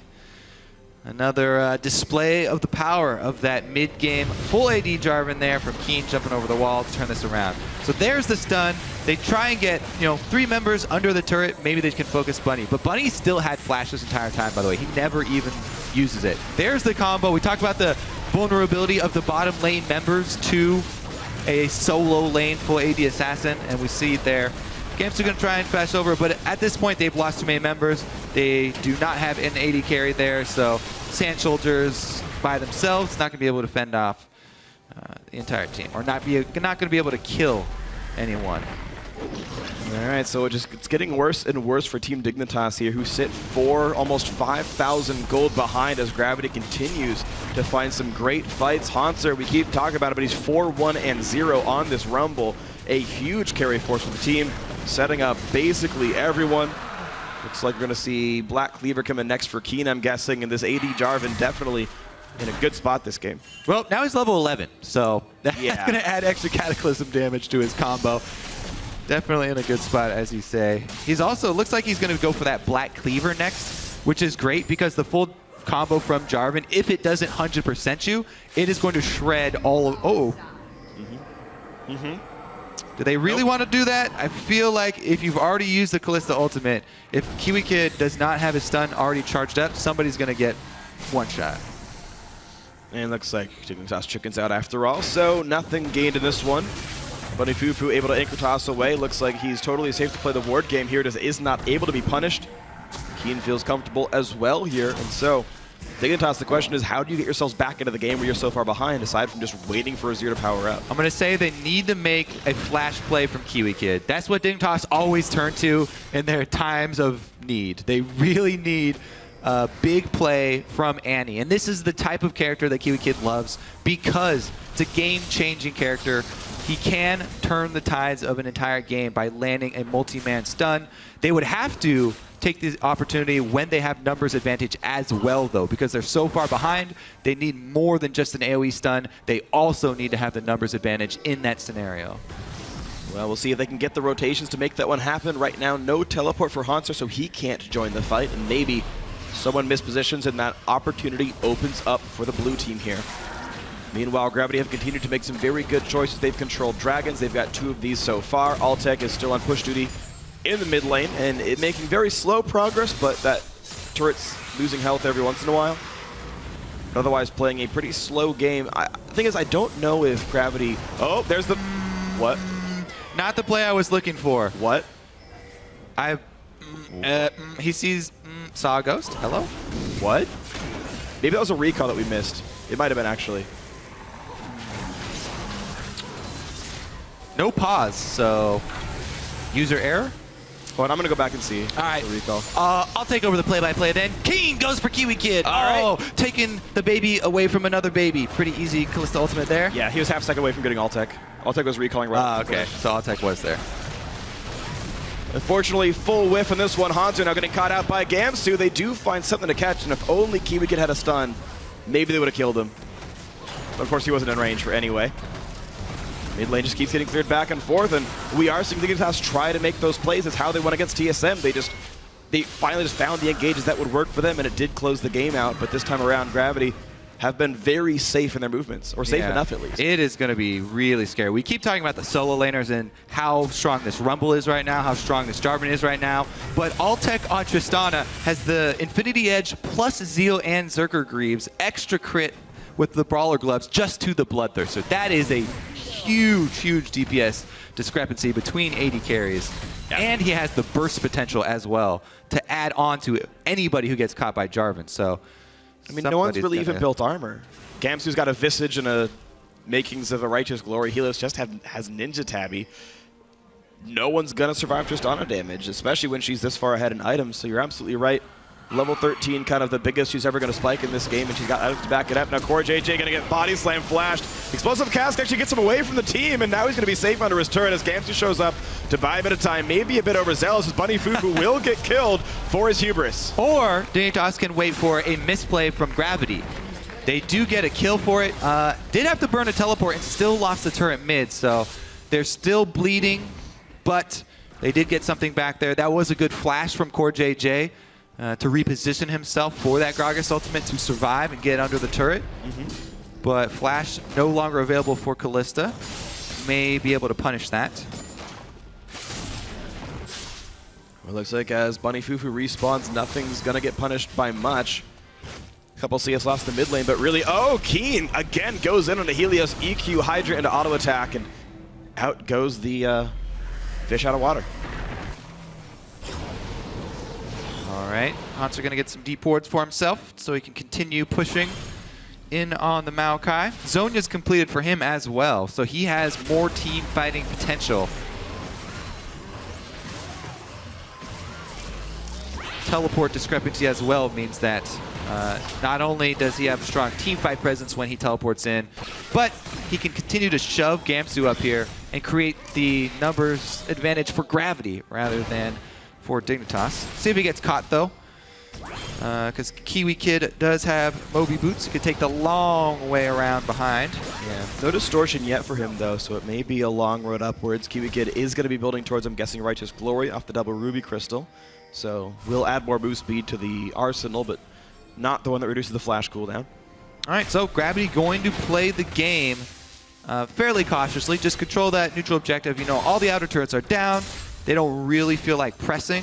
They could pull a split push and try and utilize Tristana's, turret damage, but they can just control the dragon. As you said, they've already got 2, so although it wasn't, rushed dragon and won't be extremely quick, they can easily take the consecutive ones and, force Dignitas into increasingly worse position. Yeah, if they do it on cooldown the rest of the game, they get Dragon 5 at 36 minutes, and that's a decent clip for an endgame push, and probably by then they can chance a Baron as well. So if Gravity wants to play it super slow, that can work for them, although they are pretty far ahead right now, making me think that they should be taking moderate risks in this mid-game. They have been taking Dragons with that, and we've been seeing them look for dives and pushes, but we'll see if they can get any more than 3 turrets in the near future. 10 seconds. So we'll say each dragon respawn 6 minutes, 10 seconds. Okay. All right.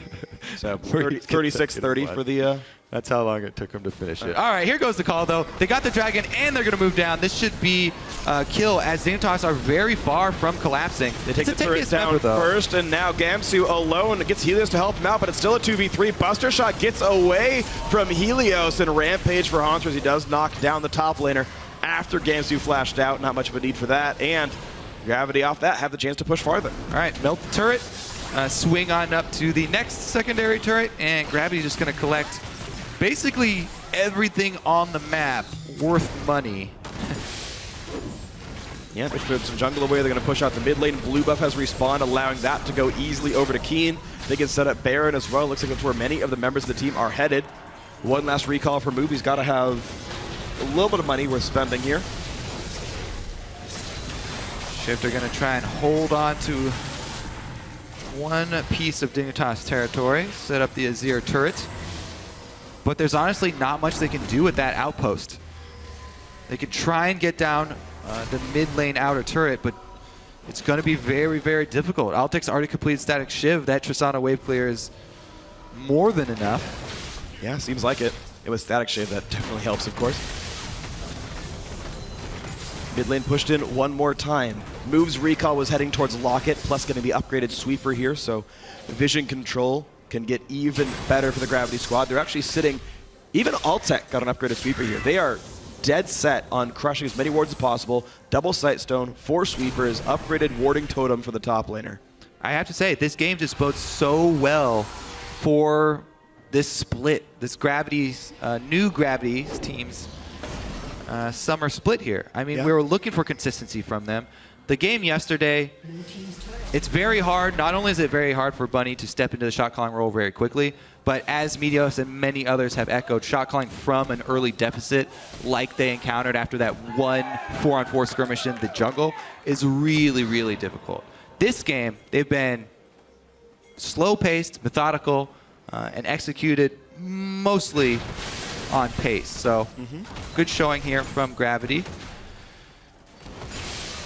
And you got to ask, you know, both these teams, of course, are on trial. Gravity, again, playing a good control game by and large and growing a slow lead, taking objectives on cooldown. Dignitas, the question for them is how well they play from behind. They did just fine against Team Solar Mid yesterday, but Gravity has yet to make the same kinds of errors that let Dignitas in. We know that they are tenacious if something does happen. And so with all the flashes and all the cooldowns up except for Gamsu's, maybe we see that hyphy move. All right, well, we're looking at Kiwi Kid then. He's the one to make it happen. He has Distortion upgrade, so he can burn this flash and have the cooldown reduced.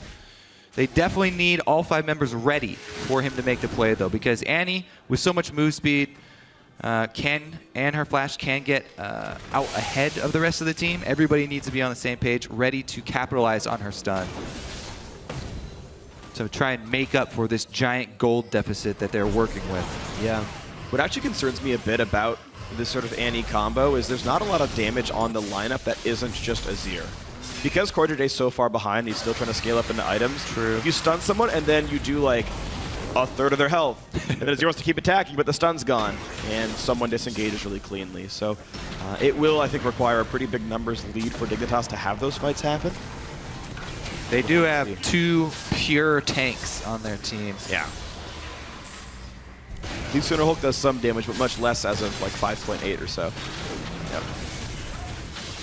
And we'll see. Gravity's still playing the wave for their game. They're playing mostly around Keen. They've got decent wards to let him split push. There's the ping. They know Annie's coming over, so he gets some damage. Walks back out.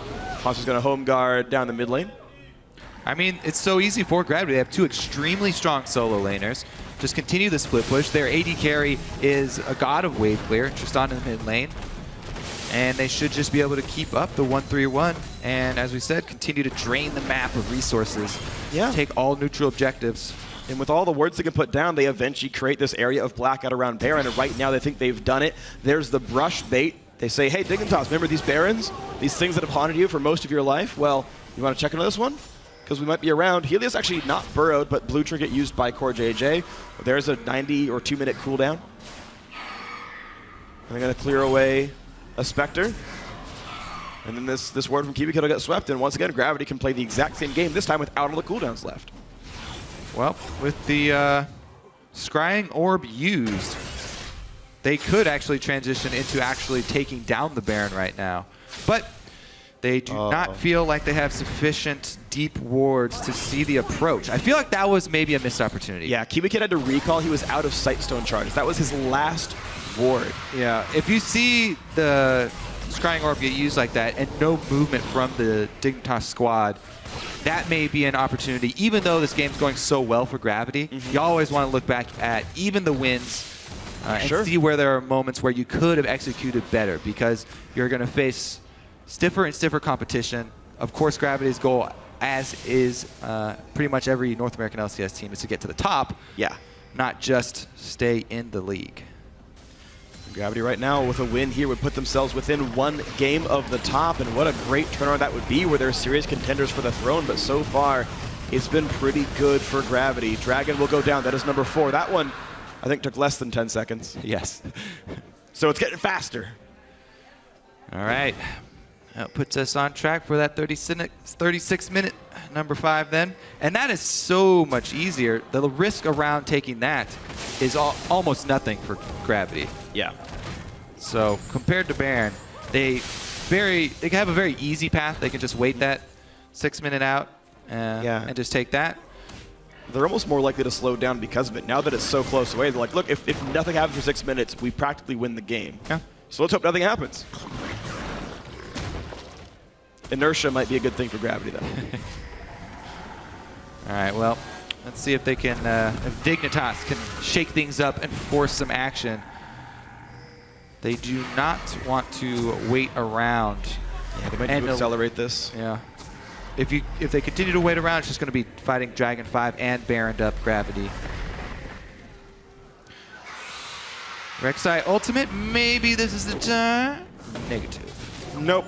Farm alarm. Headed back to the jungle. Move is not exactly the champion they want to catch out and burst down. They'd have a hard time with that one. He's going towards Locket. Not done yet, so at least that's a saving grace for Dignitas, but he's pretty much close to that combined here. I think he's actually within like 50 gold of it. They're forcing something here. Some action will take place because they've called Gamsu up. They're no longer answering Haunter's split push. Nice. He's going back to get home guard boost for his teleport, actually. And Dignitas got a little antsy. Gamsu popped the Righteous Glory, did not find the engage on a move. Look how many wards there are possible for Haunter to teleport in with home guard. Oh, man. You're right, but do you want to flank with Rumble? He has Zhonya's after all, but, oh, they catch up some damage to Gamsu. He, again, is the tankiest member on this Dignitas lineup. The rest of the team will converge. 2 in the mid lane, 3 in this river here. Move once a piece. All right, he's getting bored.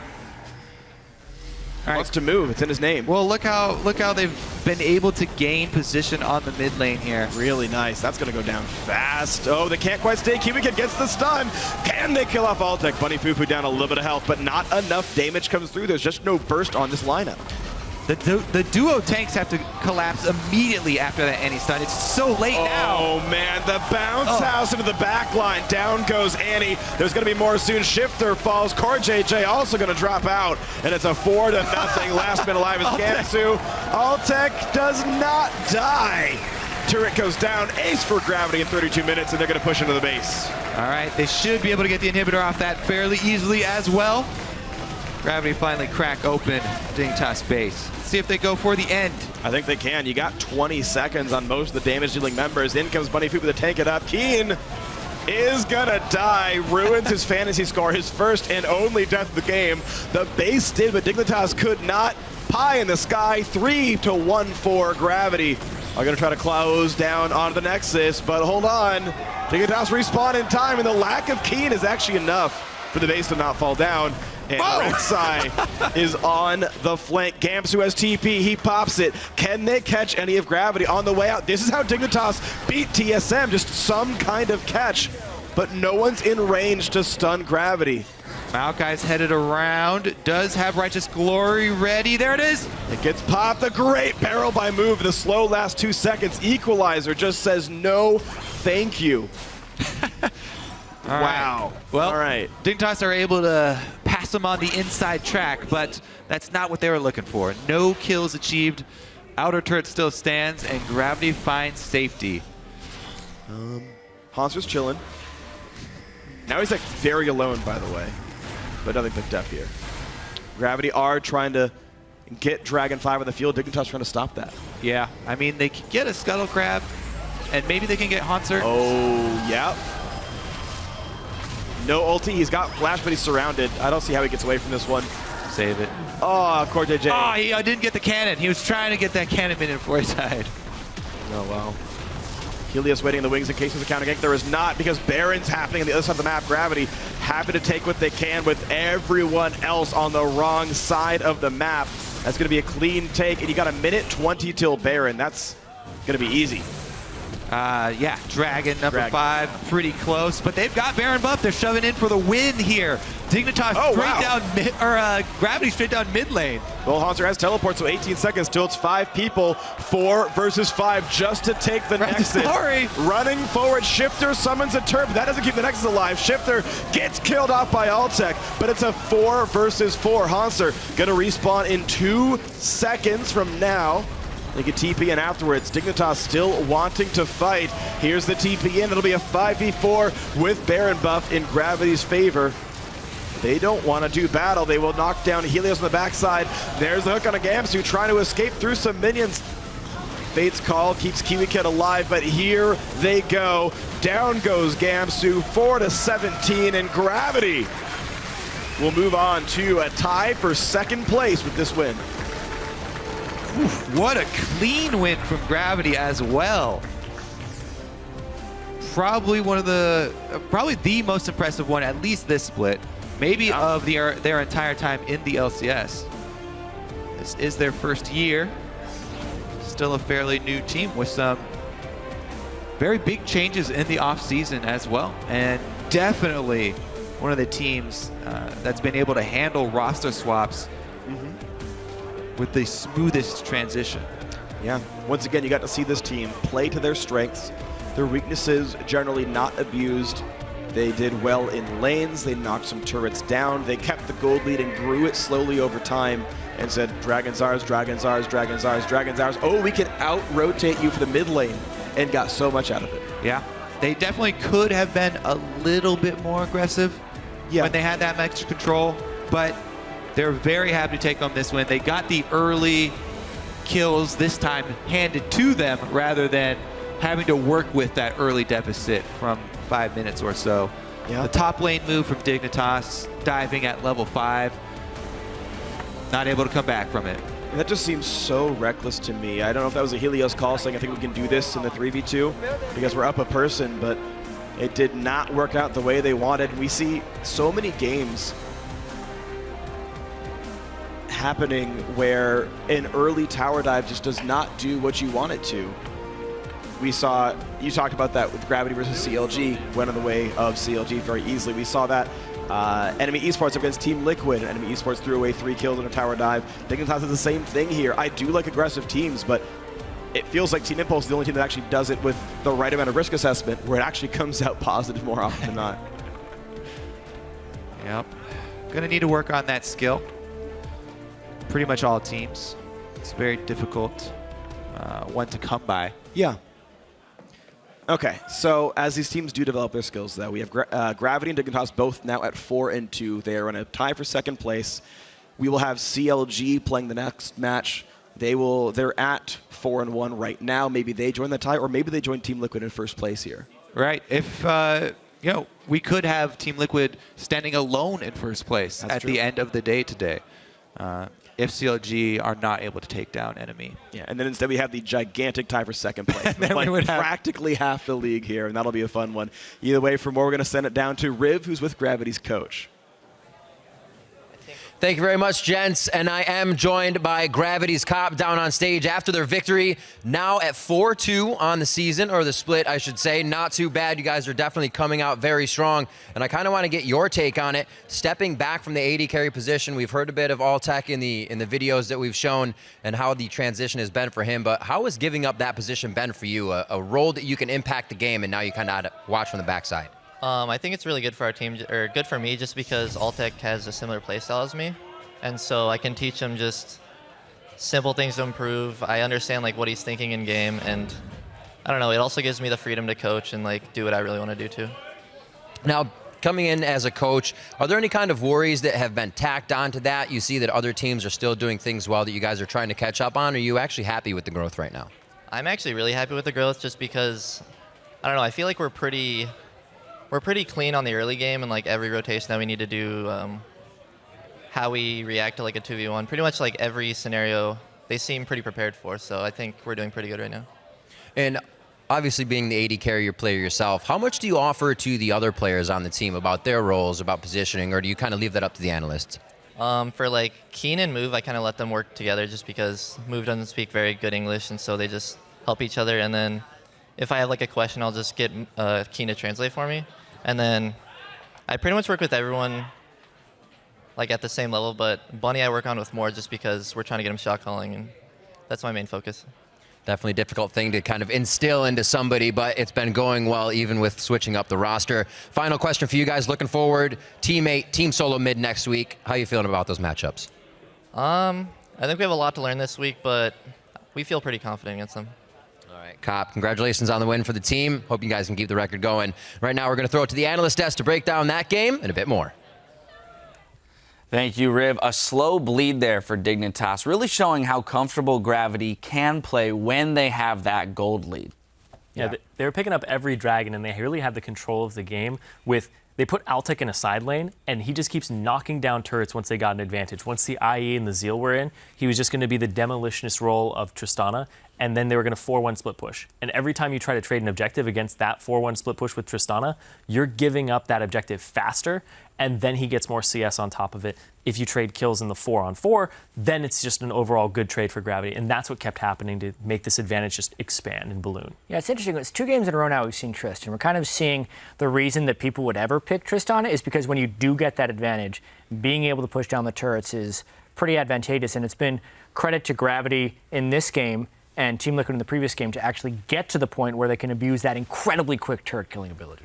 Yeah, and what's interesting is on the other side of the map, we have Dignitas, who were struggling with those early deficits, but I want to look at the integration of Helios, because we bring him in, and we've had 1 successful game, 1 unsuccessful game in terms of win-loss, but the pressure has been somewhat lacking. Yeah, early game pressure on Rek'Sai. I mean, even though they won the game against TSM, like the first gank as him as a Dignitas jungler was like 17 minutes into the game in the bottom lane. This game felt somewhat similar as he just didn't have much of an impact early. I'll give him a break. I'll cut him some slack because he hasn't been playing professionally since he got relegated. And I know he's had a lot of decision making to do. You know, he said was thinking of joining the military, but he still really thinks he can make it to Worlds. And I think it's going to take a little bit of time for him to integrate because he's a very experienced player, and I think he's just a little rusty. Yeah, he can kind of like merge with what Azingi was doing for the team in their 3 victories. Will have that early game aggression. There's a lot of examples of how to pull that off that I think he can look at and be like, this is how I should gank for core JJ's lane. This is how I should get in on these. So there's a lot of growth that can happen there and a lot of improvement, and I don't think that it's not going to happen. Yeah, another thing we saw here in this game was the J4. What's interesting is that there were so many. There's actually so many members out there on the field that could have played that. Gomsu's played it in the top lane, Moves played it in the jungle, but instead we see it go into the mid lane this time. Suddenly, Jarvan is the greatest flex pick of all time with these teams.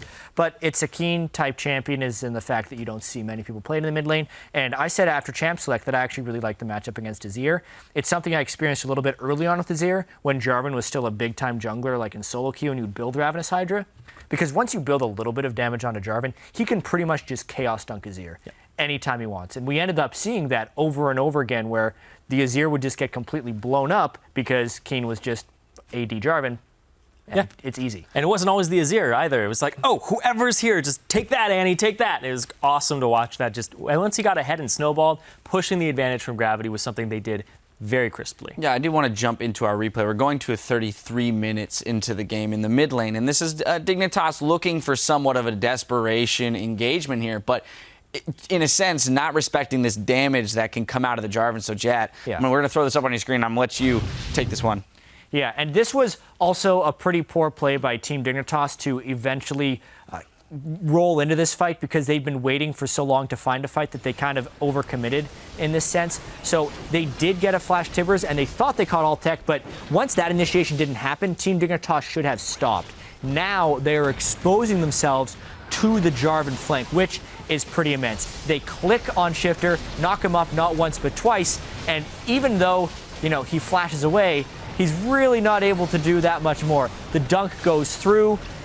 Emperor's Divide late. By the way, Jarvan can ult through the Emperor's Divide because the Jarvan ultimate is immune to CC while he's channeling it, so they just easily ace them, mainly because the beginning initiation there from Kiwi Kid failed, and Dignitas failed to respect the Jarvan. Yeah, there's some really good signs of life there for Dignitas, though, because yesterday they won off of decisiveness in their calls, and right there, they saw Jarvan go bottom. They're like, oh, 4-on-5, rush the mid, rush up the gut. It's what worked yesterday.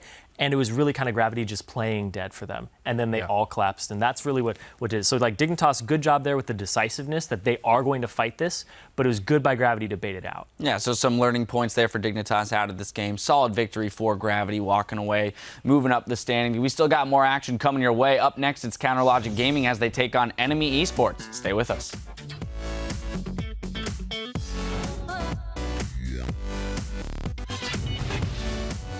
By weird, I mean their comp will look a lot better probably, but we'll win because we're better. Are you sure about that? Yes. We'll wait They are kind of first place and beat TSM yesterday. Yeah. Yeah. Then we saw Funny Fufu has aggro and he's getting exploded. The Annie stun plus the turret damage will not quite take him down. Yep. I've ulted, so you guys ready? I'm going. Okay, nice. Azir, careful. Azira's nothing. Azira's barrier. Nice. Maokai up here. Yeah. Maokai. I don't have ulti. Zero. Slowly, Maokai. I want to back. Okay, I'm back. Man, the bounce house into the back line. Down goes Annie. There's going to be more soon. Shifter falls. Core JJ also going to drop out. Gravity will move on to a tie for second place with this win.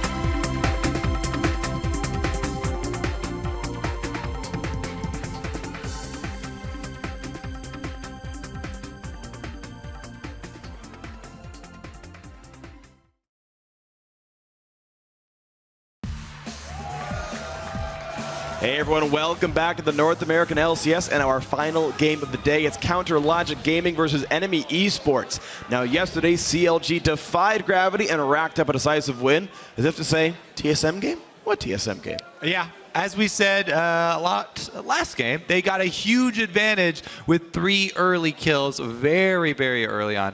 But they were able to press their advantage, which does deserve, some praise. They were also able to close out the game without too many mistakes. Because of that early 4-4 in the top lane, of course, Zion Spartan specifically got the luxury of starting with a 2-level advantage over Hauntzer yesterday and a 26 CS lead at 10 minutes. And it seems like Zion's been a really good bright spot for Counterlogic Gaming. But meanwhile, Enemy Esports are coming off a very close game with Team 8, and these guys are still making mistakes, as you'd kind of expect from a new LCS team. Yeah, and they also kind of feel like a team that's still really trying to identify what their main style is and their own identity that's going to work for them in the LCS. FLICKR, he obviously wants to be a carry top laner. He's demonstrated a propensity to make overly aggressive plays as well, and that is something that COG can actually punish him for, whether it is with the 1v1 with Zion Spartan or in the lane swap scenario. Meanwhile, Inox in the mid lane, he continues to be a huge strength for this team. Despite the early loss yesterday, he had solid KDA. He also had 100% kill participation and dealt nearly half of the team's damage on Echo from the mid lane melee carry, which is very impressive. It absolutely is. Not a poke champion. Nope. Usually we see those numbers only for poke AP champions. Kog'Maw, wow, congratulations. You're so good at League of Legends. Yeah, assassin style, pretty damn he's impressive. getting in there. Inox doing some good stuff. Let's check out the starting lineups on the blue side. It's Counterlogic Gaming, Zion Spartan in the top lane, Smithy in the jungle, Pobelter in mid, Doublelift in AD carry, and Afromu on support. And on the red side, it's Enemy Esports. Up top is FLICKR in the jungle, Trashy, mid, Inox, AD carry Otter, and support Body Drop.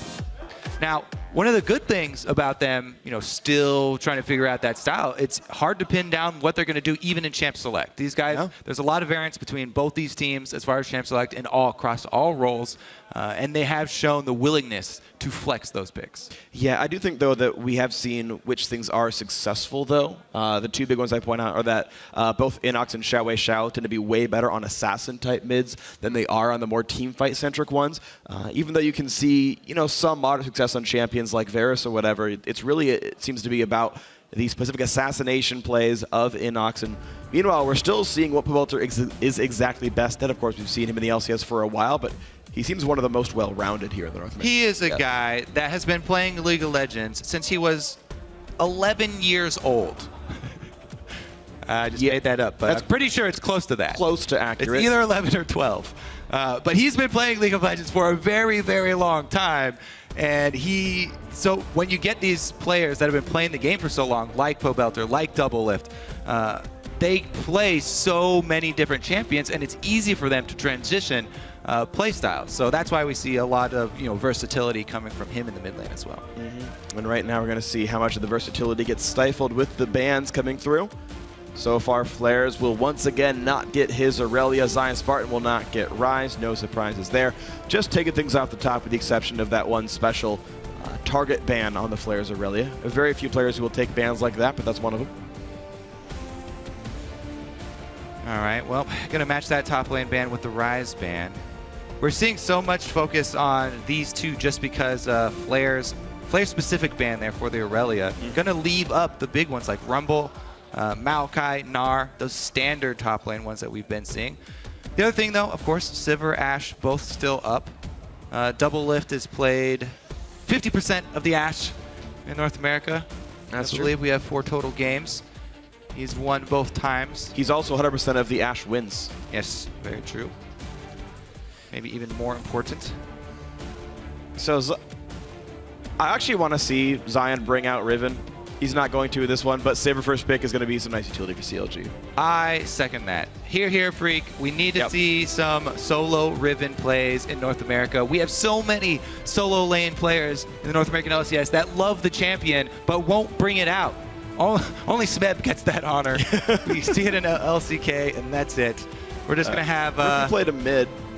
Yeah, exactly. See solo laners, mid or top. Yeah. Viable in both.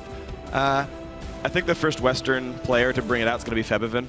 It's like literally what he named his account after. Yeah. So we'll see about I think Europe gets the honor, but we'll see. Meanwhile, over here in North America, going to be a standard pick for CLG, just a Sivir for the first pick for them. And Enemy going to pick up FLICKR's favorite champion, the Hecarim, the champion he got to rank #1 on the solo queue ladder by spamming. Well, if it's the champion you're going to spam to do it, Hecarim definitely one of the best ones for it. Rek'Sai does come through for Trashy as well, so far no surprises in Champion Select. You talked about maybe unpredictability, but the Champ Select starts out with things you expect on both sides. Yep. Gragas banned, Rek'Sai picked up, no surprise there. Bard locked in, the crowd goes wild. Nunu locked in for Smithy. Yeah. Very curious to see how he pulls this champion off. No skill shots to miss. You can miss the ultimate still. I suppose. But you're right, it's not really a skill shot. I really am curious to see how he pulls off Nunu because it is such a different style than we've seen from Smithy. He's been a guy who gets really focused on kills, trying to get his lanes ahead, get an advantage by ganking. But Nunu is all about controlling the enemy jungler and the neutral objectives. So I'm really curious to see CLG try and force this style and display another style here in the North American LCS. And also kind of to think about it as far as Champion Select is concerned, I really want to see CLG go for an Azir for Pobelter. I really don't like Nunu Sivir. I think it's one of the worst synergies you can go for. And so I think I need to see someone else synergize. But meanwhile, enemy esports are going to pick up the Janna Vayne for their bottom lane. We see Vayne very commonly picked into Sivir for the mid-game matchup, the split push power. And Otter has been pretty successful on this champion. Yeah, he's been a huge fan of that champion. Put in a lot of time on Vayne. And as you said, very happy to take it into the Sivir matchup. The other thing I really do like for CLG is that combo of the Bard and Nunu actually does lend a lot more jungle control. Bard is so good at working with the jungler, not only for ganks. Yeah, okay, you can gain a lot of distance with the Magical Journey ganks, but just being able to control the vision. Bard is so quick and he's really hard to chase down. Plus, they will be able to use Magical Journey for sneaky neutral objective steals. Unfortunately, CLG's on the blue team, so no back pit Baron attempts. Maybe you can go for Dragon on those, but that's less crazy.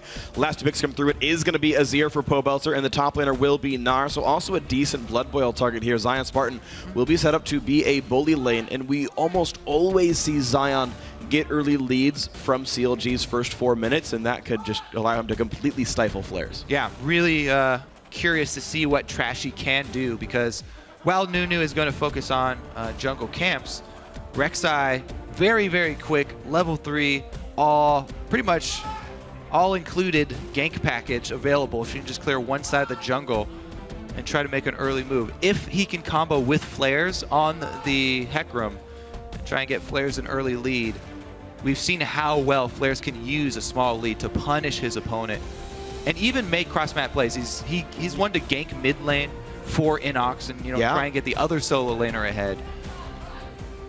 Interesting. So the team going for a much longer range style. Xerath comes through. Flares will get to split push. The rest of the team more likely to kite back here and play the siege game. Counterlogic Gaming, though, have engaged through Gnar, Sivir, Bard. I don't know how well Poke will work here. I do like the lock-in of wave clear of some form, though, against Nunu. I feel like you have to have a mid lane with strong wave clear. So although you did point out the strength of Inox on the Assassins, especially with the Azir matchup, I don't think they can afford to have him on some type of melee champion or champion lacking wave clear when they're facing a Nunu who's looking to take over the jungle.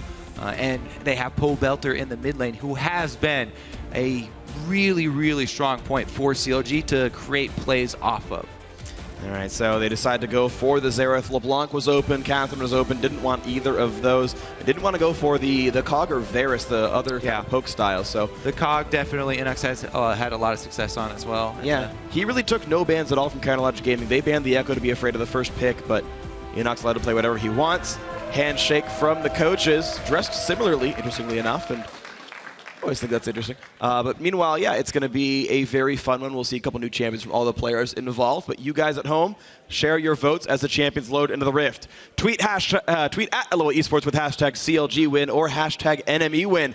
And let us know who you think's going to take this one. It's going to be a very fun battle. Counterlogic Gaming with a win can tie for first place or fall into a tie for second. NME Esports right now can either move up to a 3-3 tie with Impulse or drop down to Cloud 9 spot.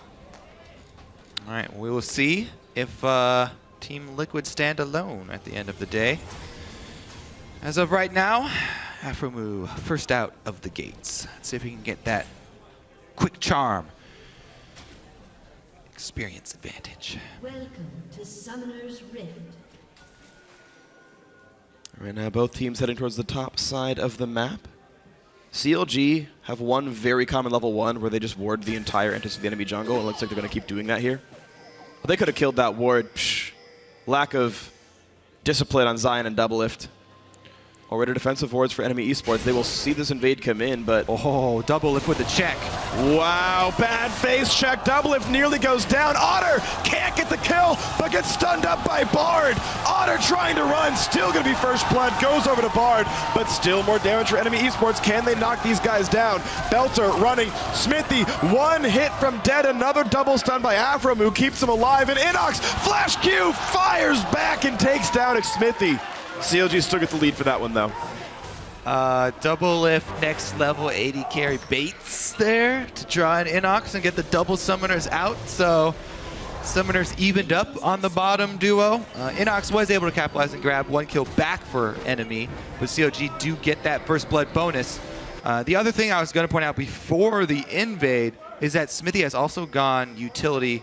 Looks like fairly deep utility because he's got 387 move speed as well. On the Nunu, so he's got not only the extra survivability of Biscuits to stay out there, but the move speed to really get around the jungle and harass. That combined with Bard's mobility should provide a lot of control for CLG. As of right now, going to start off on the Gromp and duo swapped top. Remember, the flashes and heals from both AD carries will be down, so they'll probably be more cautious. Maybe they just wanted to lane swap out of the Vayne matchup, because without summoners that would be even more painful. Yeah, it's true. It's unfortunate the level 1. If either body drop or flares had ignited, Doublelift would have died.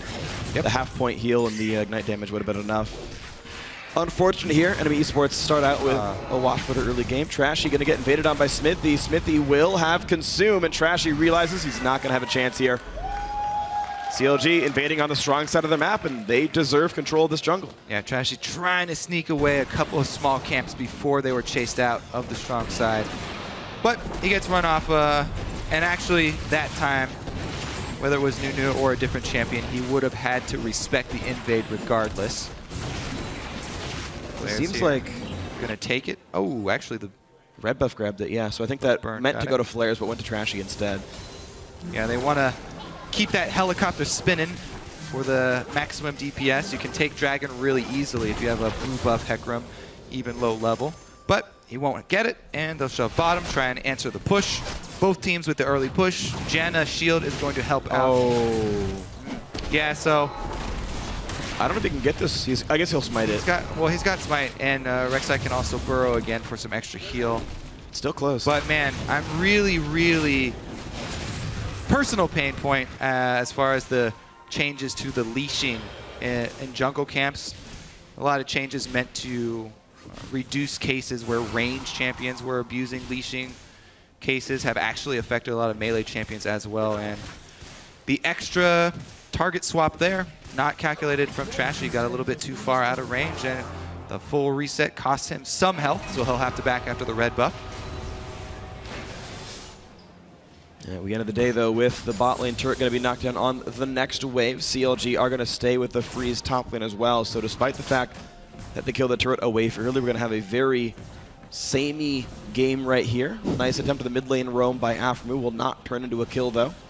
Roughly equal jungle farm and top lane farm.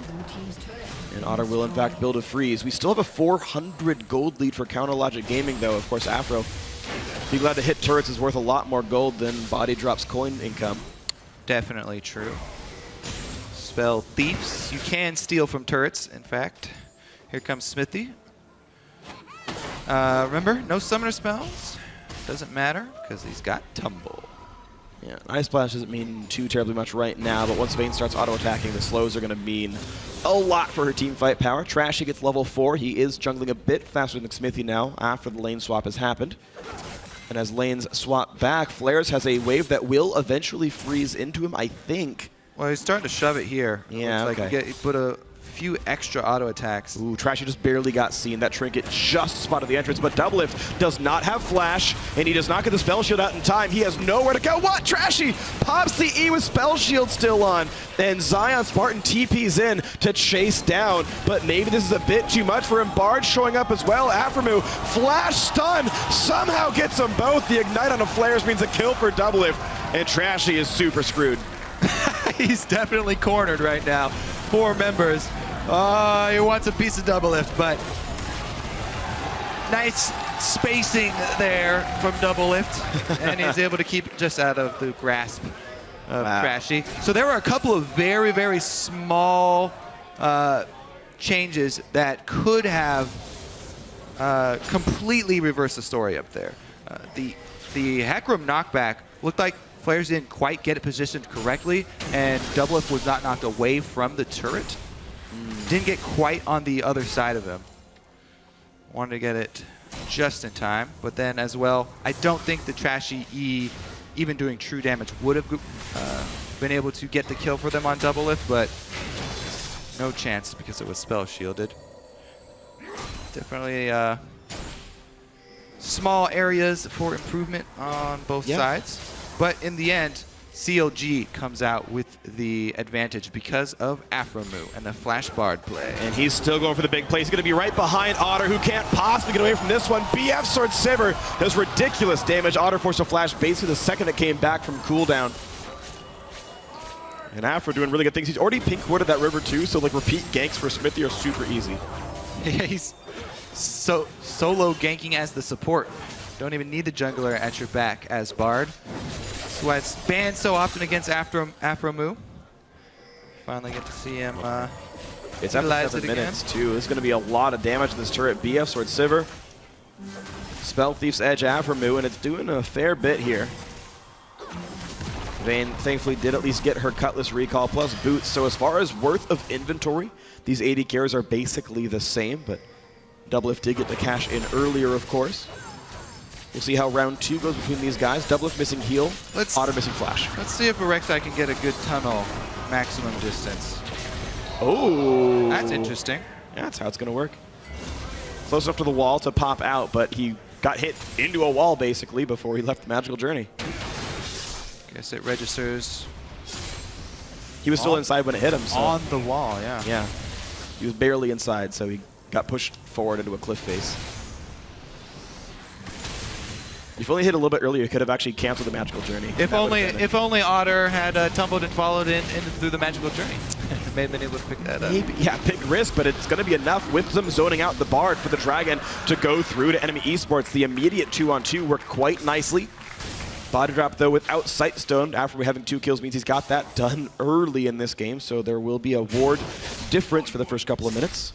Similarly, Smithy rushing Sightstone himself before even upgrading his machete, so an early emphasis on wards will be here for Counter Logic Gaming. Yeah, look at that red side just lit up by Smithy. Let's see if he returns over there. Wow, that top jungle is... Pobelter, yeah, exactly, the red side jungle. Pobelter has done a really good job in the mid lane. He's got control and the CS lead over Inox. He'll probably have to stop off and get that blue buff, but once you transfer blue buff, Nunu is definitely set up to invade. Zion's getting a huge chunk here out of Flair. Yeah, good luck. Flair's going to be from this one. Level 6 to level 5. Ignite is on. No thank you. Trashy shows up to not get the flash on Burrow, but Inox is here to knock down Zion Spartan. The flashless Gnar has nowhere to go. Can't dodge much of it. Inox gets the kill. Enemy keeps firing back. Yep, Pobelter not able to answer that roam. He had just recalled, and Inox able to move top to answer the kill. Zion dodged as much as he could, but very good roam from Inox. Able to reap the rewards there. Yeah. You're seeing the cost of the roams, though. Pobelter getting farther and farther ahead, and minions. Flair's TPing for the bottom lane, though. Does not dodge the Q from Aframu. He kind of just turns around in a corner. That is huge. Hecarim's first home guard teleport is a big part of the way you can snowball that lane, and that's going to be a non-factor here. Huge cooldown for it used on a ward. He's still not level 6. Nothing for Flares to do except jungle now, and this is not the Smite TP Hecarim. So he is in pain. Ooh, Bartle to a miss. Ulti still comes through. The flash from Afro gets the stun. Janna to turn it back around. It looks like in the battle of cooldowns, enemy comes out slightly ahead here, not having to burn a flash for that. Yeah. Dragon already down means bot lane is not really going to be much pressure. However, Zion Spartan is slinking his way into this bottom lane. It's actually Smithy who's shoving top. And Nar's waiting for something to happen down here. That new lane shove, that's a good use of the ultimate, actually. All right, let's see if they can actually get this turret because Trashy's in the area and Janna a bit low on mana, but able to get one shield up on the turret. Still some damage coming through. Enemy cannot engage on double with this many minions around. It's going to be enough. The investment of Zion Spartan is super worth it when they push enemy out of their own turret, plus knocking it down. Smithy gets his Sight Stone and the Pink Ward after that top lane shove. So he will be able to replenish the vision inside the enemy jungle. Extra turret going down for CLG is huge as well.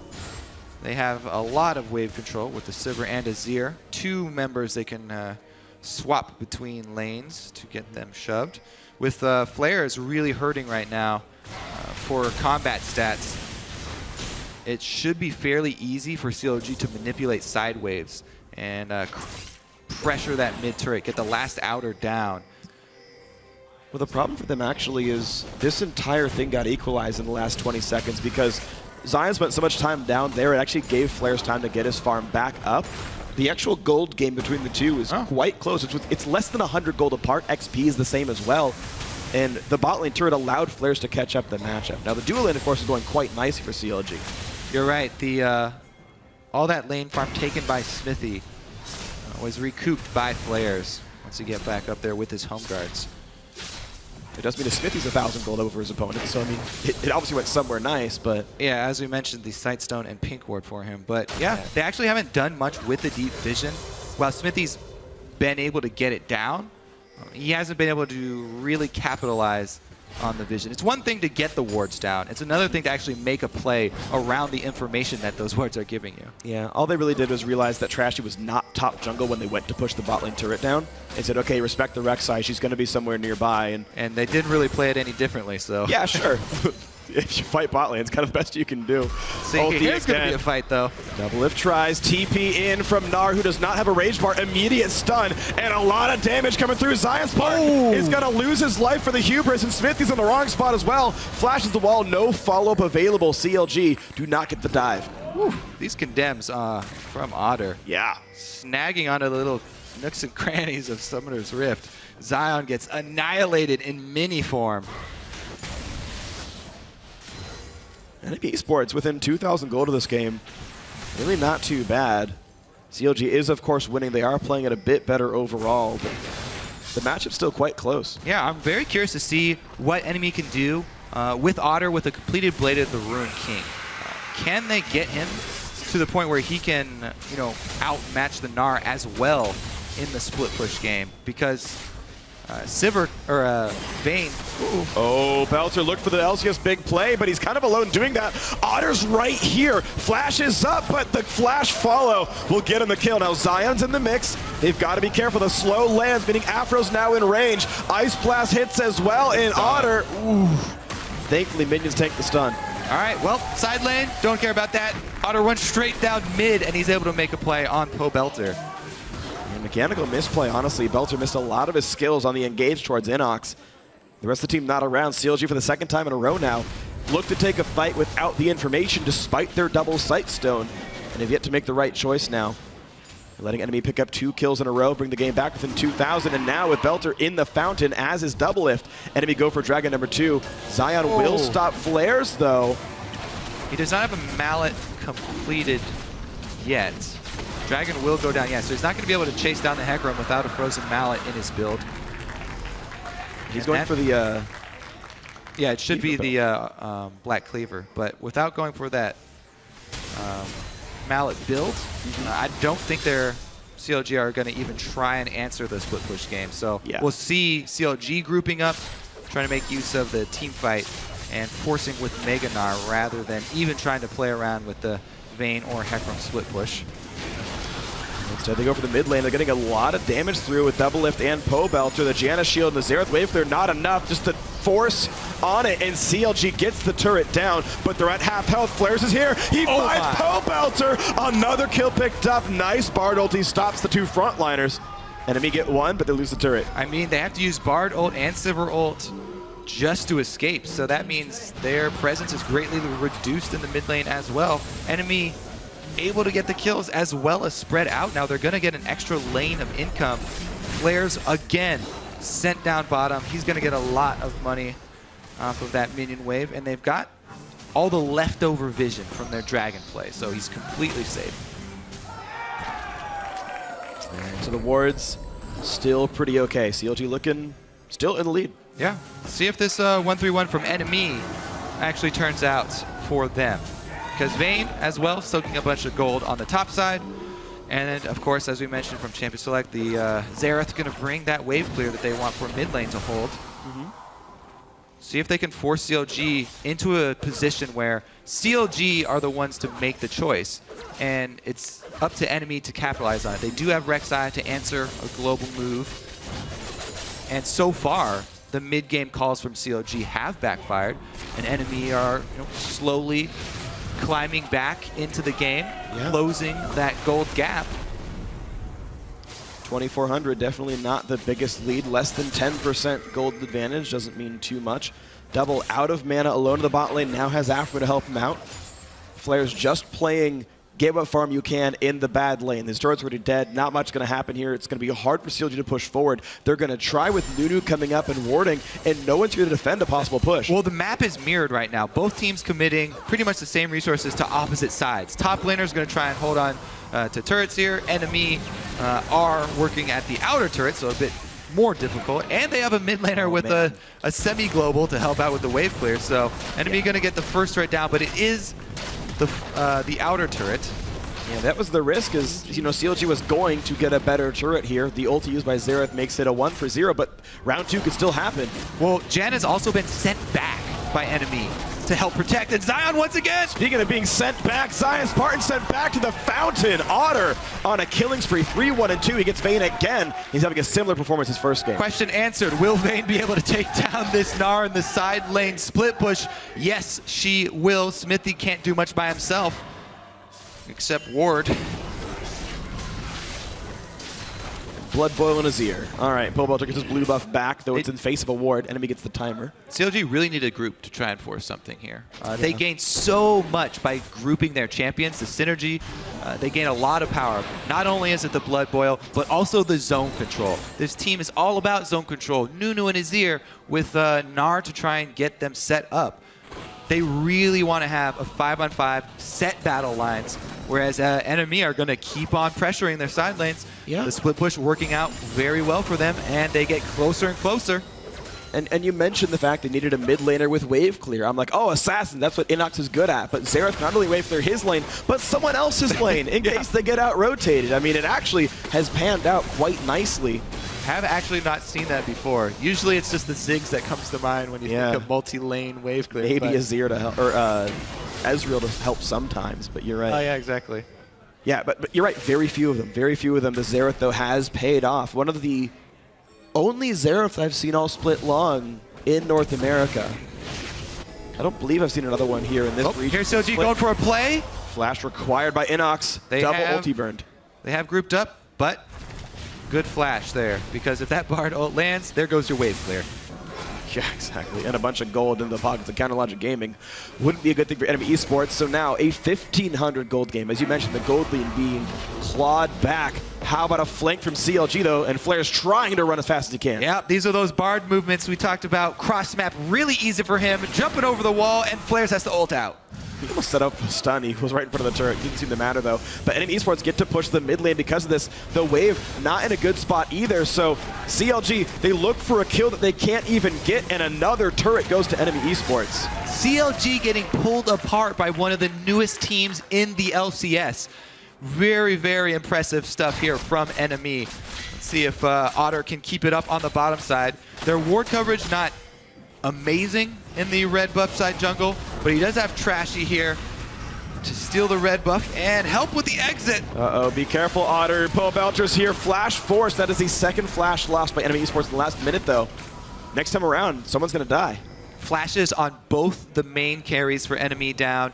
FLICKR's had to burn his ultimate as well. These are things that will come back up with time. If enemy decide to now play more defensively and wait, they can retain the advantages that they got by paying for them with those flashes. Yeah. CLG, though, going to try and pressure that window.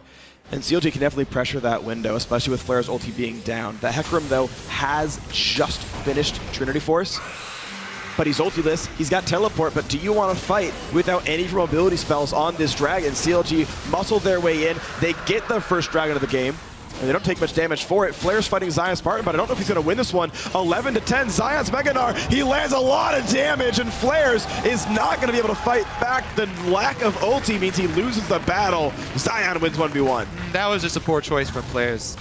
You see the Gnar bar charging up. You cannot fight him by a wall. You're in the top lane. There's plenty of open space. You could move back out towards the middle of the lane. Yeah. Spamming his Q as he does so, but not able to do so. And Zion gets the outplay up top, able to capitalize. And puts the game back into a 1,000 gold lead for CLG, and plus that dragon being picked up. 30 minutes or 20 minutes in like this, actually those stats start to matter. So a really important neutral objective pickup here, worth its weight in gold. Nice flash ulti by Bard to set this fight up. TP is coming in, but will it be enough? Because the ulti from Bard buying a lot of time. Trashy being focused, double lifts low. In comes the pony, knocks down the AD carry. Smithy forced to run. FLICKR's joining Afro on a magical journey, gets stunned for his troubles. And it's the 1-for-1 off the flash ulti. Now Belter to buy a lot of time for his team. No further engage gonna happen. Yeah, a little bit early from body drop, but he did save turret damage as well. The turret did not go down. And they got the inside track on mid lane. The prior Azir turret keeps the wave up like this, and CLG can push right on in. They got a lot of time to knock this down. Missing an AD carry or not, this is a nearly dead turret. The Blood Boil Azir not able to make it happen. CLG able to stay safe under that, but FLICKR still wants blood. He looks for Belter, but not enough damage comes through. Azir turret goes down, but CLG get the better of it. Whew.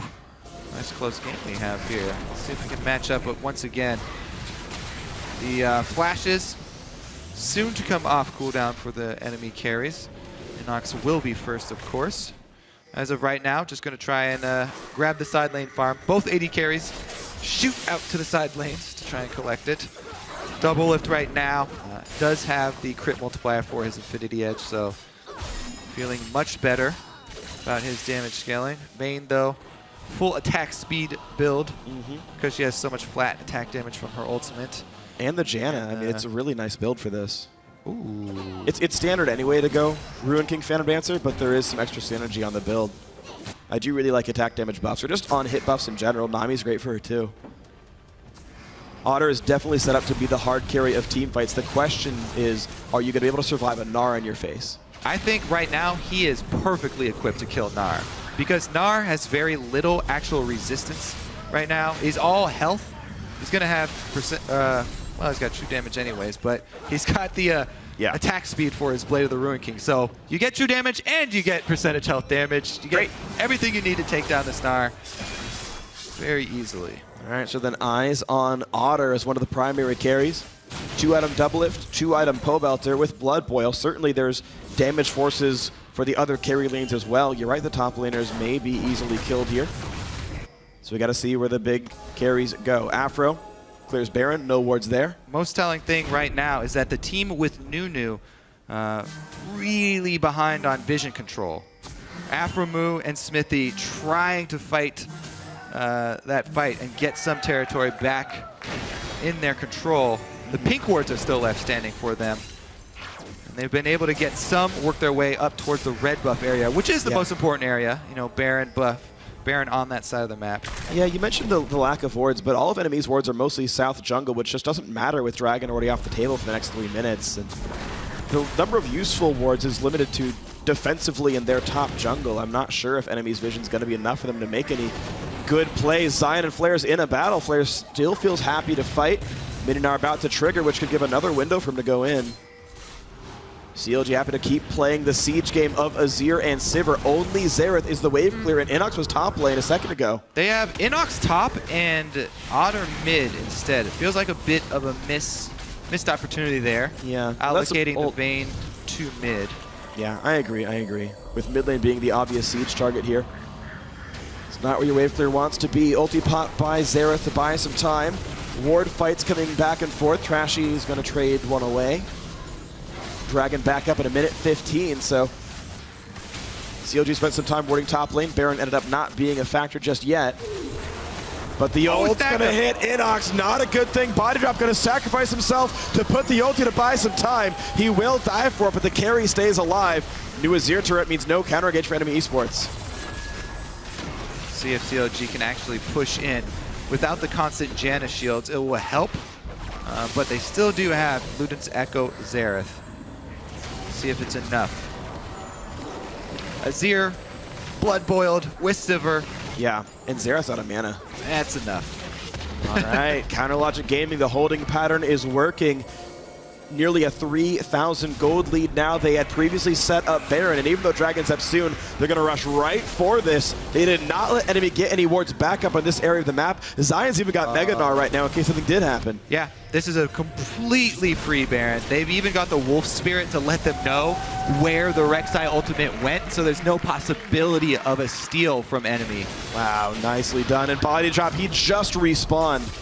Really goes down for it again, but enemy wants to fight anyway. In they go. Flares take a lot of damage. Smithy in the front lines. Flares goes down to Pobelter. The engage means nothing, and now they go right back in, but they trade back. Belter is down, killed off by Trashy. Here's the chase. Smithy stunned against the wall. Otter's on a rampage. 4v3 despite the Baron buff. Well, they will be able to pick up Dragon, so it'll be number 3 and give them move speed, which is very important for the split pushing comp.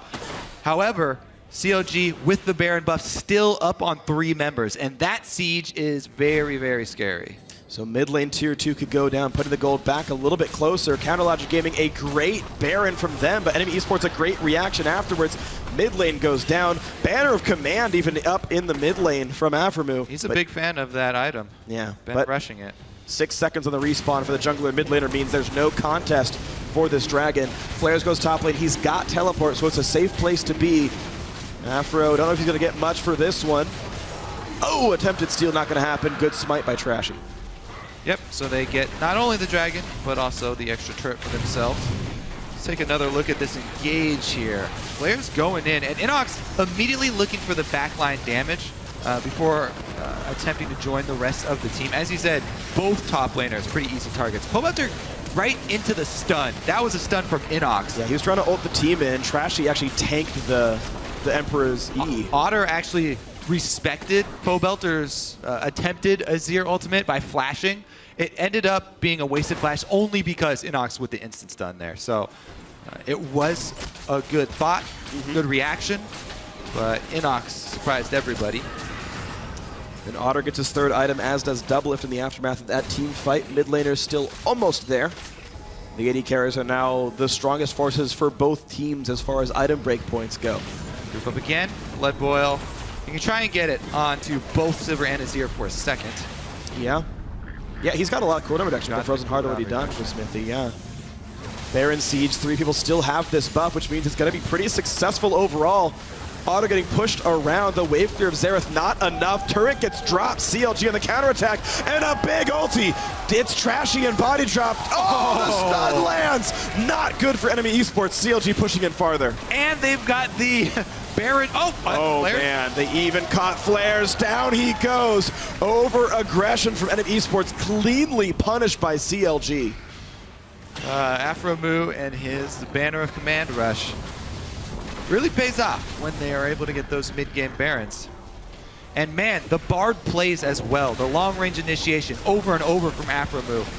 Yep. Burning summoners or actually catching priority targets from him.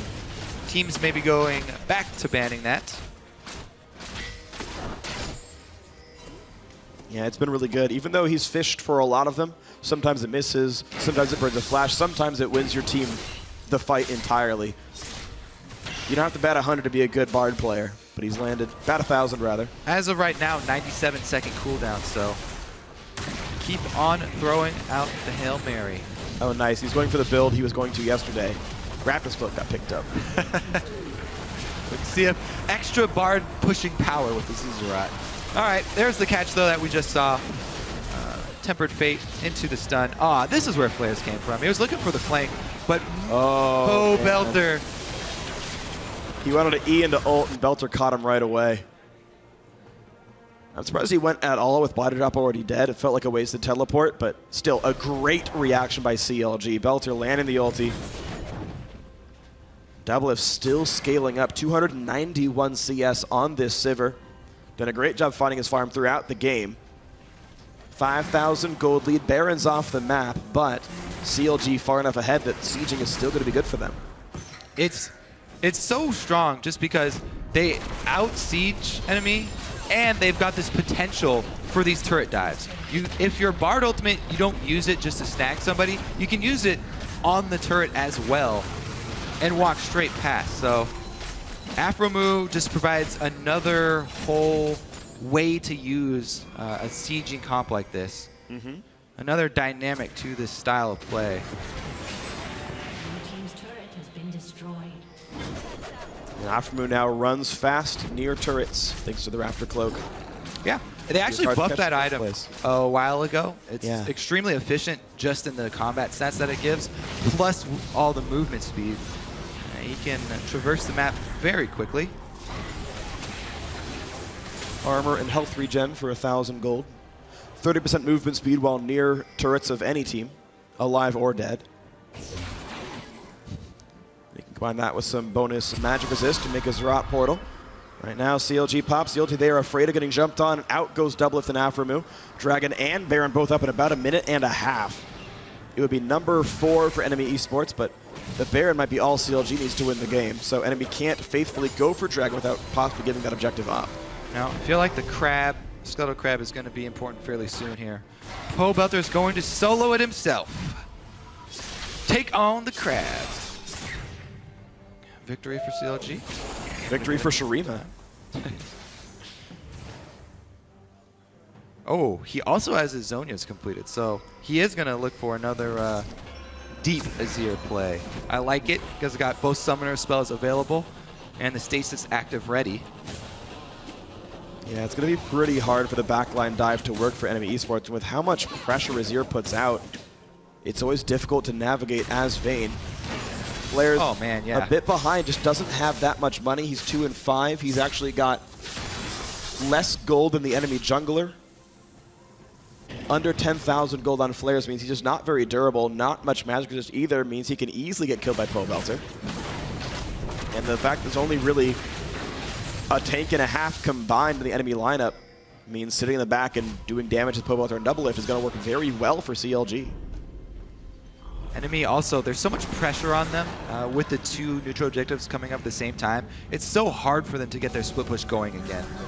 Once you lose control of that mid-game map pressure, it's really hard to reset something as spread out as a 1-3-1. Right now, they really have to respect the true sight around Baron. And CLG are going to do their best to reclaim this area of the map. They respect body drop with tornadoes. Trashy lurks back and forth, but he's just on top of a network of wards here. Ever takes some damage, doesn't care too much though. He's got armor and health regen. So, enemy can opt to send one person down to Dragon to try and take it. They've opted for Otter. Maybe he makes a solo play on Zion Spartan here, who just turned mini form.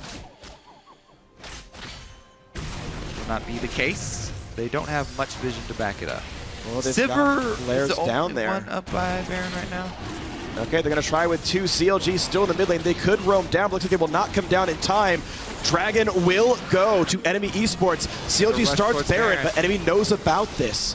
It's dying so fast, though. Doublelift and Belter plus Smithy crushing the health bar. Zion on the wrong side of the fight, but it will be Baron picked up first.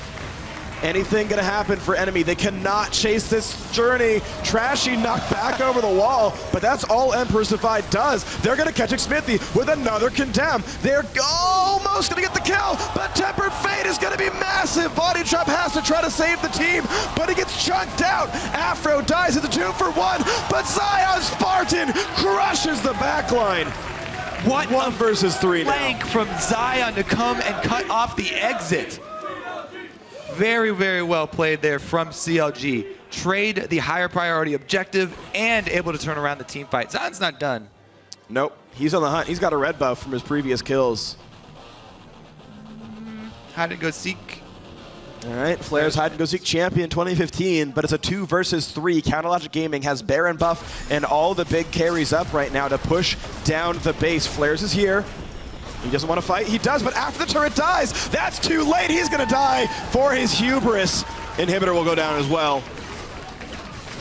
I feel like he's given up at that point if we're going to do Rad T or death.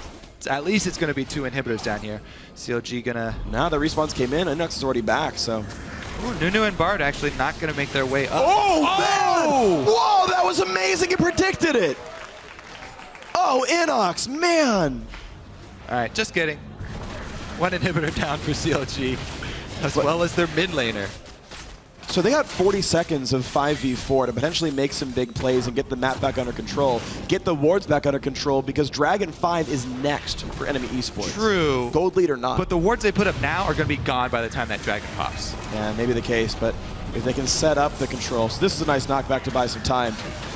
All right, CLG. so also watch Zion trailing this entire time through the river. Even though Hecarim home guard teleports in, the Banshee's Veil, Zion's able to walk right past him and get in towards all the high priority targets. Aphromoo, of course, with the Tempered Fate, was able to stall the rest of the team and buy time for Zion to get there. Even though Smithy ends up going down, that's Nunu, that's the guy on your team that you hope gets caught, and you hope they burn everything on.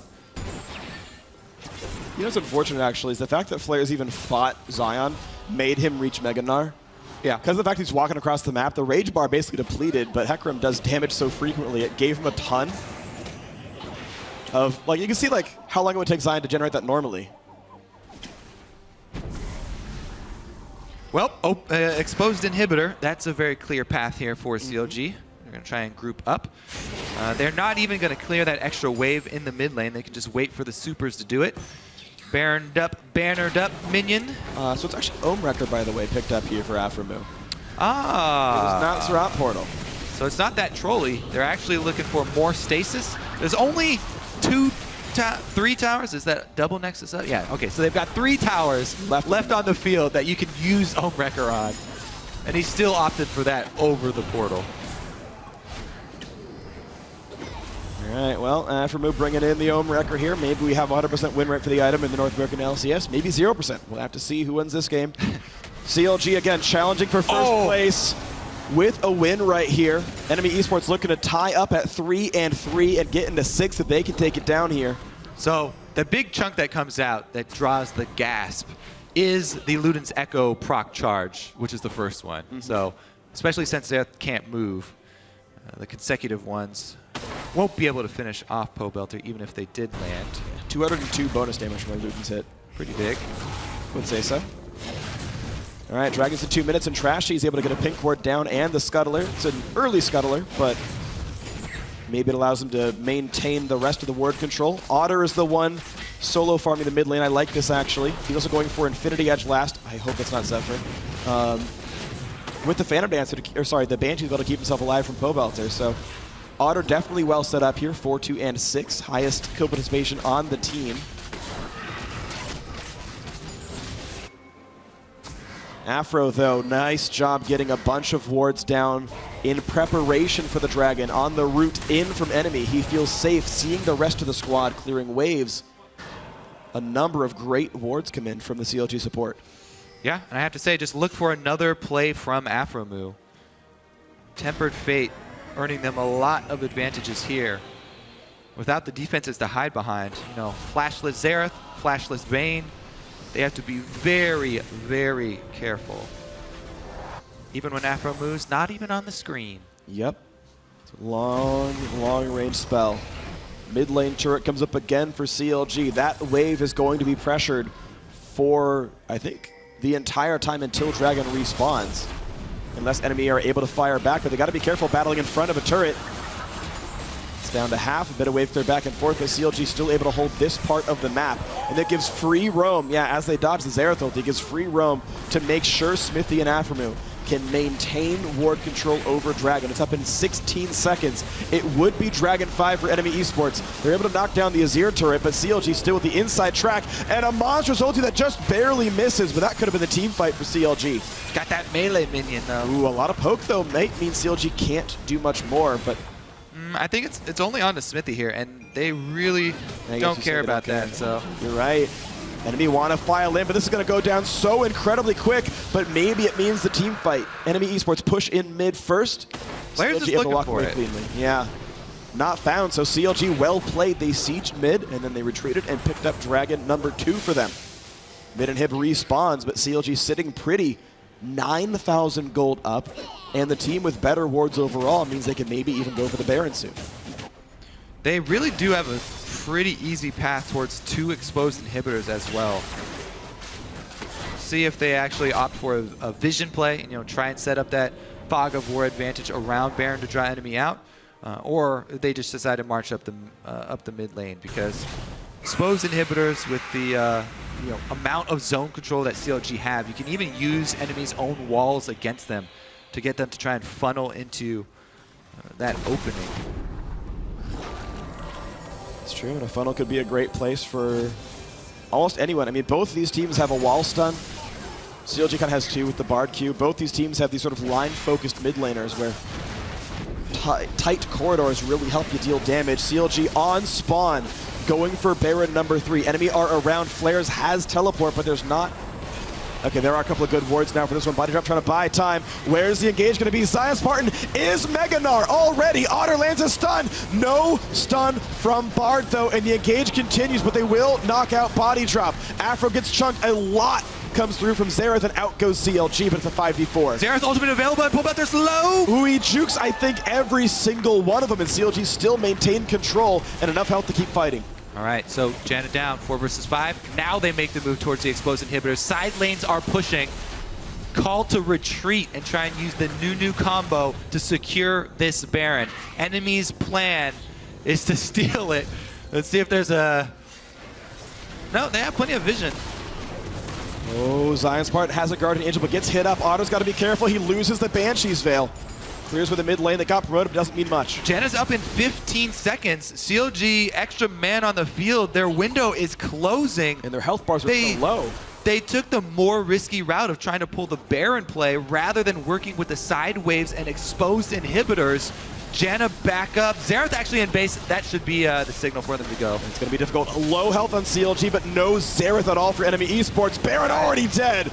And now is a 5v5 with a Baron buff. Enemy Esports running as fast as they can. Another Tempered Fate dodge, but they've still got to be a bit careful. Smith in the front line. Here's the engage. Here's the jive in from Flares, and they don't quite get Pobelter. Trashy in. He looks for Smithy. A shutdown as Doublelift goes down. Trashy still on the chase. Wants to get another one. Zion Spartan buying time. Inox misses the flash Q. Zion low, and Flares on the chase. The magical journey keeping Afro alive for now. And the E is timed out. The double stun keeps Afro safe. It's a 5v4. Trashy cannot land the knockup. He gets stunned again. Afro lives to fight another day, but mid lane's getting pushed. Enemy Esports pushing onto the flash core. Flares is recalling. Flares is going to answer. Flares has home guard. They got the inhibitor already, though, due to the minions. And enemy are still pushing, though. They have the numbers advantage here. Zion Spartan could not possibly cleanly jump in.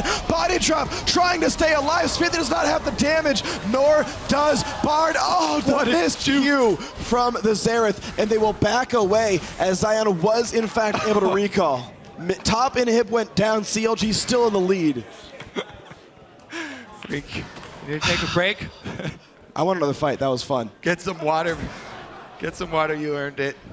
Man, all right. So also we saw there in the middle of that fight the power of the Bard kite through the jungle. It even makes people second guess chasing him. Through the second magical journey there with enough cooldown reduction, it is ridiculously hard.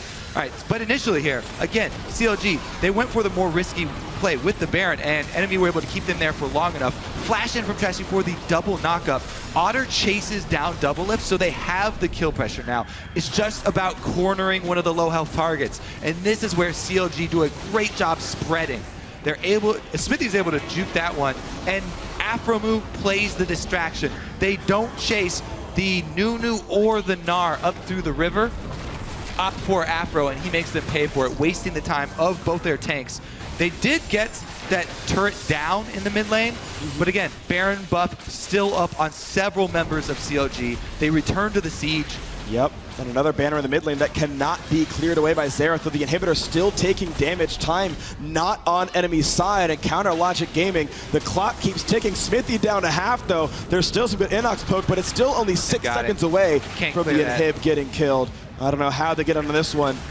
A lot of pokes still coming through. Double Lift down to half, and the cannon has switched focus. Actually taunting the cannon. They can't kill it, but they can off-tank it.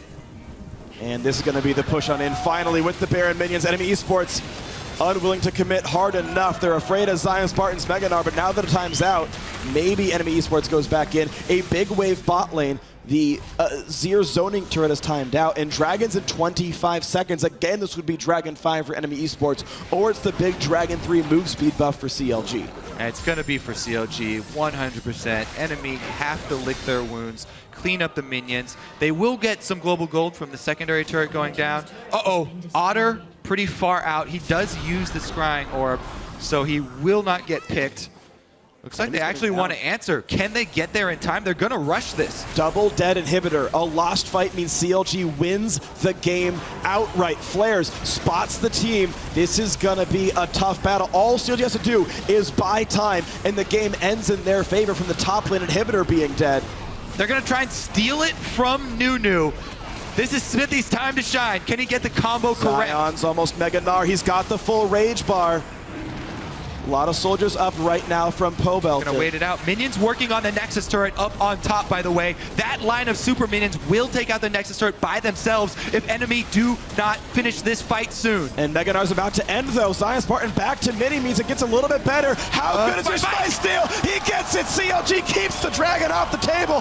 And a huge Tempered Fate. Body drop to buy a bit of time. In goes Flares, looks for the back line. And when he goes down, they trade for Pobelter. A 4v4, and CLG are on the hunt. Double Lift, spell shields the stun, and they chase in for Otter. He's gonna get slowed by Smithy, but will there be follow-up? Yes, there is. Trashy goes down. It's a 3 versus 4. CLG on the hunt. Otter gets the kill. Can he get the outplay? He looks for Double Lift, but he goes down. There's the slow into Inox. That's gonna be the game. Counter Logic Gaming in 48 minutes. Woo! And the teleport up to the super minion Zion just to gain a little bit of distance, and they're going for the Nexus turrets. There's no way this Janna stops this push. Double Lift has super minions in the base. An incredibly hard-fought game. The chants for CLG are in the audience. They earned it, and Counter Logic Gaming ends week 3 tied for first place. What a fight from enemy. Absolutely.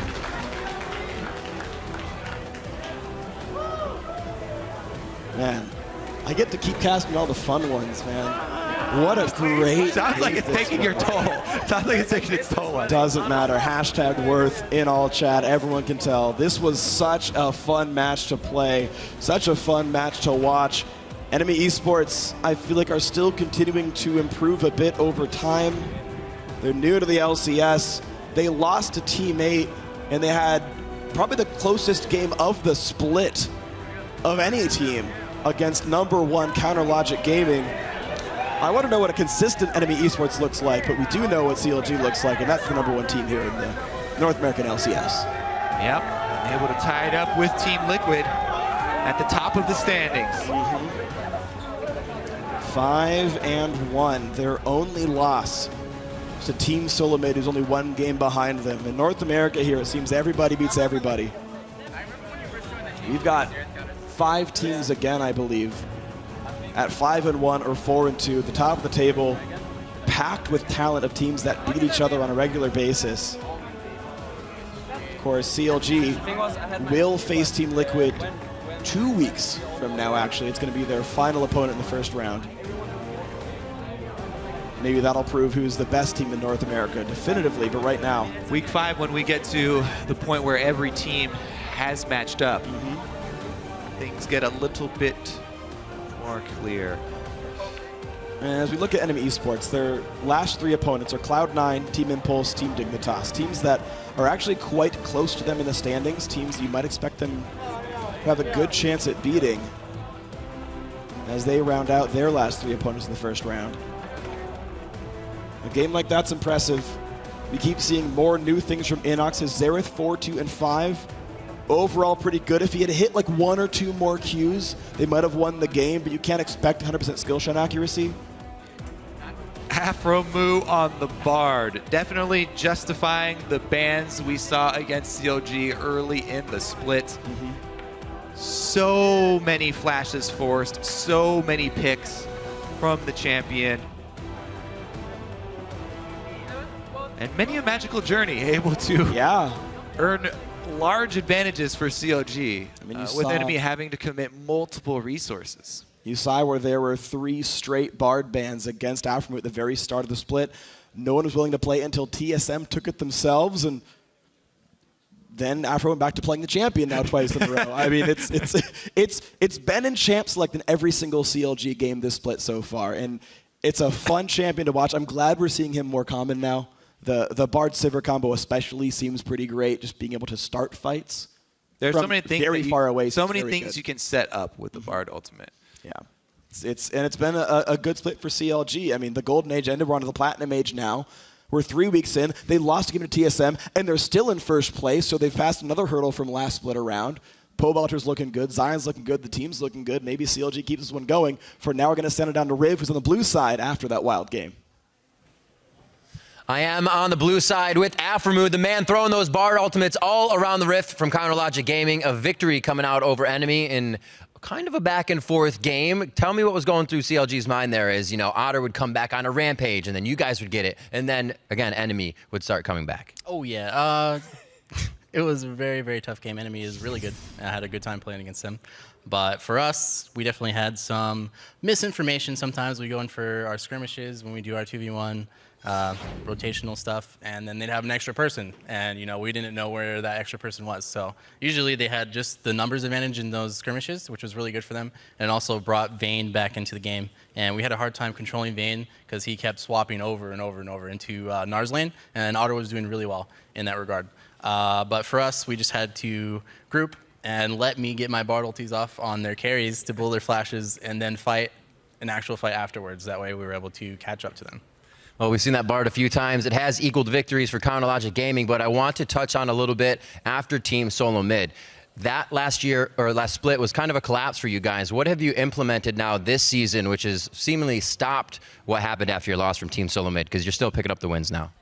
Well, thankfully, no one is donezo after the TSM loss, but we definitely have to thank our management, Coach Chris, and then Coach Tony, for definitely stepping up and implementing a structure, as well as George and Macom. They're doing really well in making us have more conversations, I guess, social relationships with each other, and going out, not playing the game as much as we used to, where we'd scrim and then just solo queue afterwards. Everyone's doing their own thing, but we do a lot of stuff together outside of the game now, and that definitely helps a lot with trust. Yeah. So no one is donezo. There you go. Sound body, sound mind, all that good stuff. So Counterlogic Gaming now tied for first. What are you guys looking at as kind of your real opponents right now, and who's going to give you some trouble? Final question. Honestly, I don't really talk down most of the teams in the league. They're really good and really fun to play against. Good policy. Especially Enemy, as you've seen right here. TSM, Team Liquid, Dignitas, Enemy, and that's all I can think of right now. They're all looking really good, and they're really fun to play against, and that's all that really matters, and we just have to execute our plan as well as we can. Well, having fun is half of it. Winning is the other, and you guys got both today. Congratulations on that, and best of luck in the rest of the season. Now we're going to throw it to the guys at the analyst desk to break down the rest of the day. Thank you, Riv. And gentlemen, that was an insane game. We were all back here yelling at the screens during really every single fight. Riv was back here yelling with us. I do want to take a moment to just replay that final fight of the game. We're going to pull that up onto your screens because this was just crazy. It was just such an intense high-octane fight. We think, we haven't actually seen this since it happened. We think that the Azir ultimate pushed everyone into the Bard ultimate. Yes. That's what it looked like. After Smithy was able to smite to get the 5th dragon. So let's just to deny the 5th dragon. Watch the glory of this team fight. So he didn't get body drop. So it's a 4-man ulti though.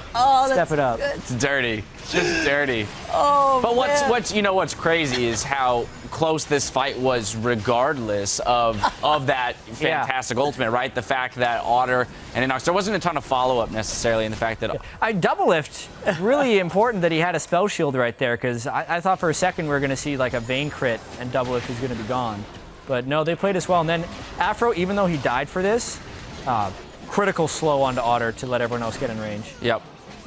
Yeah, I mean, Aframu's play was just pretty phenomenal in this game. That was stellar play. He's showing you why you don't give him Bard, ultimately. I said it yesterday after that game. I was like, you probably shouldn't give him Bard after his 5-2-16 record on that champion. I was like, ban it away, because it helps CLG at what they're best at, which is rotating. Yeah, one thing that's kind of cool is there's not too many people that have put the number of games into Bard like Afro, and we're kind of seeing the high skill cap of the champion. And it's like, Bard's the most exciting champion to watch Aframu to play since we've seen Aframu play Morgana and Thresh. Like, it's just another champion he's able to make plays on. And the thing I love about it, too, is when you watch, like, Lust Boy's Bard, he's really centered on the Qs and lining those up in team fights. And then Afro's all about, like, let's line up the ultimate so we can catch people. I absolutely love that. Like the little baby magical journey he put into the jungle in that one fight. Baited two people. So good. I know, that chase was fabulous. I do love his point of, how they're using Bard, which is to blow flashes, not necessarily for the engage, but hey, let's get these these summoners off of the high priority targets so that when a fight does happen, they can't get away. Yeah, I was talking about this a lot during the week. I was like, I think Bard Sivir is a really good combo, because if you catch anybody with the ultimate, you're going to run them down with the Sivir ultimate afterwards. And if they blow flashes, you're still going to catch up to them. So that's like a very potent combo that I feel you can't give both pieces to people. It's almost like the old school Ashe Zyra. Now, lastly, before we move on, I do want to touch on Enemy, because we saw some disappointed faces, some long faces there after a very intense, lengthy game. I do not feel that they should be walking away from this game feeling defeated. Yeah, it's just unfortunate for them. They're now moving to 2-4. So it was kind of a failure of a week, even though they played two very close games. So I can understand the disappointment because they were unable to close, in their minds, very winnable games that they could be walking away from this with a few things going the other way at 4-2. Exactly. So there's a lot of talent on that team, and that's what they need to take away from it ultimately. But I understand the disappointment. Yeah, and you heard the praise there from Aframu at the end, saying Enemy definitely a top-tier team. Let's pull up the standings to see where CLG and Team Liquid have finally defended their first-place position. They're followed, of course, by Gravity, Team Dignitas, and TSM just one game back. Impulse drops to 6th, followed by Cloud9 and Enemy in 7th place. And rounding out the standings, we have Team 8 in 9th and TDK in last. Here now, though, we have the 5 players who distinguished themselves in their positions, starting in the top lane with Quas. Yeah, Quas was an absolute monster this week, setting up whole bunches of kills, and also when he couldn't get an advantage in lane, he's TPing and making the plays. Yep, and then of course we move into the jungle. We find his teammate there with him, I Will Dominate. Yeah, I Will Dominate controlled the pace, particularly in that Team Impulse game, which is incredibly difficult to do against them. I Will Dominate's becoming more and more of a leader for this Team Liquid team, who is now tied for first place, which puts him on this list. Now here's one that people may not expect. OP in the mid lane, we've got Inox. Yeah, you won't expect it, but if you look at his stat lines, 100% kill participation yesterday, and 41% of his team's damage as Echo, a melee carry with a 5-2-6 scoreline, and then his Xerath performance today, keeping them in the game with substantial wave clear and good picks and poking people off of objectives. Inox is stepping up as a leader for this team as well, and I want to see more from this guy as the weeks go on, but he had a great performance this week. On the other side of the map, against him in this game, we saw Doublelift, who is our 80 carry OP of the week. Yeah, great Ashe game yesterday. Pretty good Sivir game today, mainly just helping CLG rotate faster and faster. Doublelift coming into his own. Again, this split, he's fallen behind, but now getting comfortable in whatever role the team needs him to fulfill, not needing to require ganks in the bottom lane, but still putting up impressive numbers. Versatility, very important there. And our OP support also claimed the title of most valuable player for week 3. It's Counterlogic Gaming's Aframu. His Bard play took us on a magical journey this week and showed us why you don't give him that champion. You just can't give him Bard. Apparently, we're gonna see it again! We see it again! Yes! I want to say 5-man ultimate because who cares about the Johnny getting caught? That's not how math works. You were so good at math earlier in the day. Oh, that was that. Yeah, I mean, there in Gravity, that was such a huge turn for them, picking up those 3 kills, and so much of it catalyzed by his play on Bard there. You know, great scorelines. We'll see if teams kind of jump back to the strategy of banning Bard out after this week. I'm glad we got to see it, though. It was a big treat this week to see Aphromoo play the Bard. Yeah. Either way, even if they do start banning out his Bard, it's not like Aphromoo is not threatening on other supports. I actually hope we get to see a lot of it because there's so many things you have to ban against these guys. And even if it does get banned, it's still good for CLG. Right. Yeah, we've seen the terror that he can be on many other supports. Now, we'll be back next week with another packed schedule starting on Wednesday with an all-new primetime league. Then on Thursday, the European LCS returns with Giants versus Gambit Gaming. And later in the day, it's the matchup not to be missed when Expeke and Soaz take on their former teammates Yellowstar and Reckless in Origin versus Fnatic. Then on Saturday, we'll pick it back up here in Los Angeles with Team Dignitas versus Impulse. Game 2 pits Team Dragonites against Counterlogic Gaming. After that, it's our game of the week with Team Liquid versus Team Solo Mid. Now for myself and the entire live broadcast crew, thank you for watching and good night. I think it's pronounced Oregon.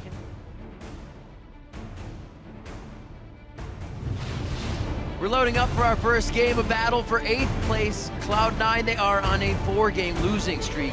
And the absolute zero zones out the fight just enough, but he stays in range for the piercing arrow. Haley Troll still has a good amount of damage, but Sneaky has the peel, he has the kite, he has the quadra kill. Cloud9 take down Team 8. Very nice equalizer actually on the team coming through. TSM still wants this. It seems like it was a bit hesitated though. Can they get over the wall? Here comes the equalizer. They lay out the red carpet for Kaz, and Bijou's gonna be in the fight as well. Team Solomid takes down TDK. Wait, my headset's like too tight or something today. I feel like it's squeezing out my brains, out of my ears. Wait, no, I always like it tight. I always put it tight on my head, but I never feel like my brains are gonna pop out of my ears. Then lower it a little bit. No. Oh, that is not a good fox. Dog goes quack, goose goes meow. They decided to go 5v5 in the mid lane. Adrian and Xiao Xiao very low. Fate's Call pulls him back and throws Adrian out of the fight, but he still goes down to Ignite. 35 minutes in, Team Liquid take down Team Impulse. Bounce house into the back line. Down goes Annie. There's going to be more soon. Shifter falls. Core JJ also going to drop out. Gravity tie for 2nd place with this win. Afro dies at the 2-for-1, but Zion Spartan crushes the back line. CLG keeps the dragon off the table, and a huge tempered fate bodied up to buy a bit of time. Counterlogic Gaming ends week 3 tied for 1st place.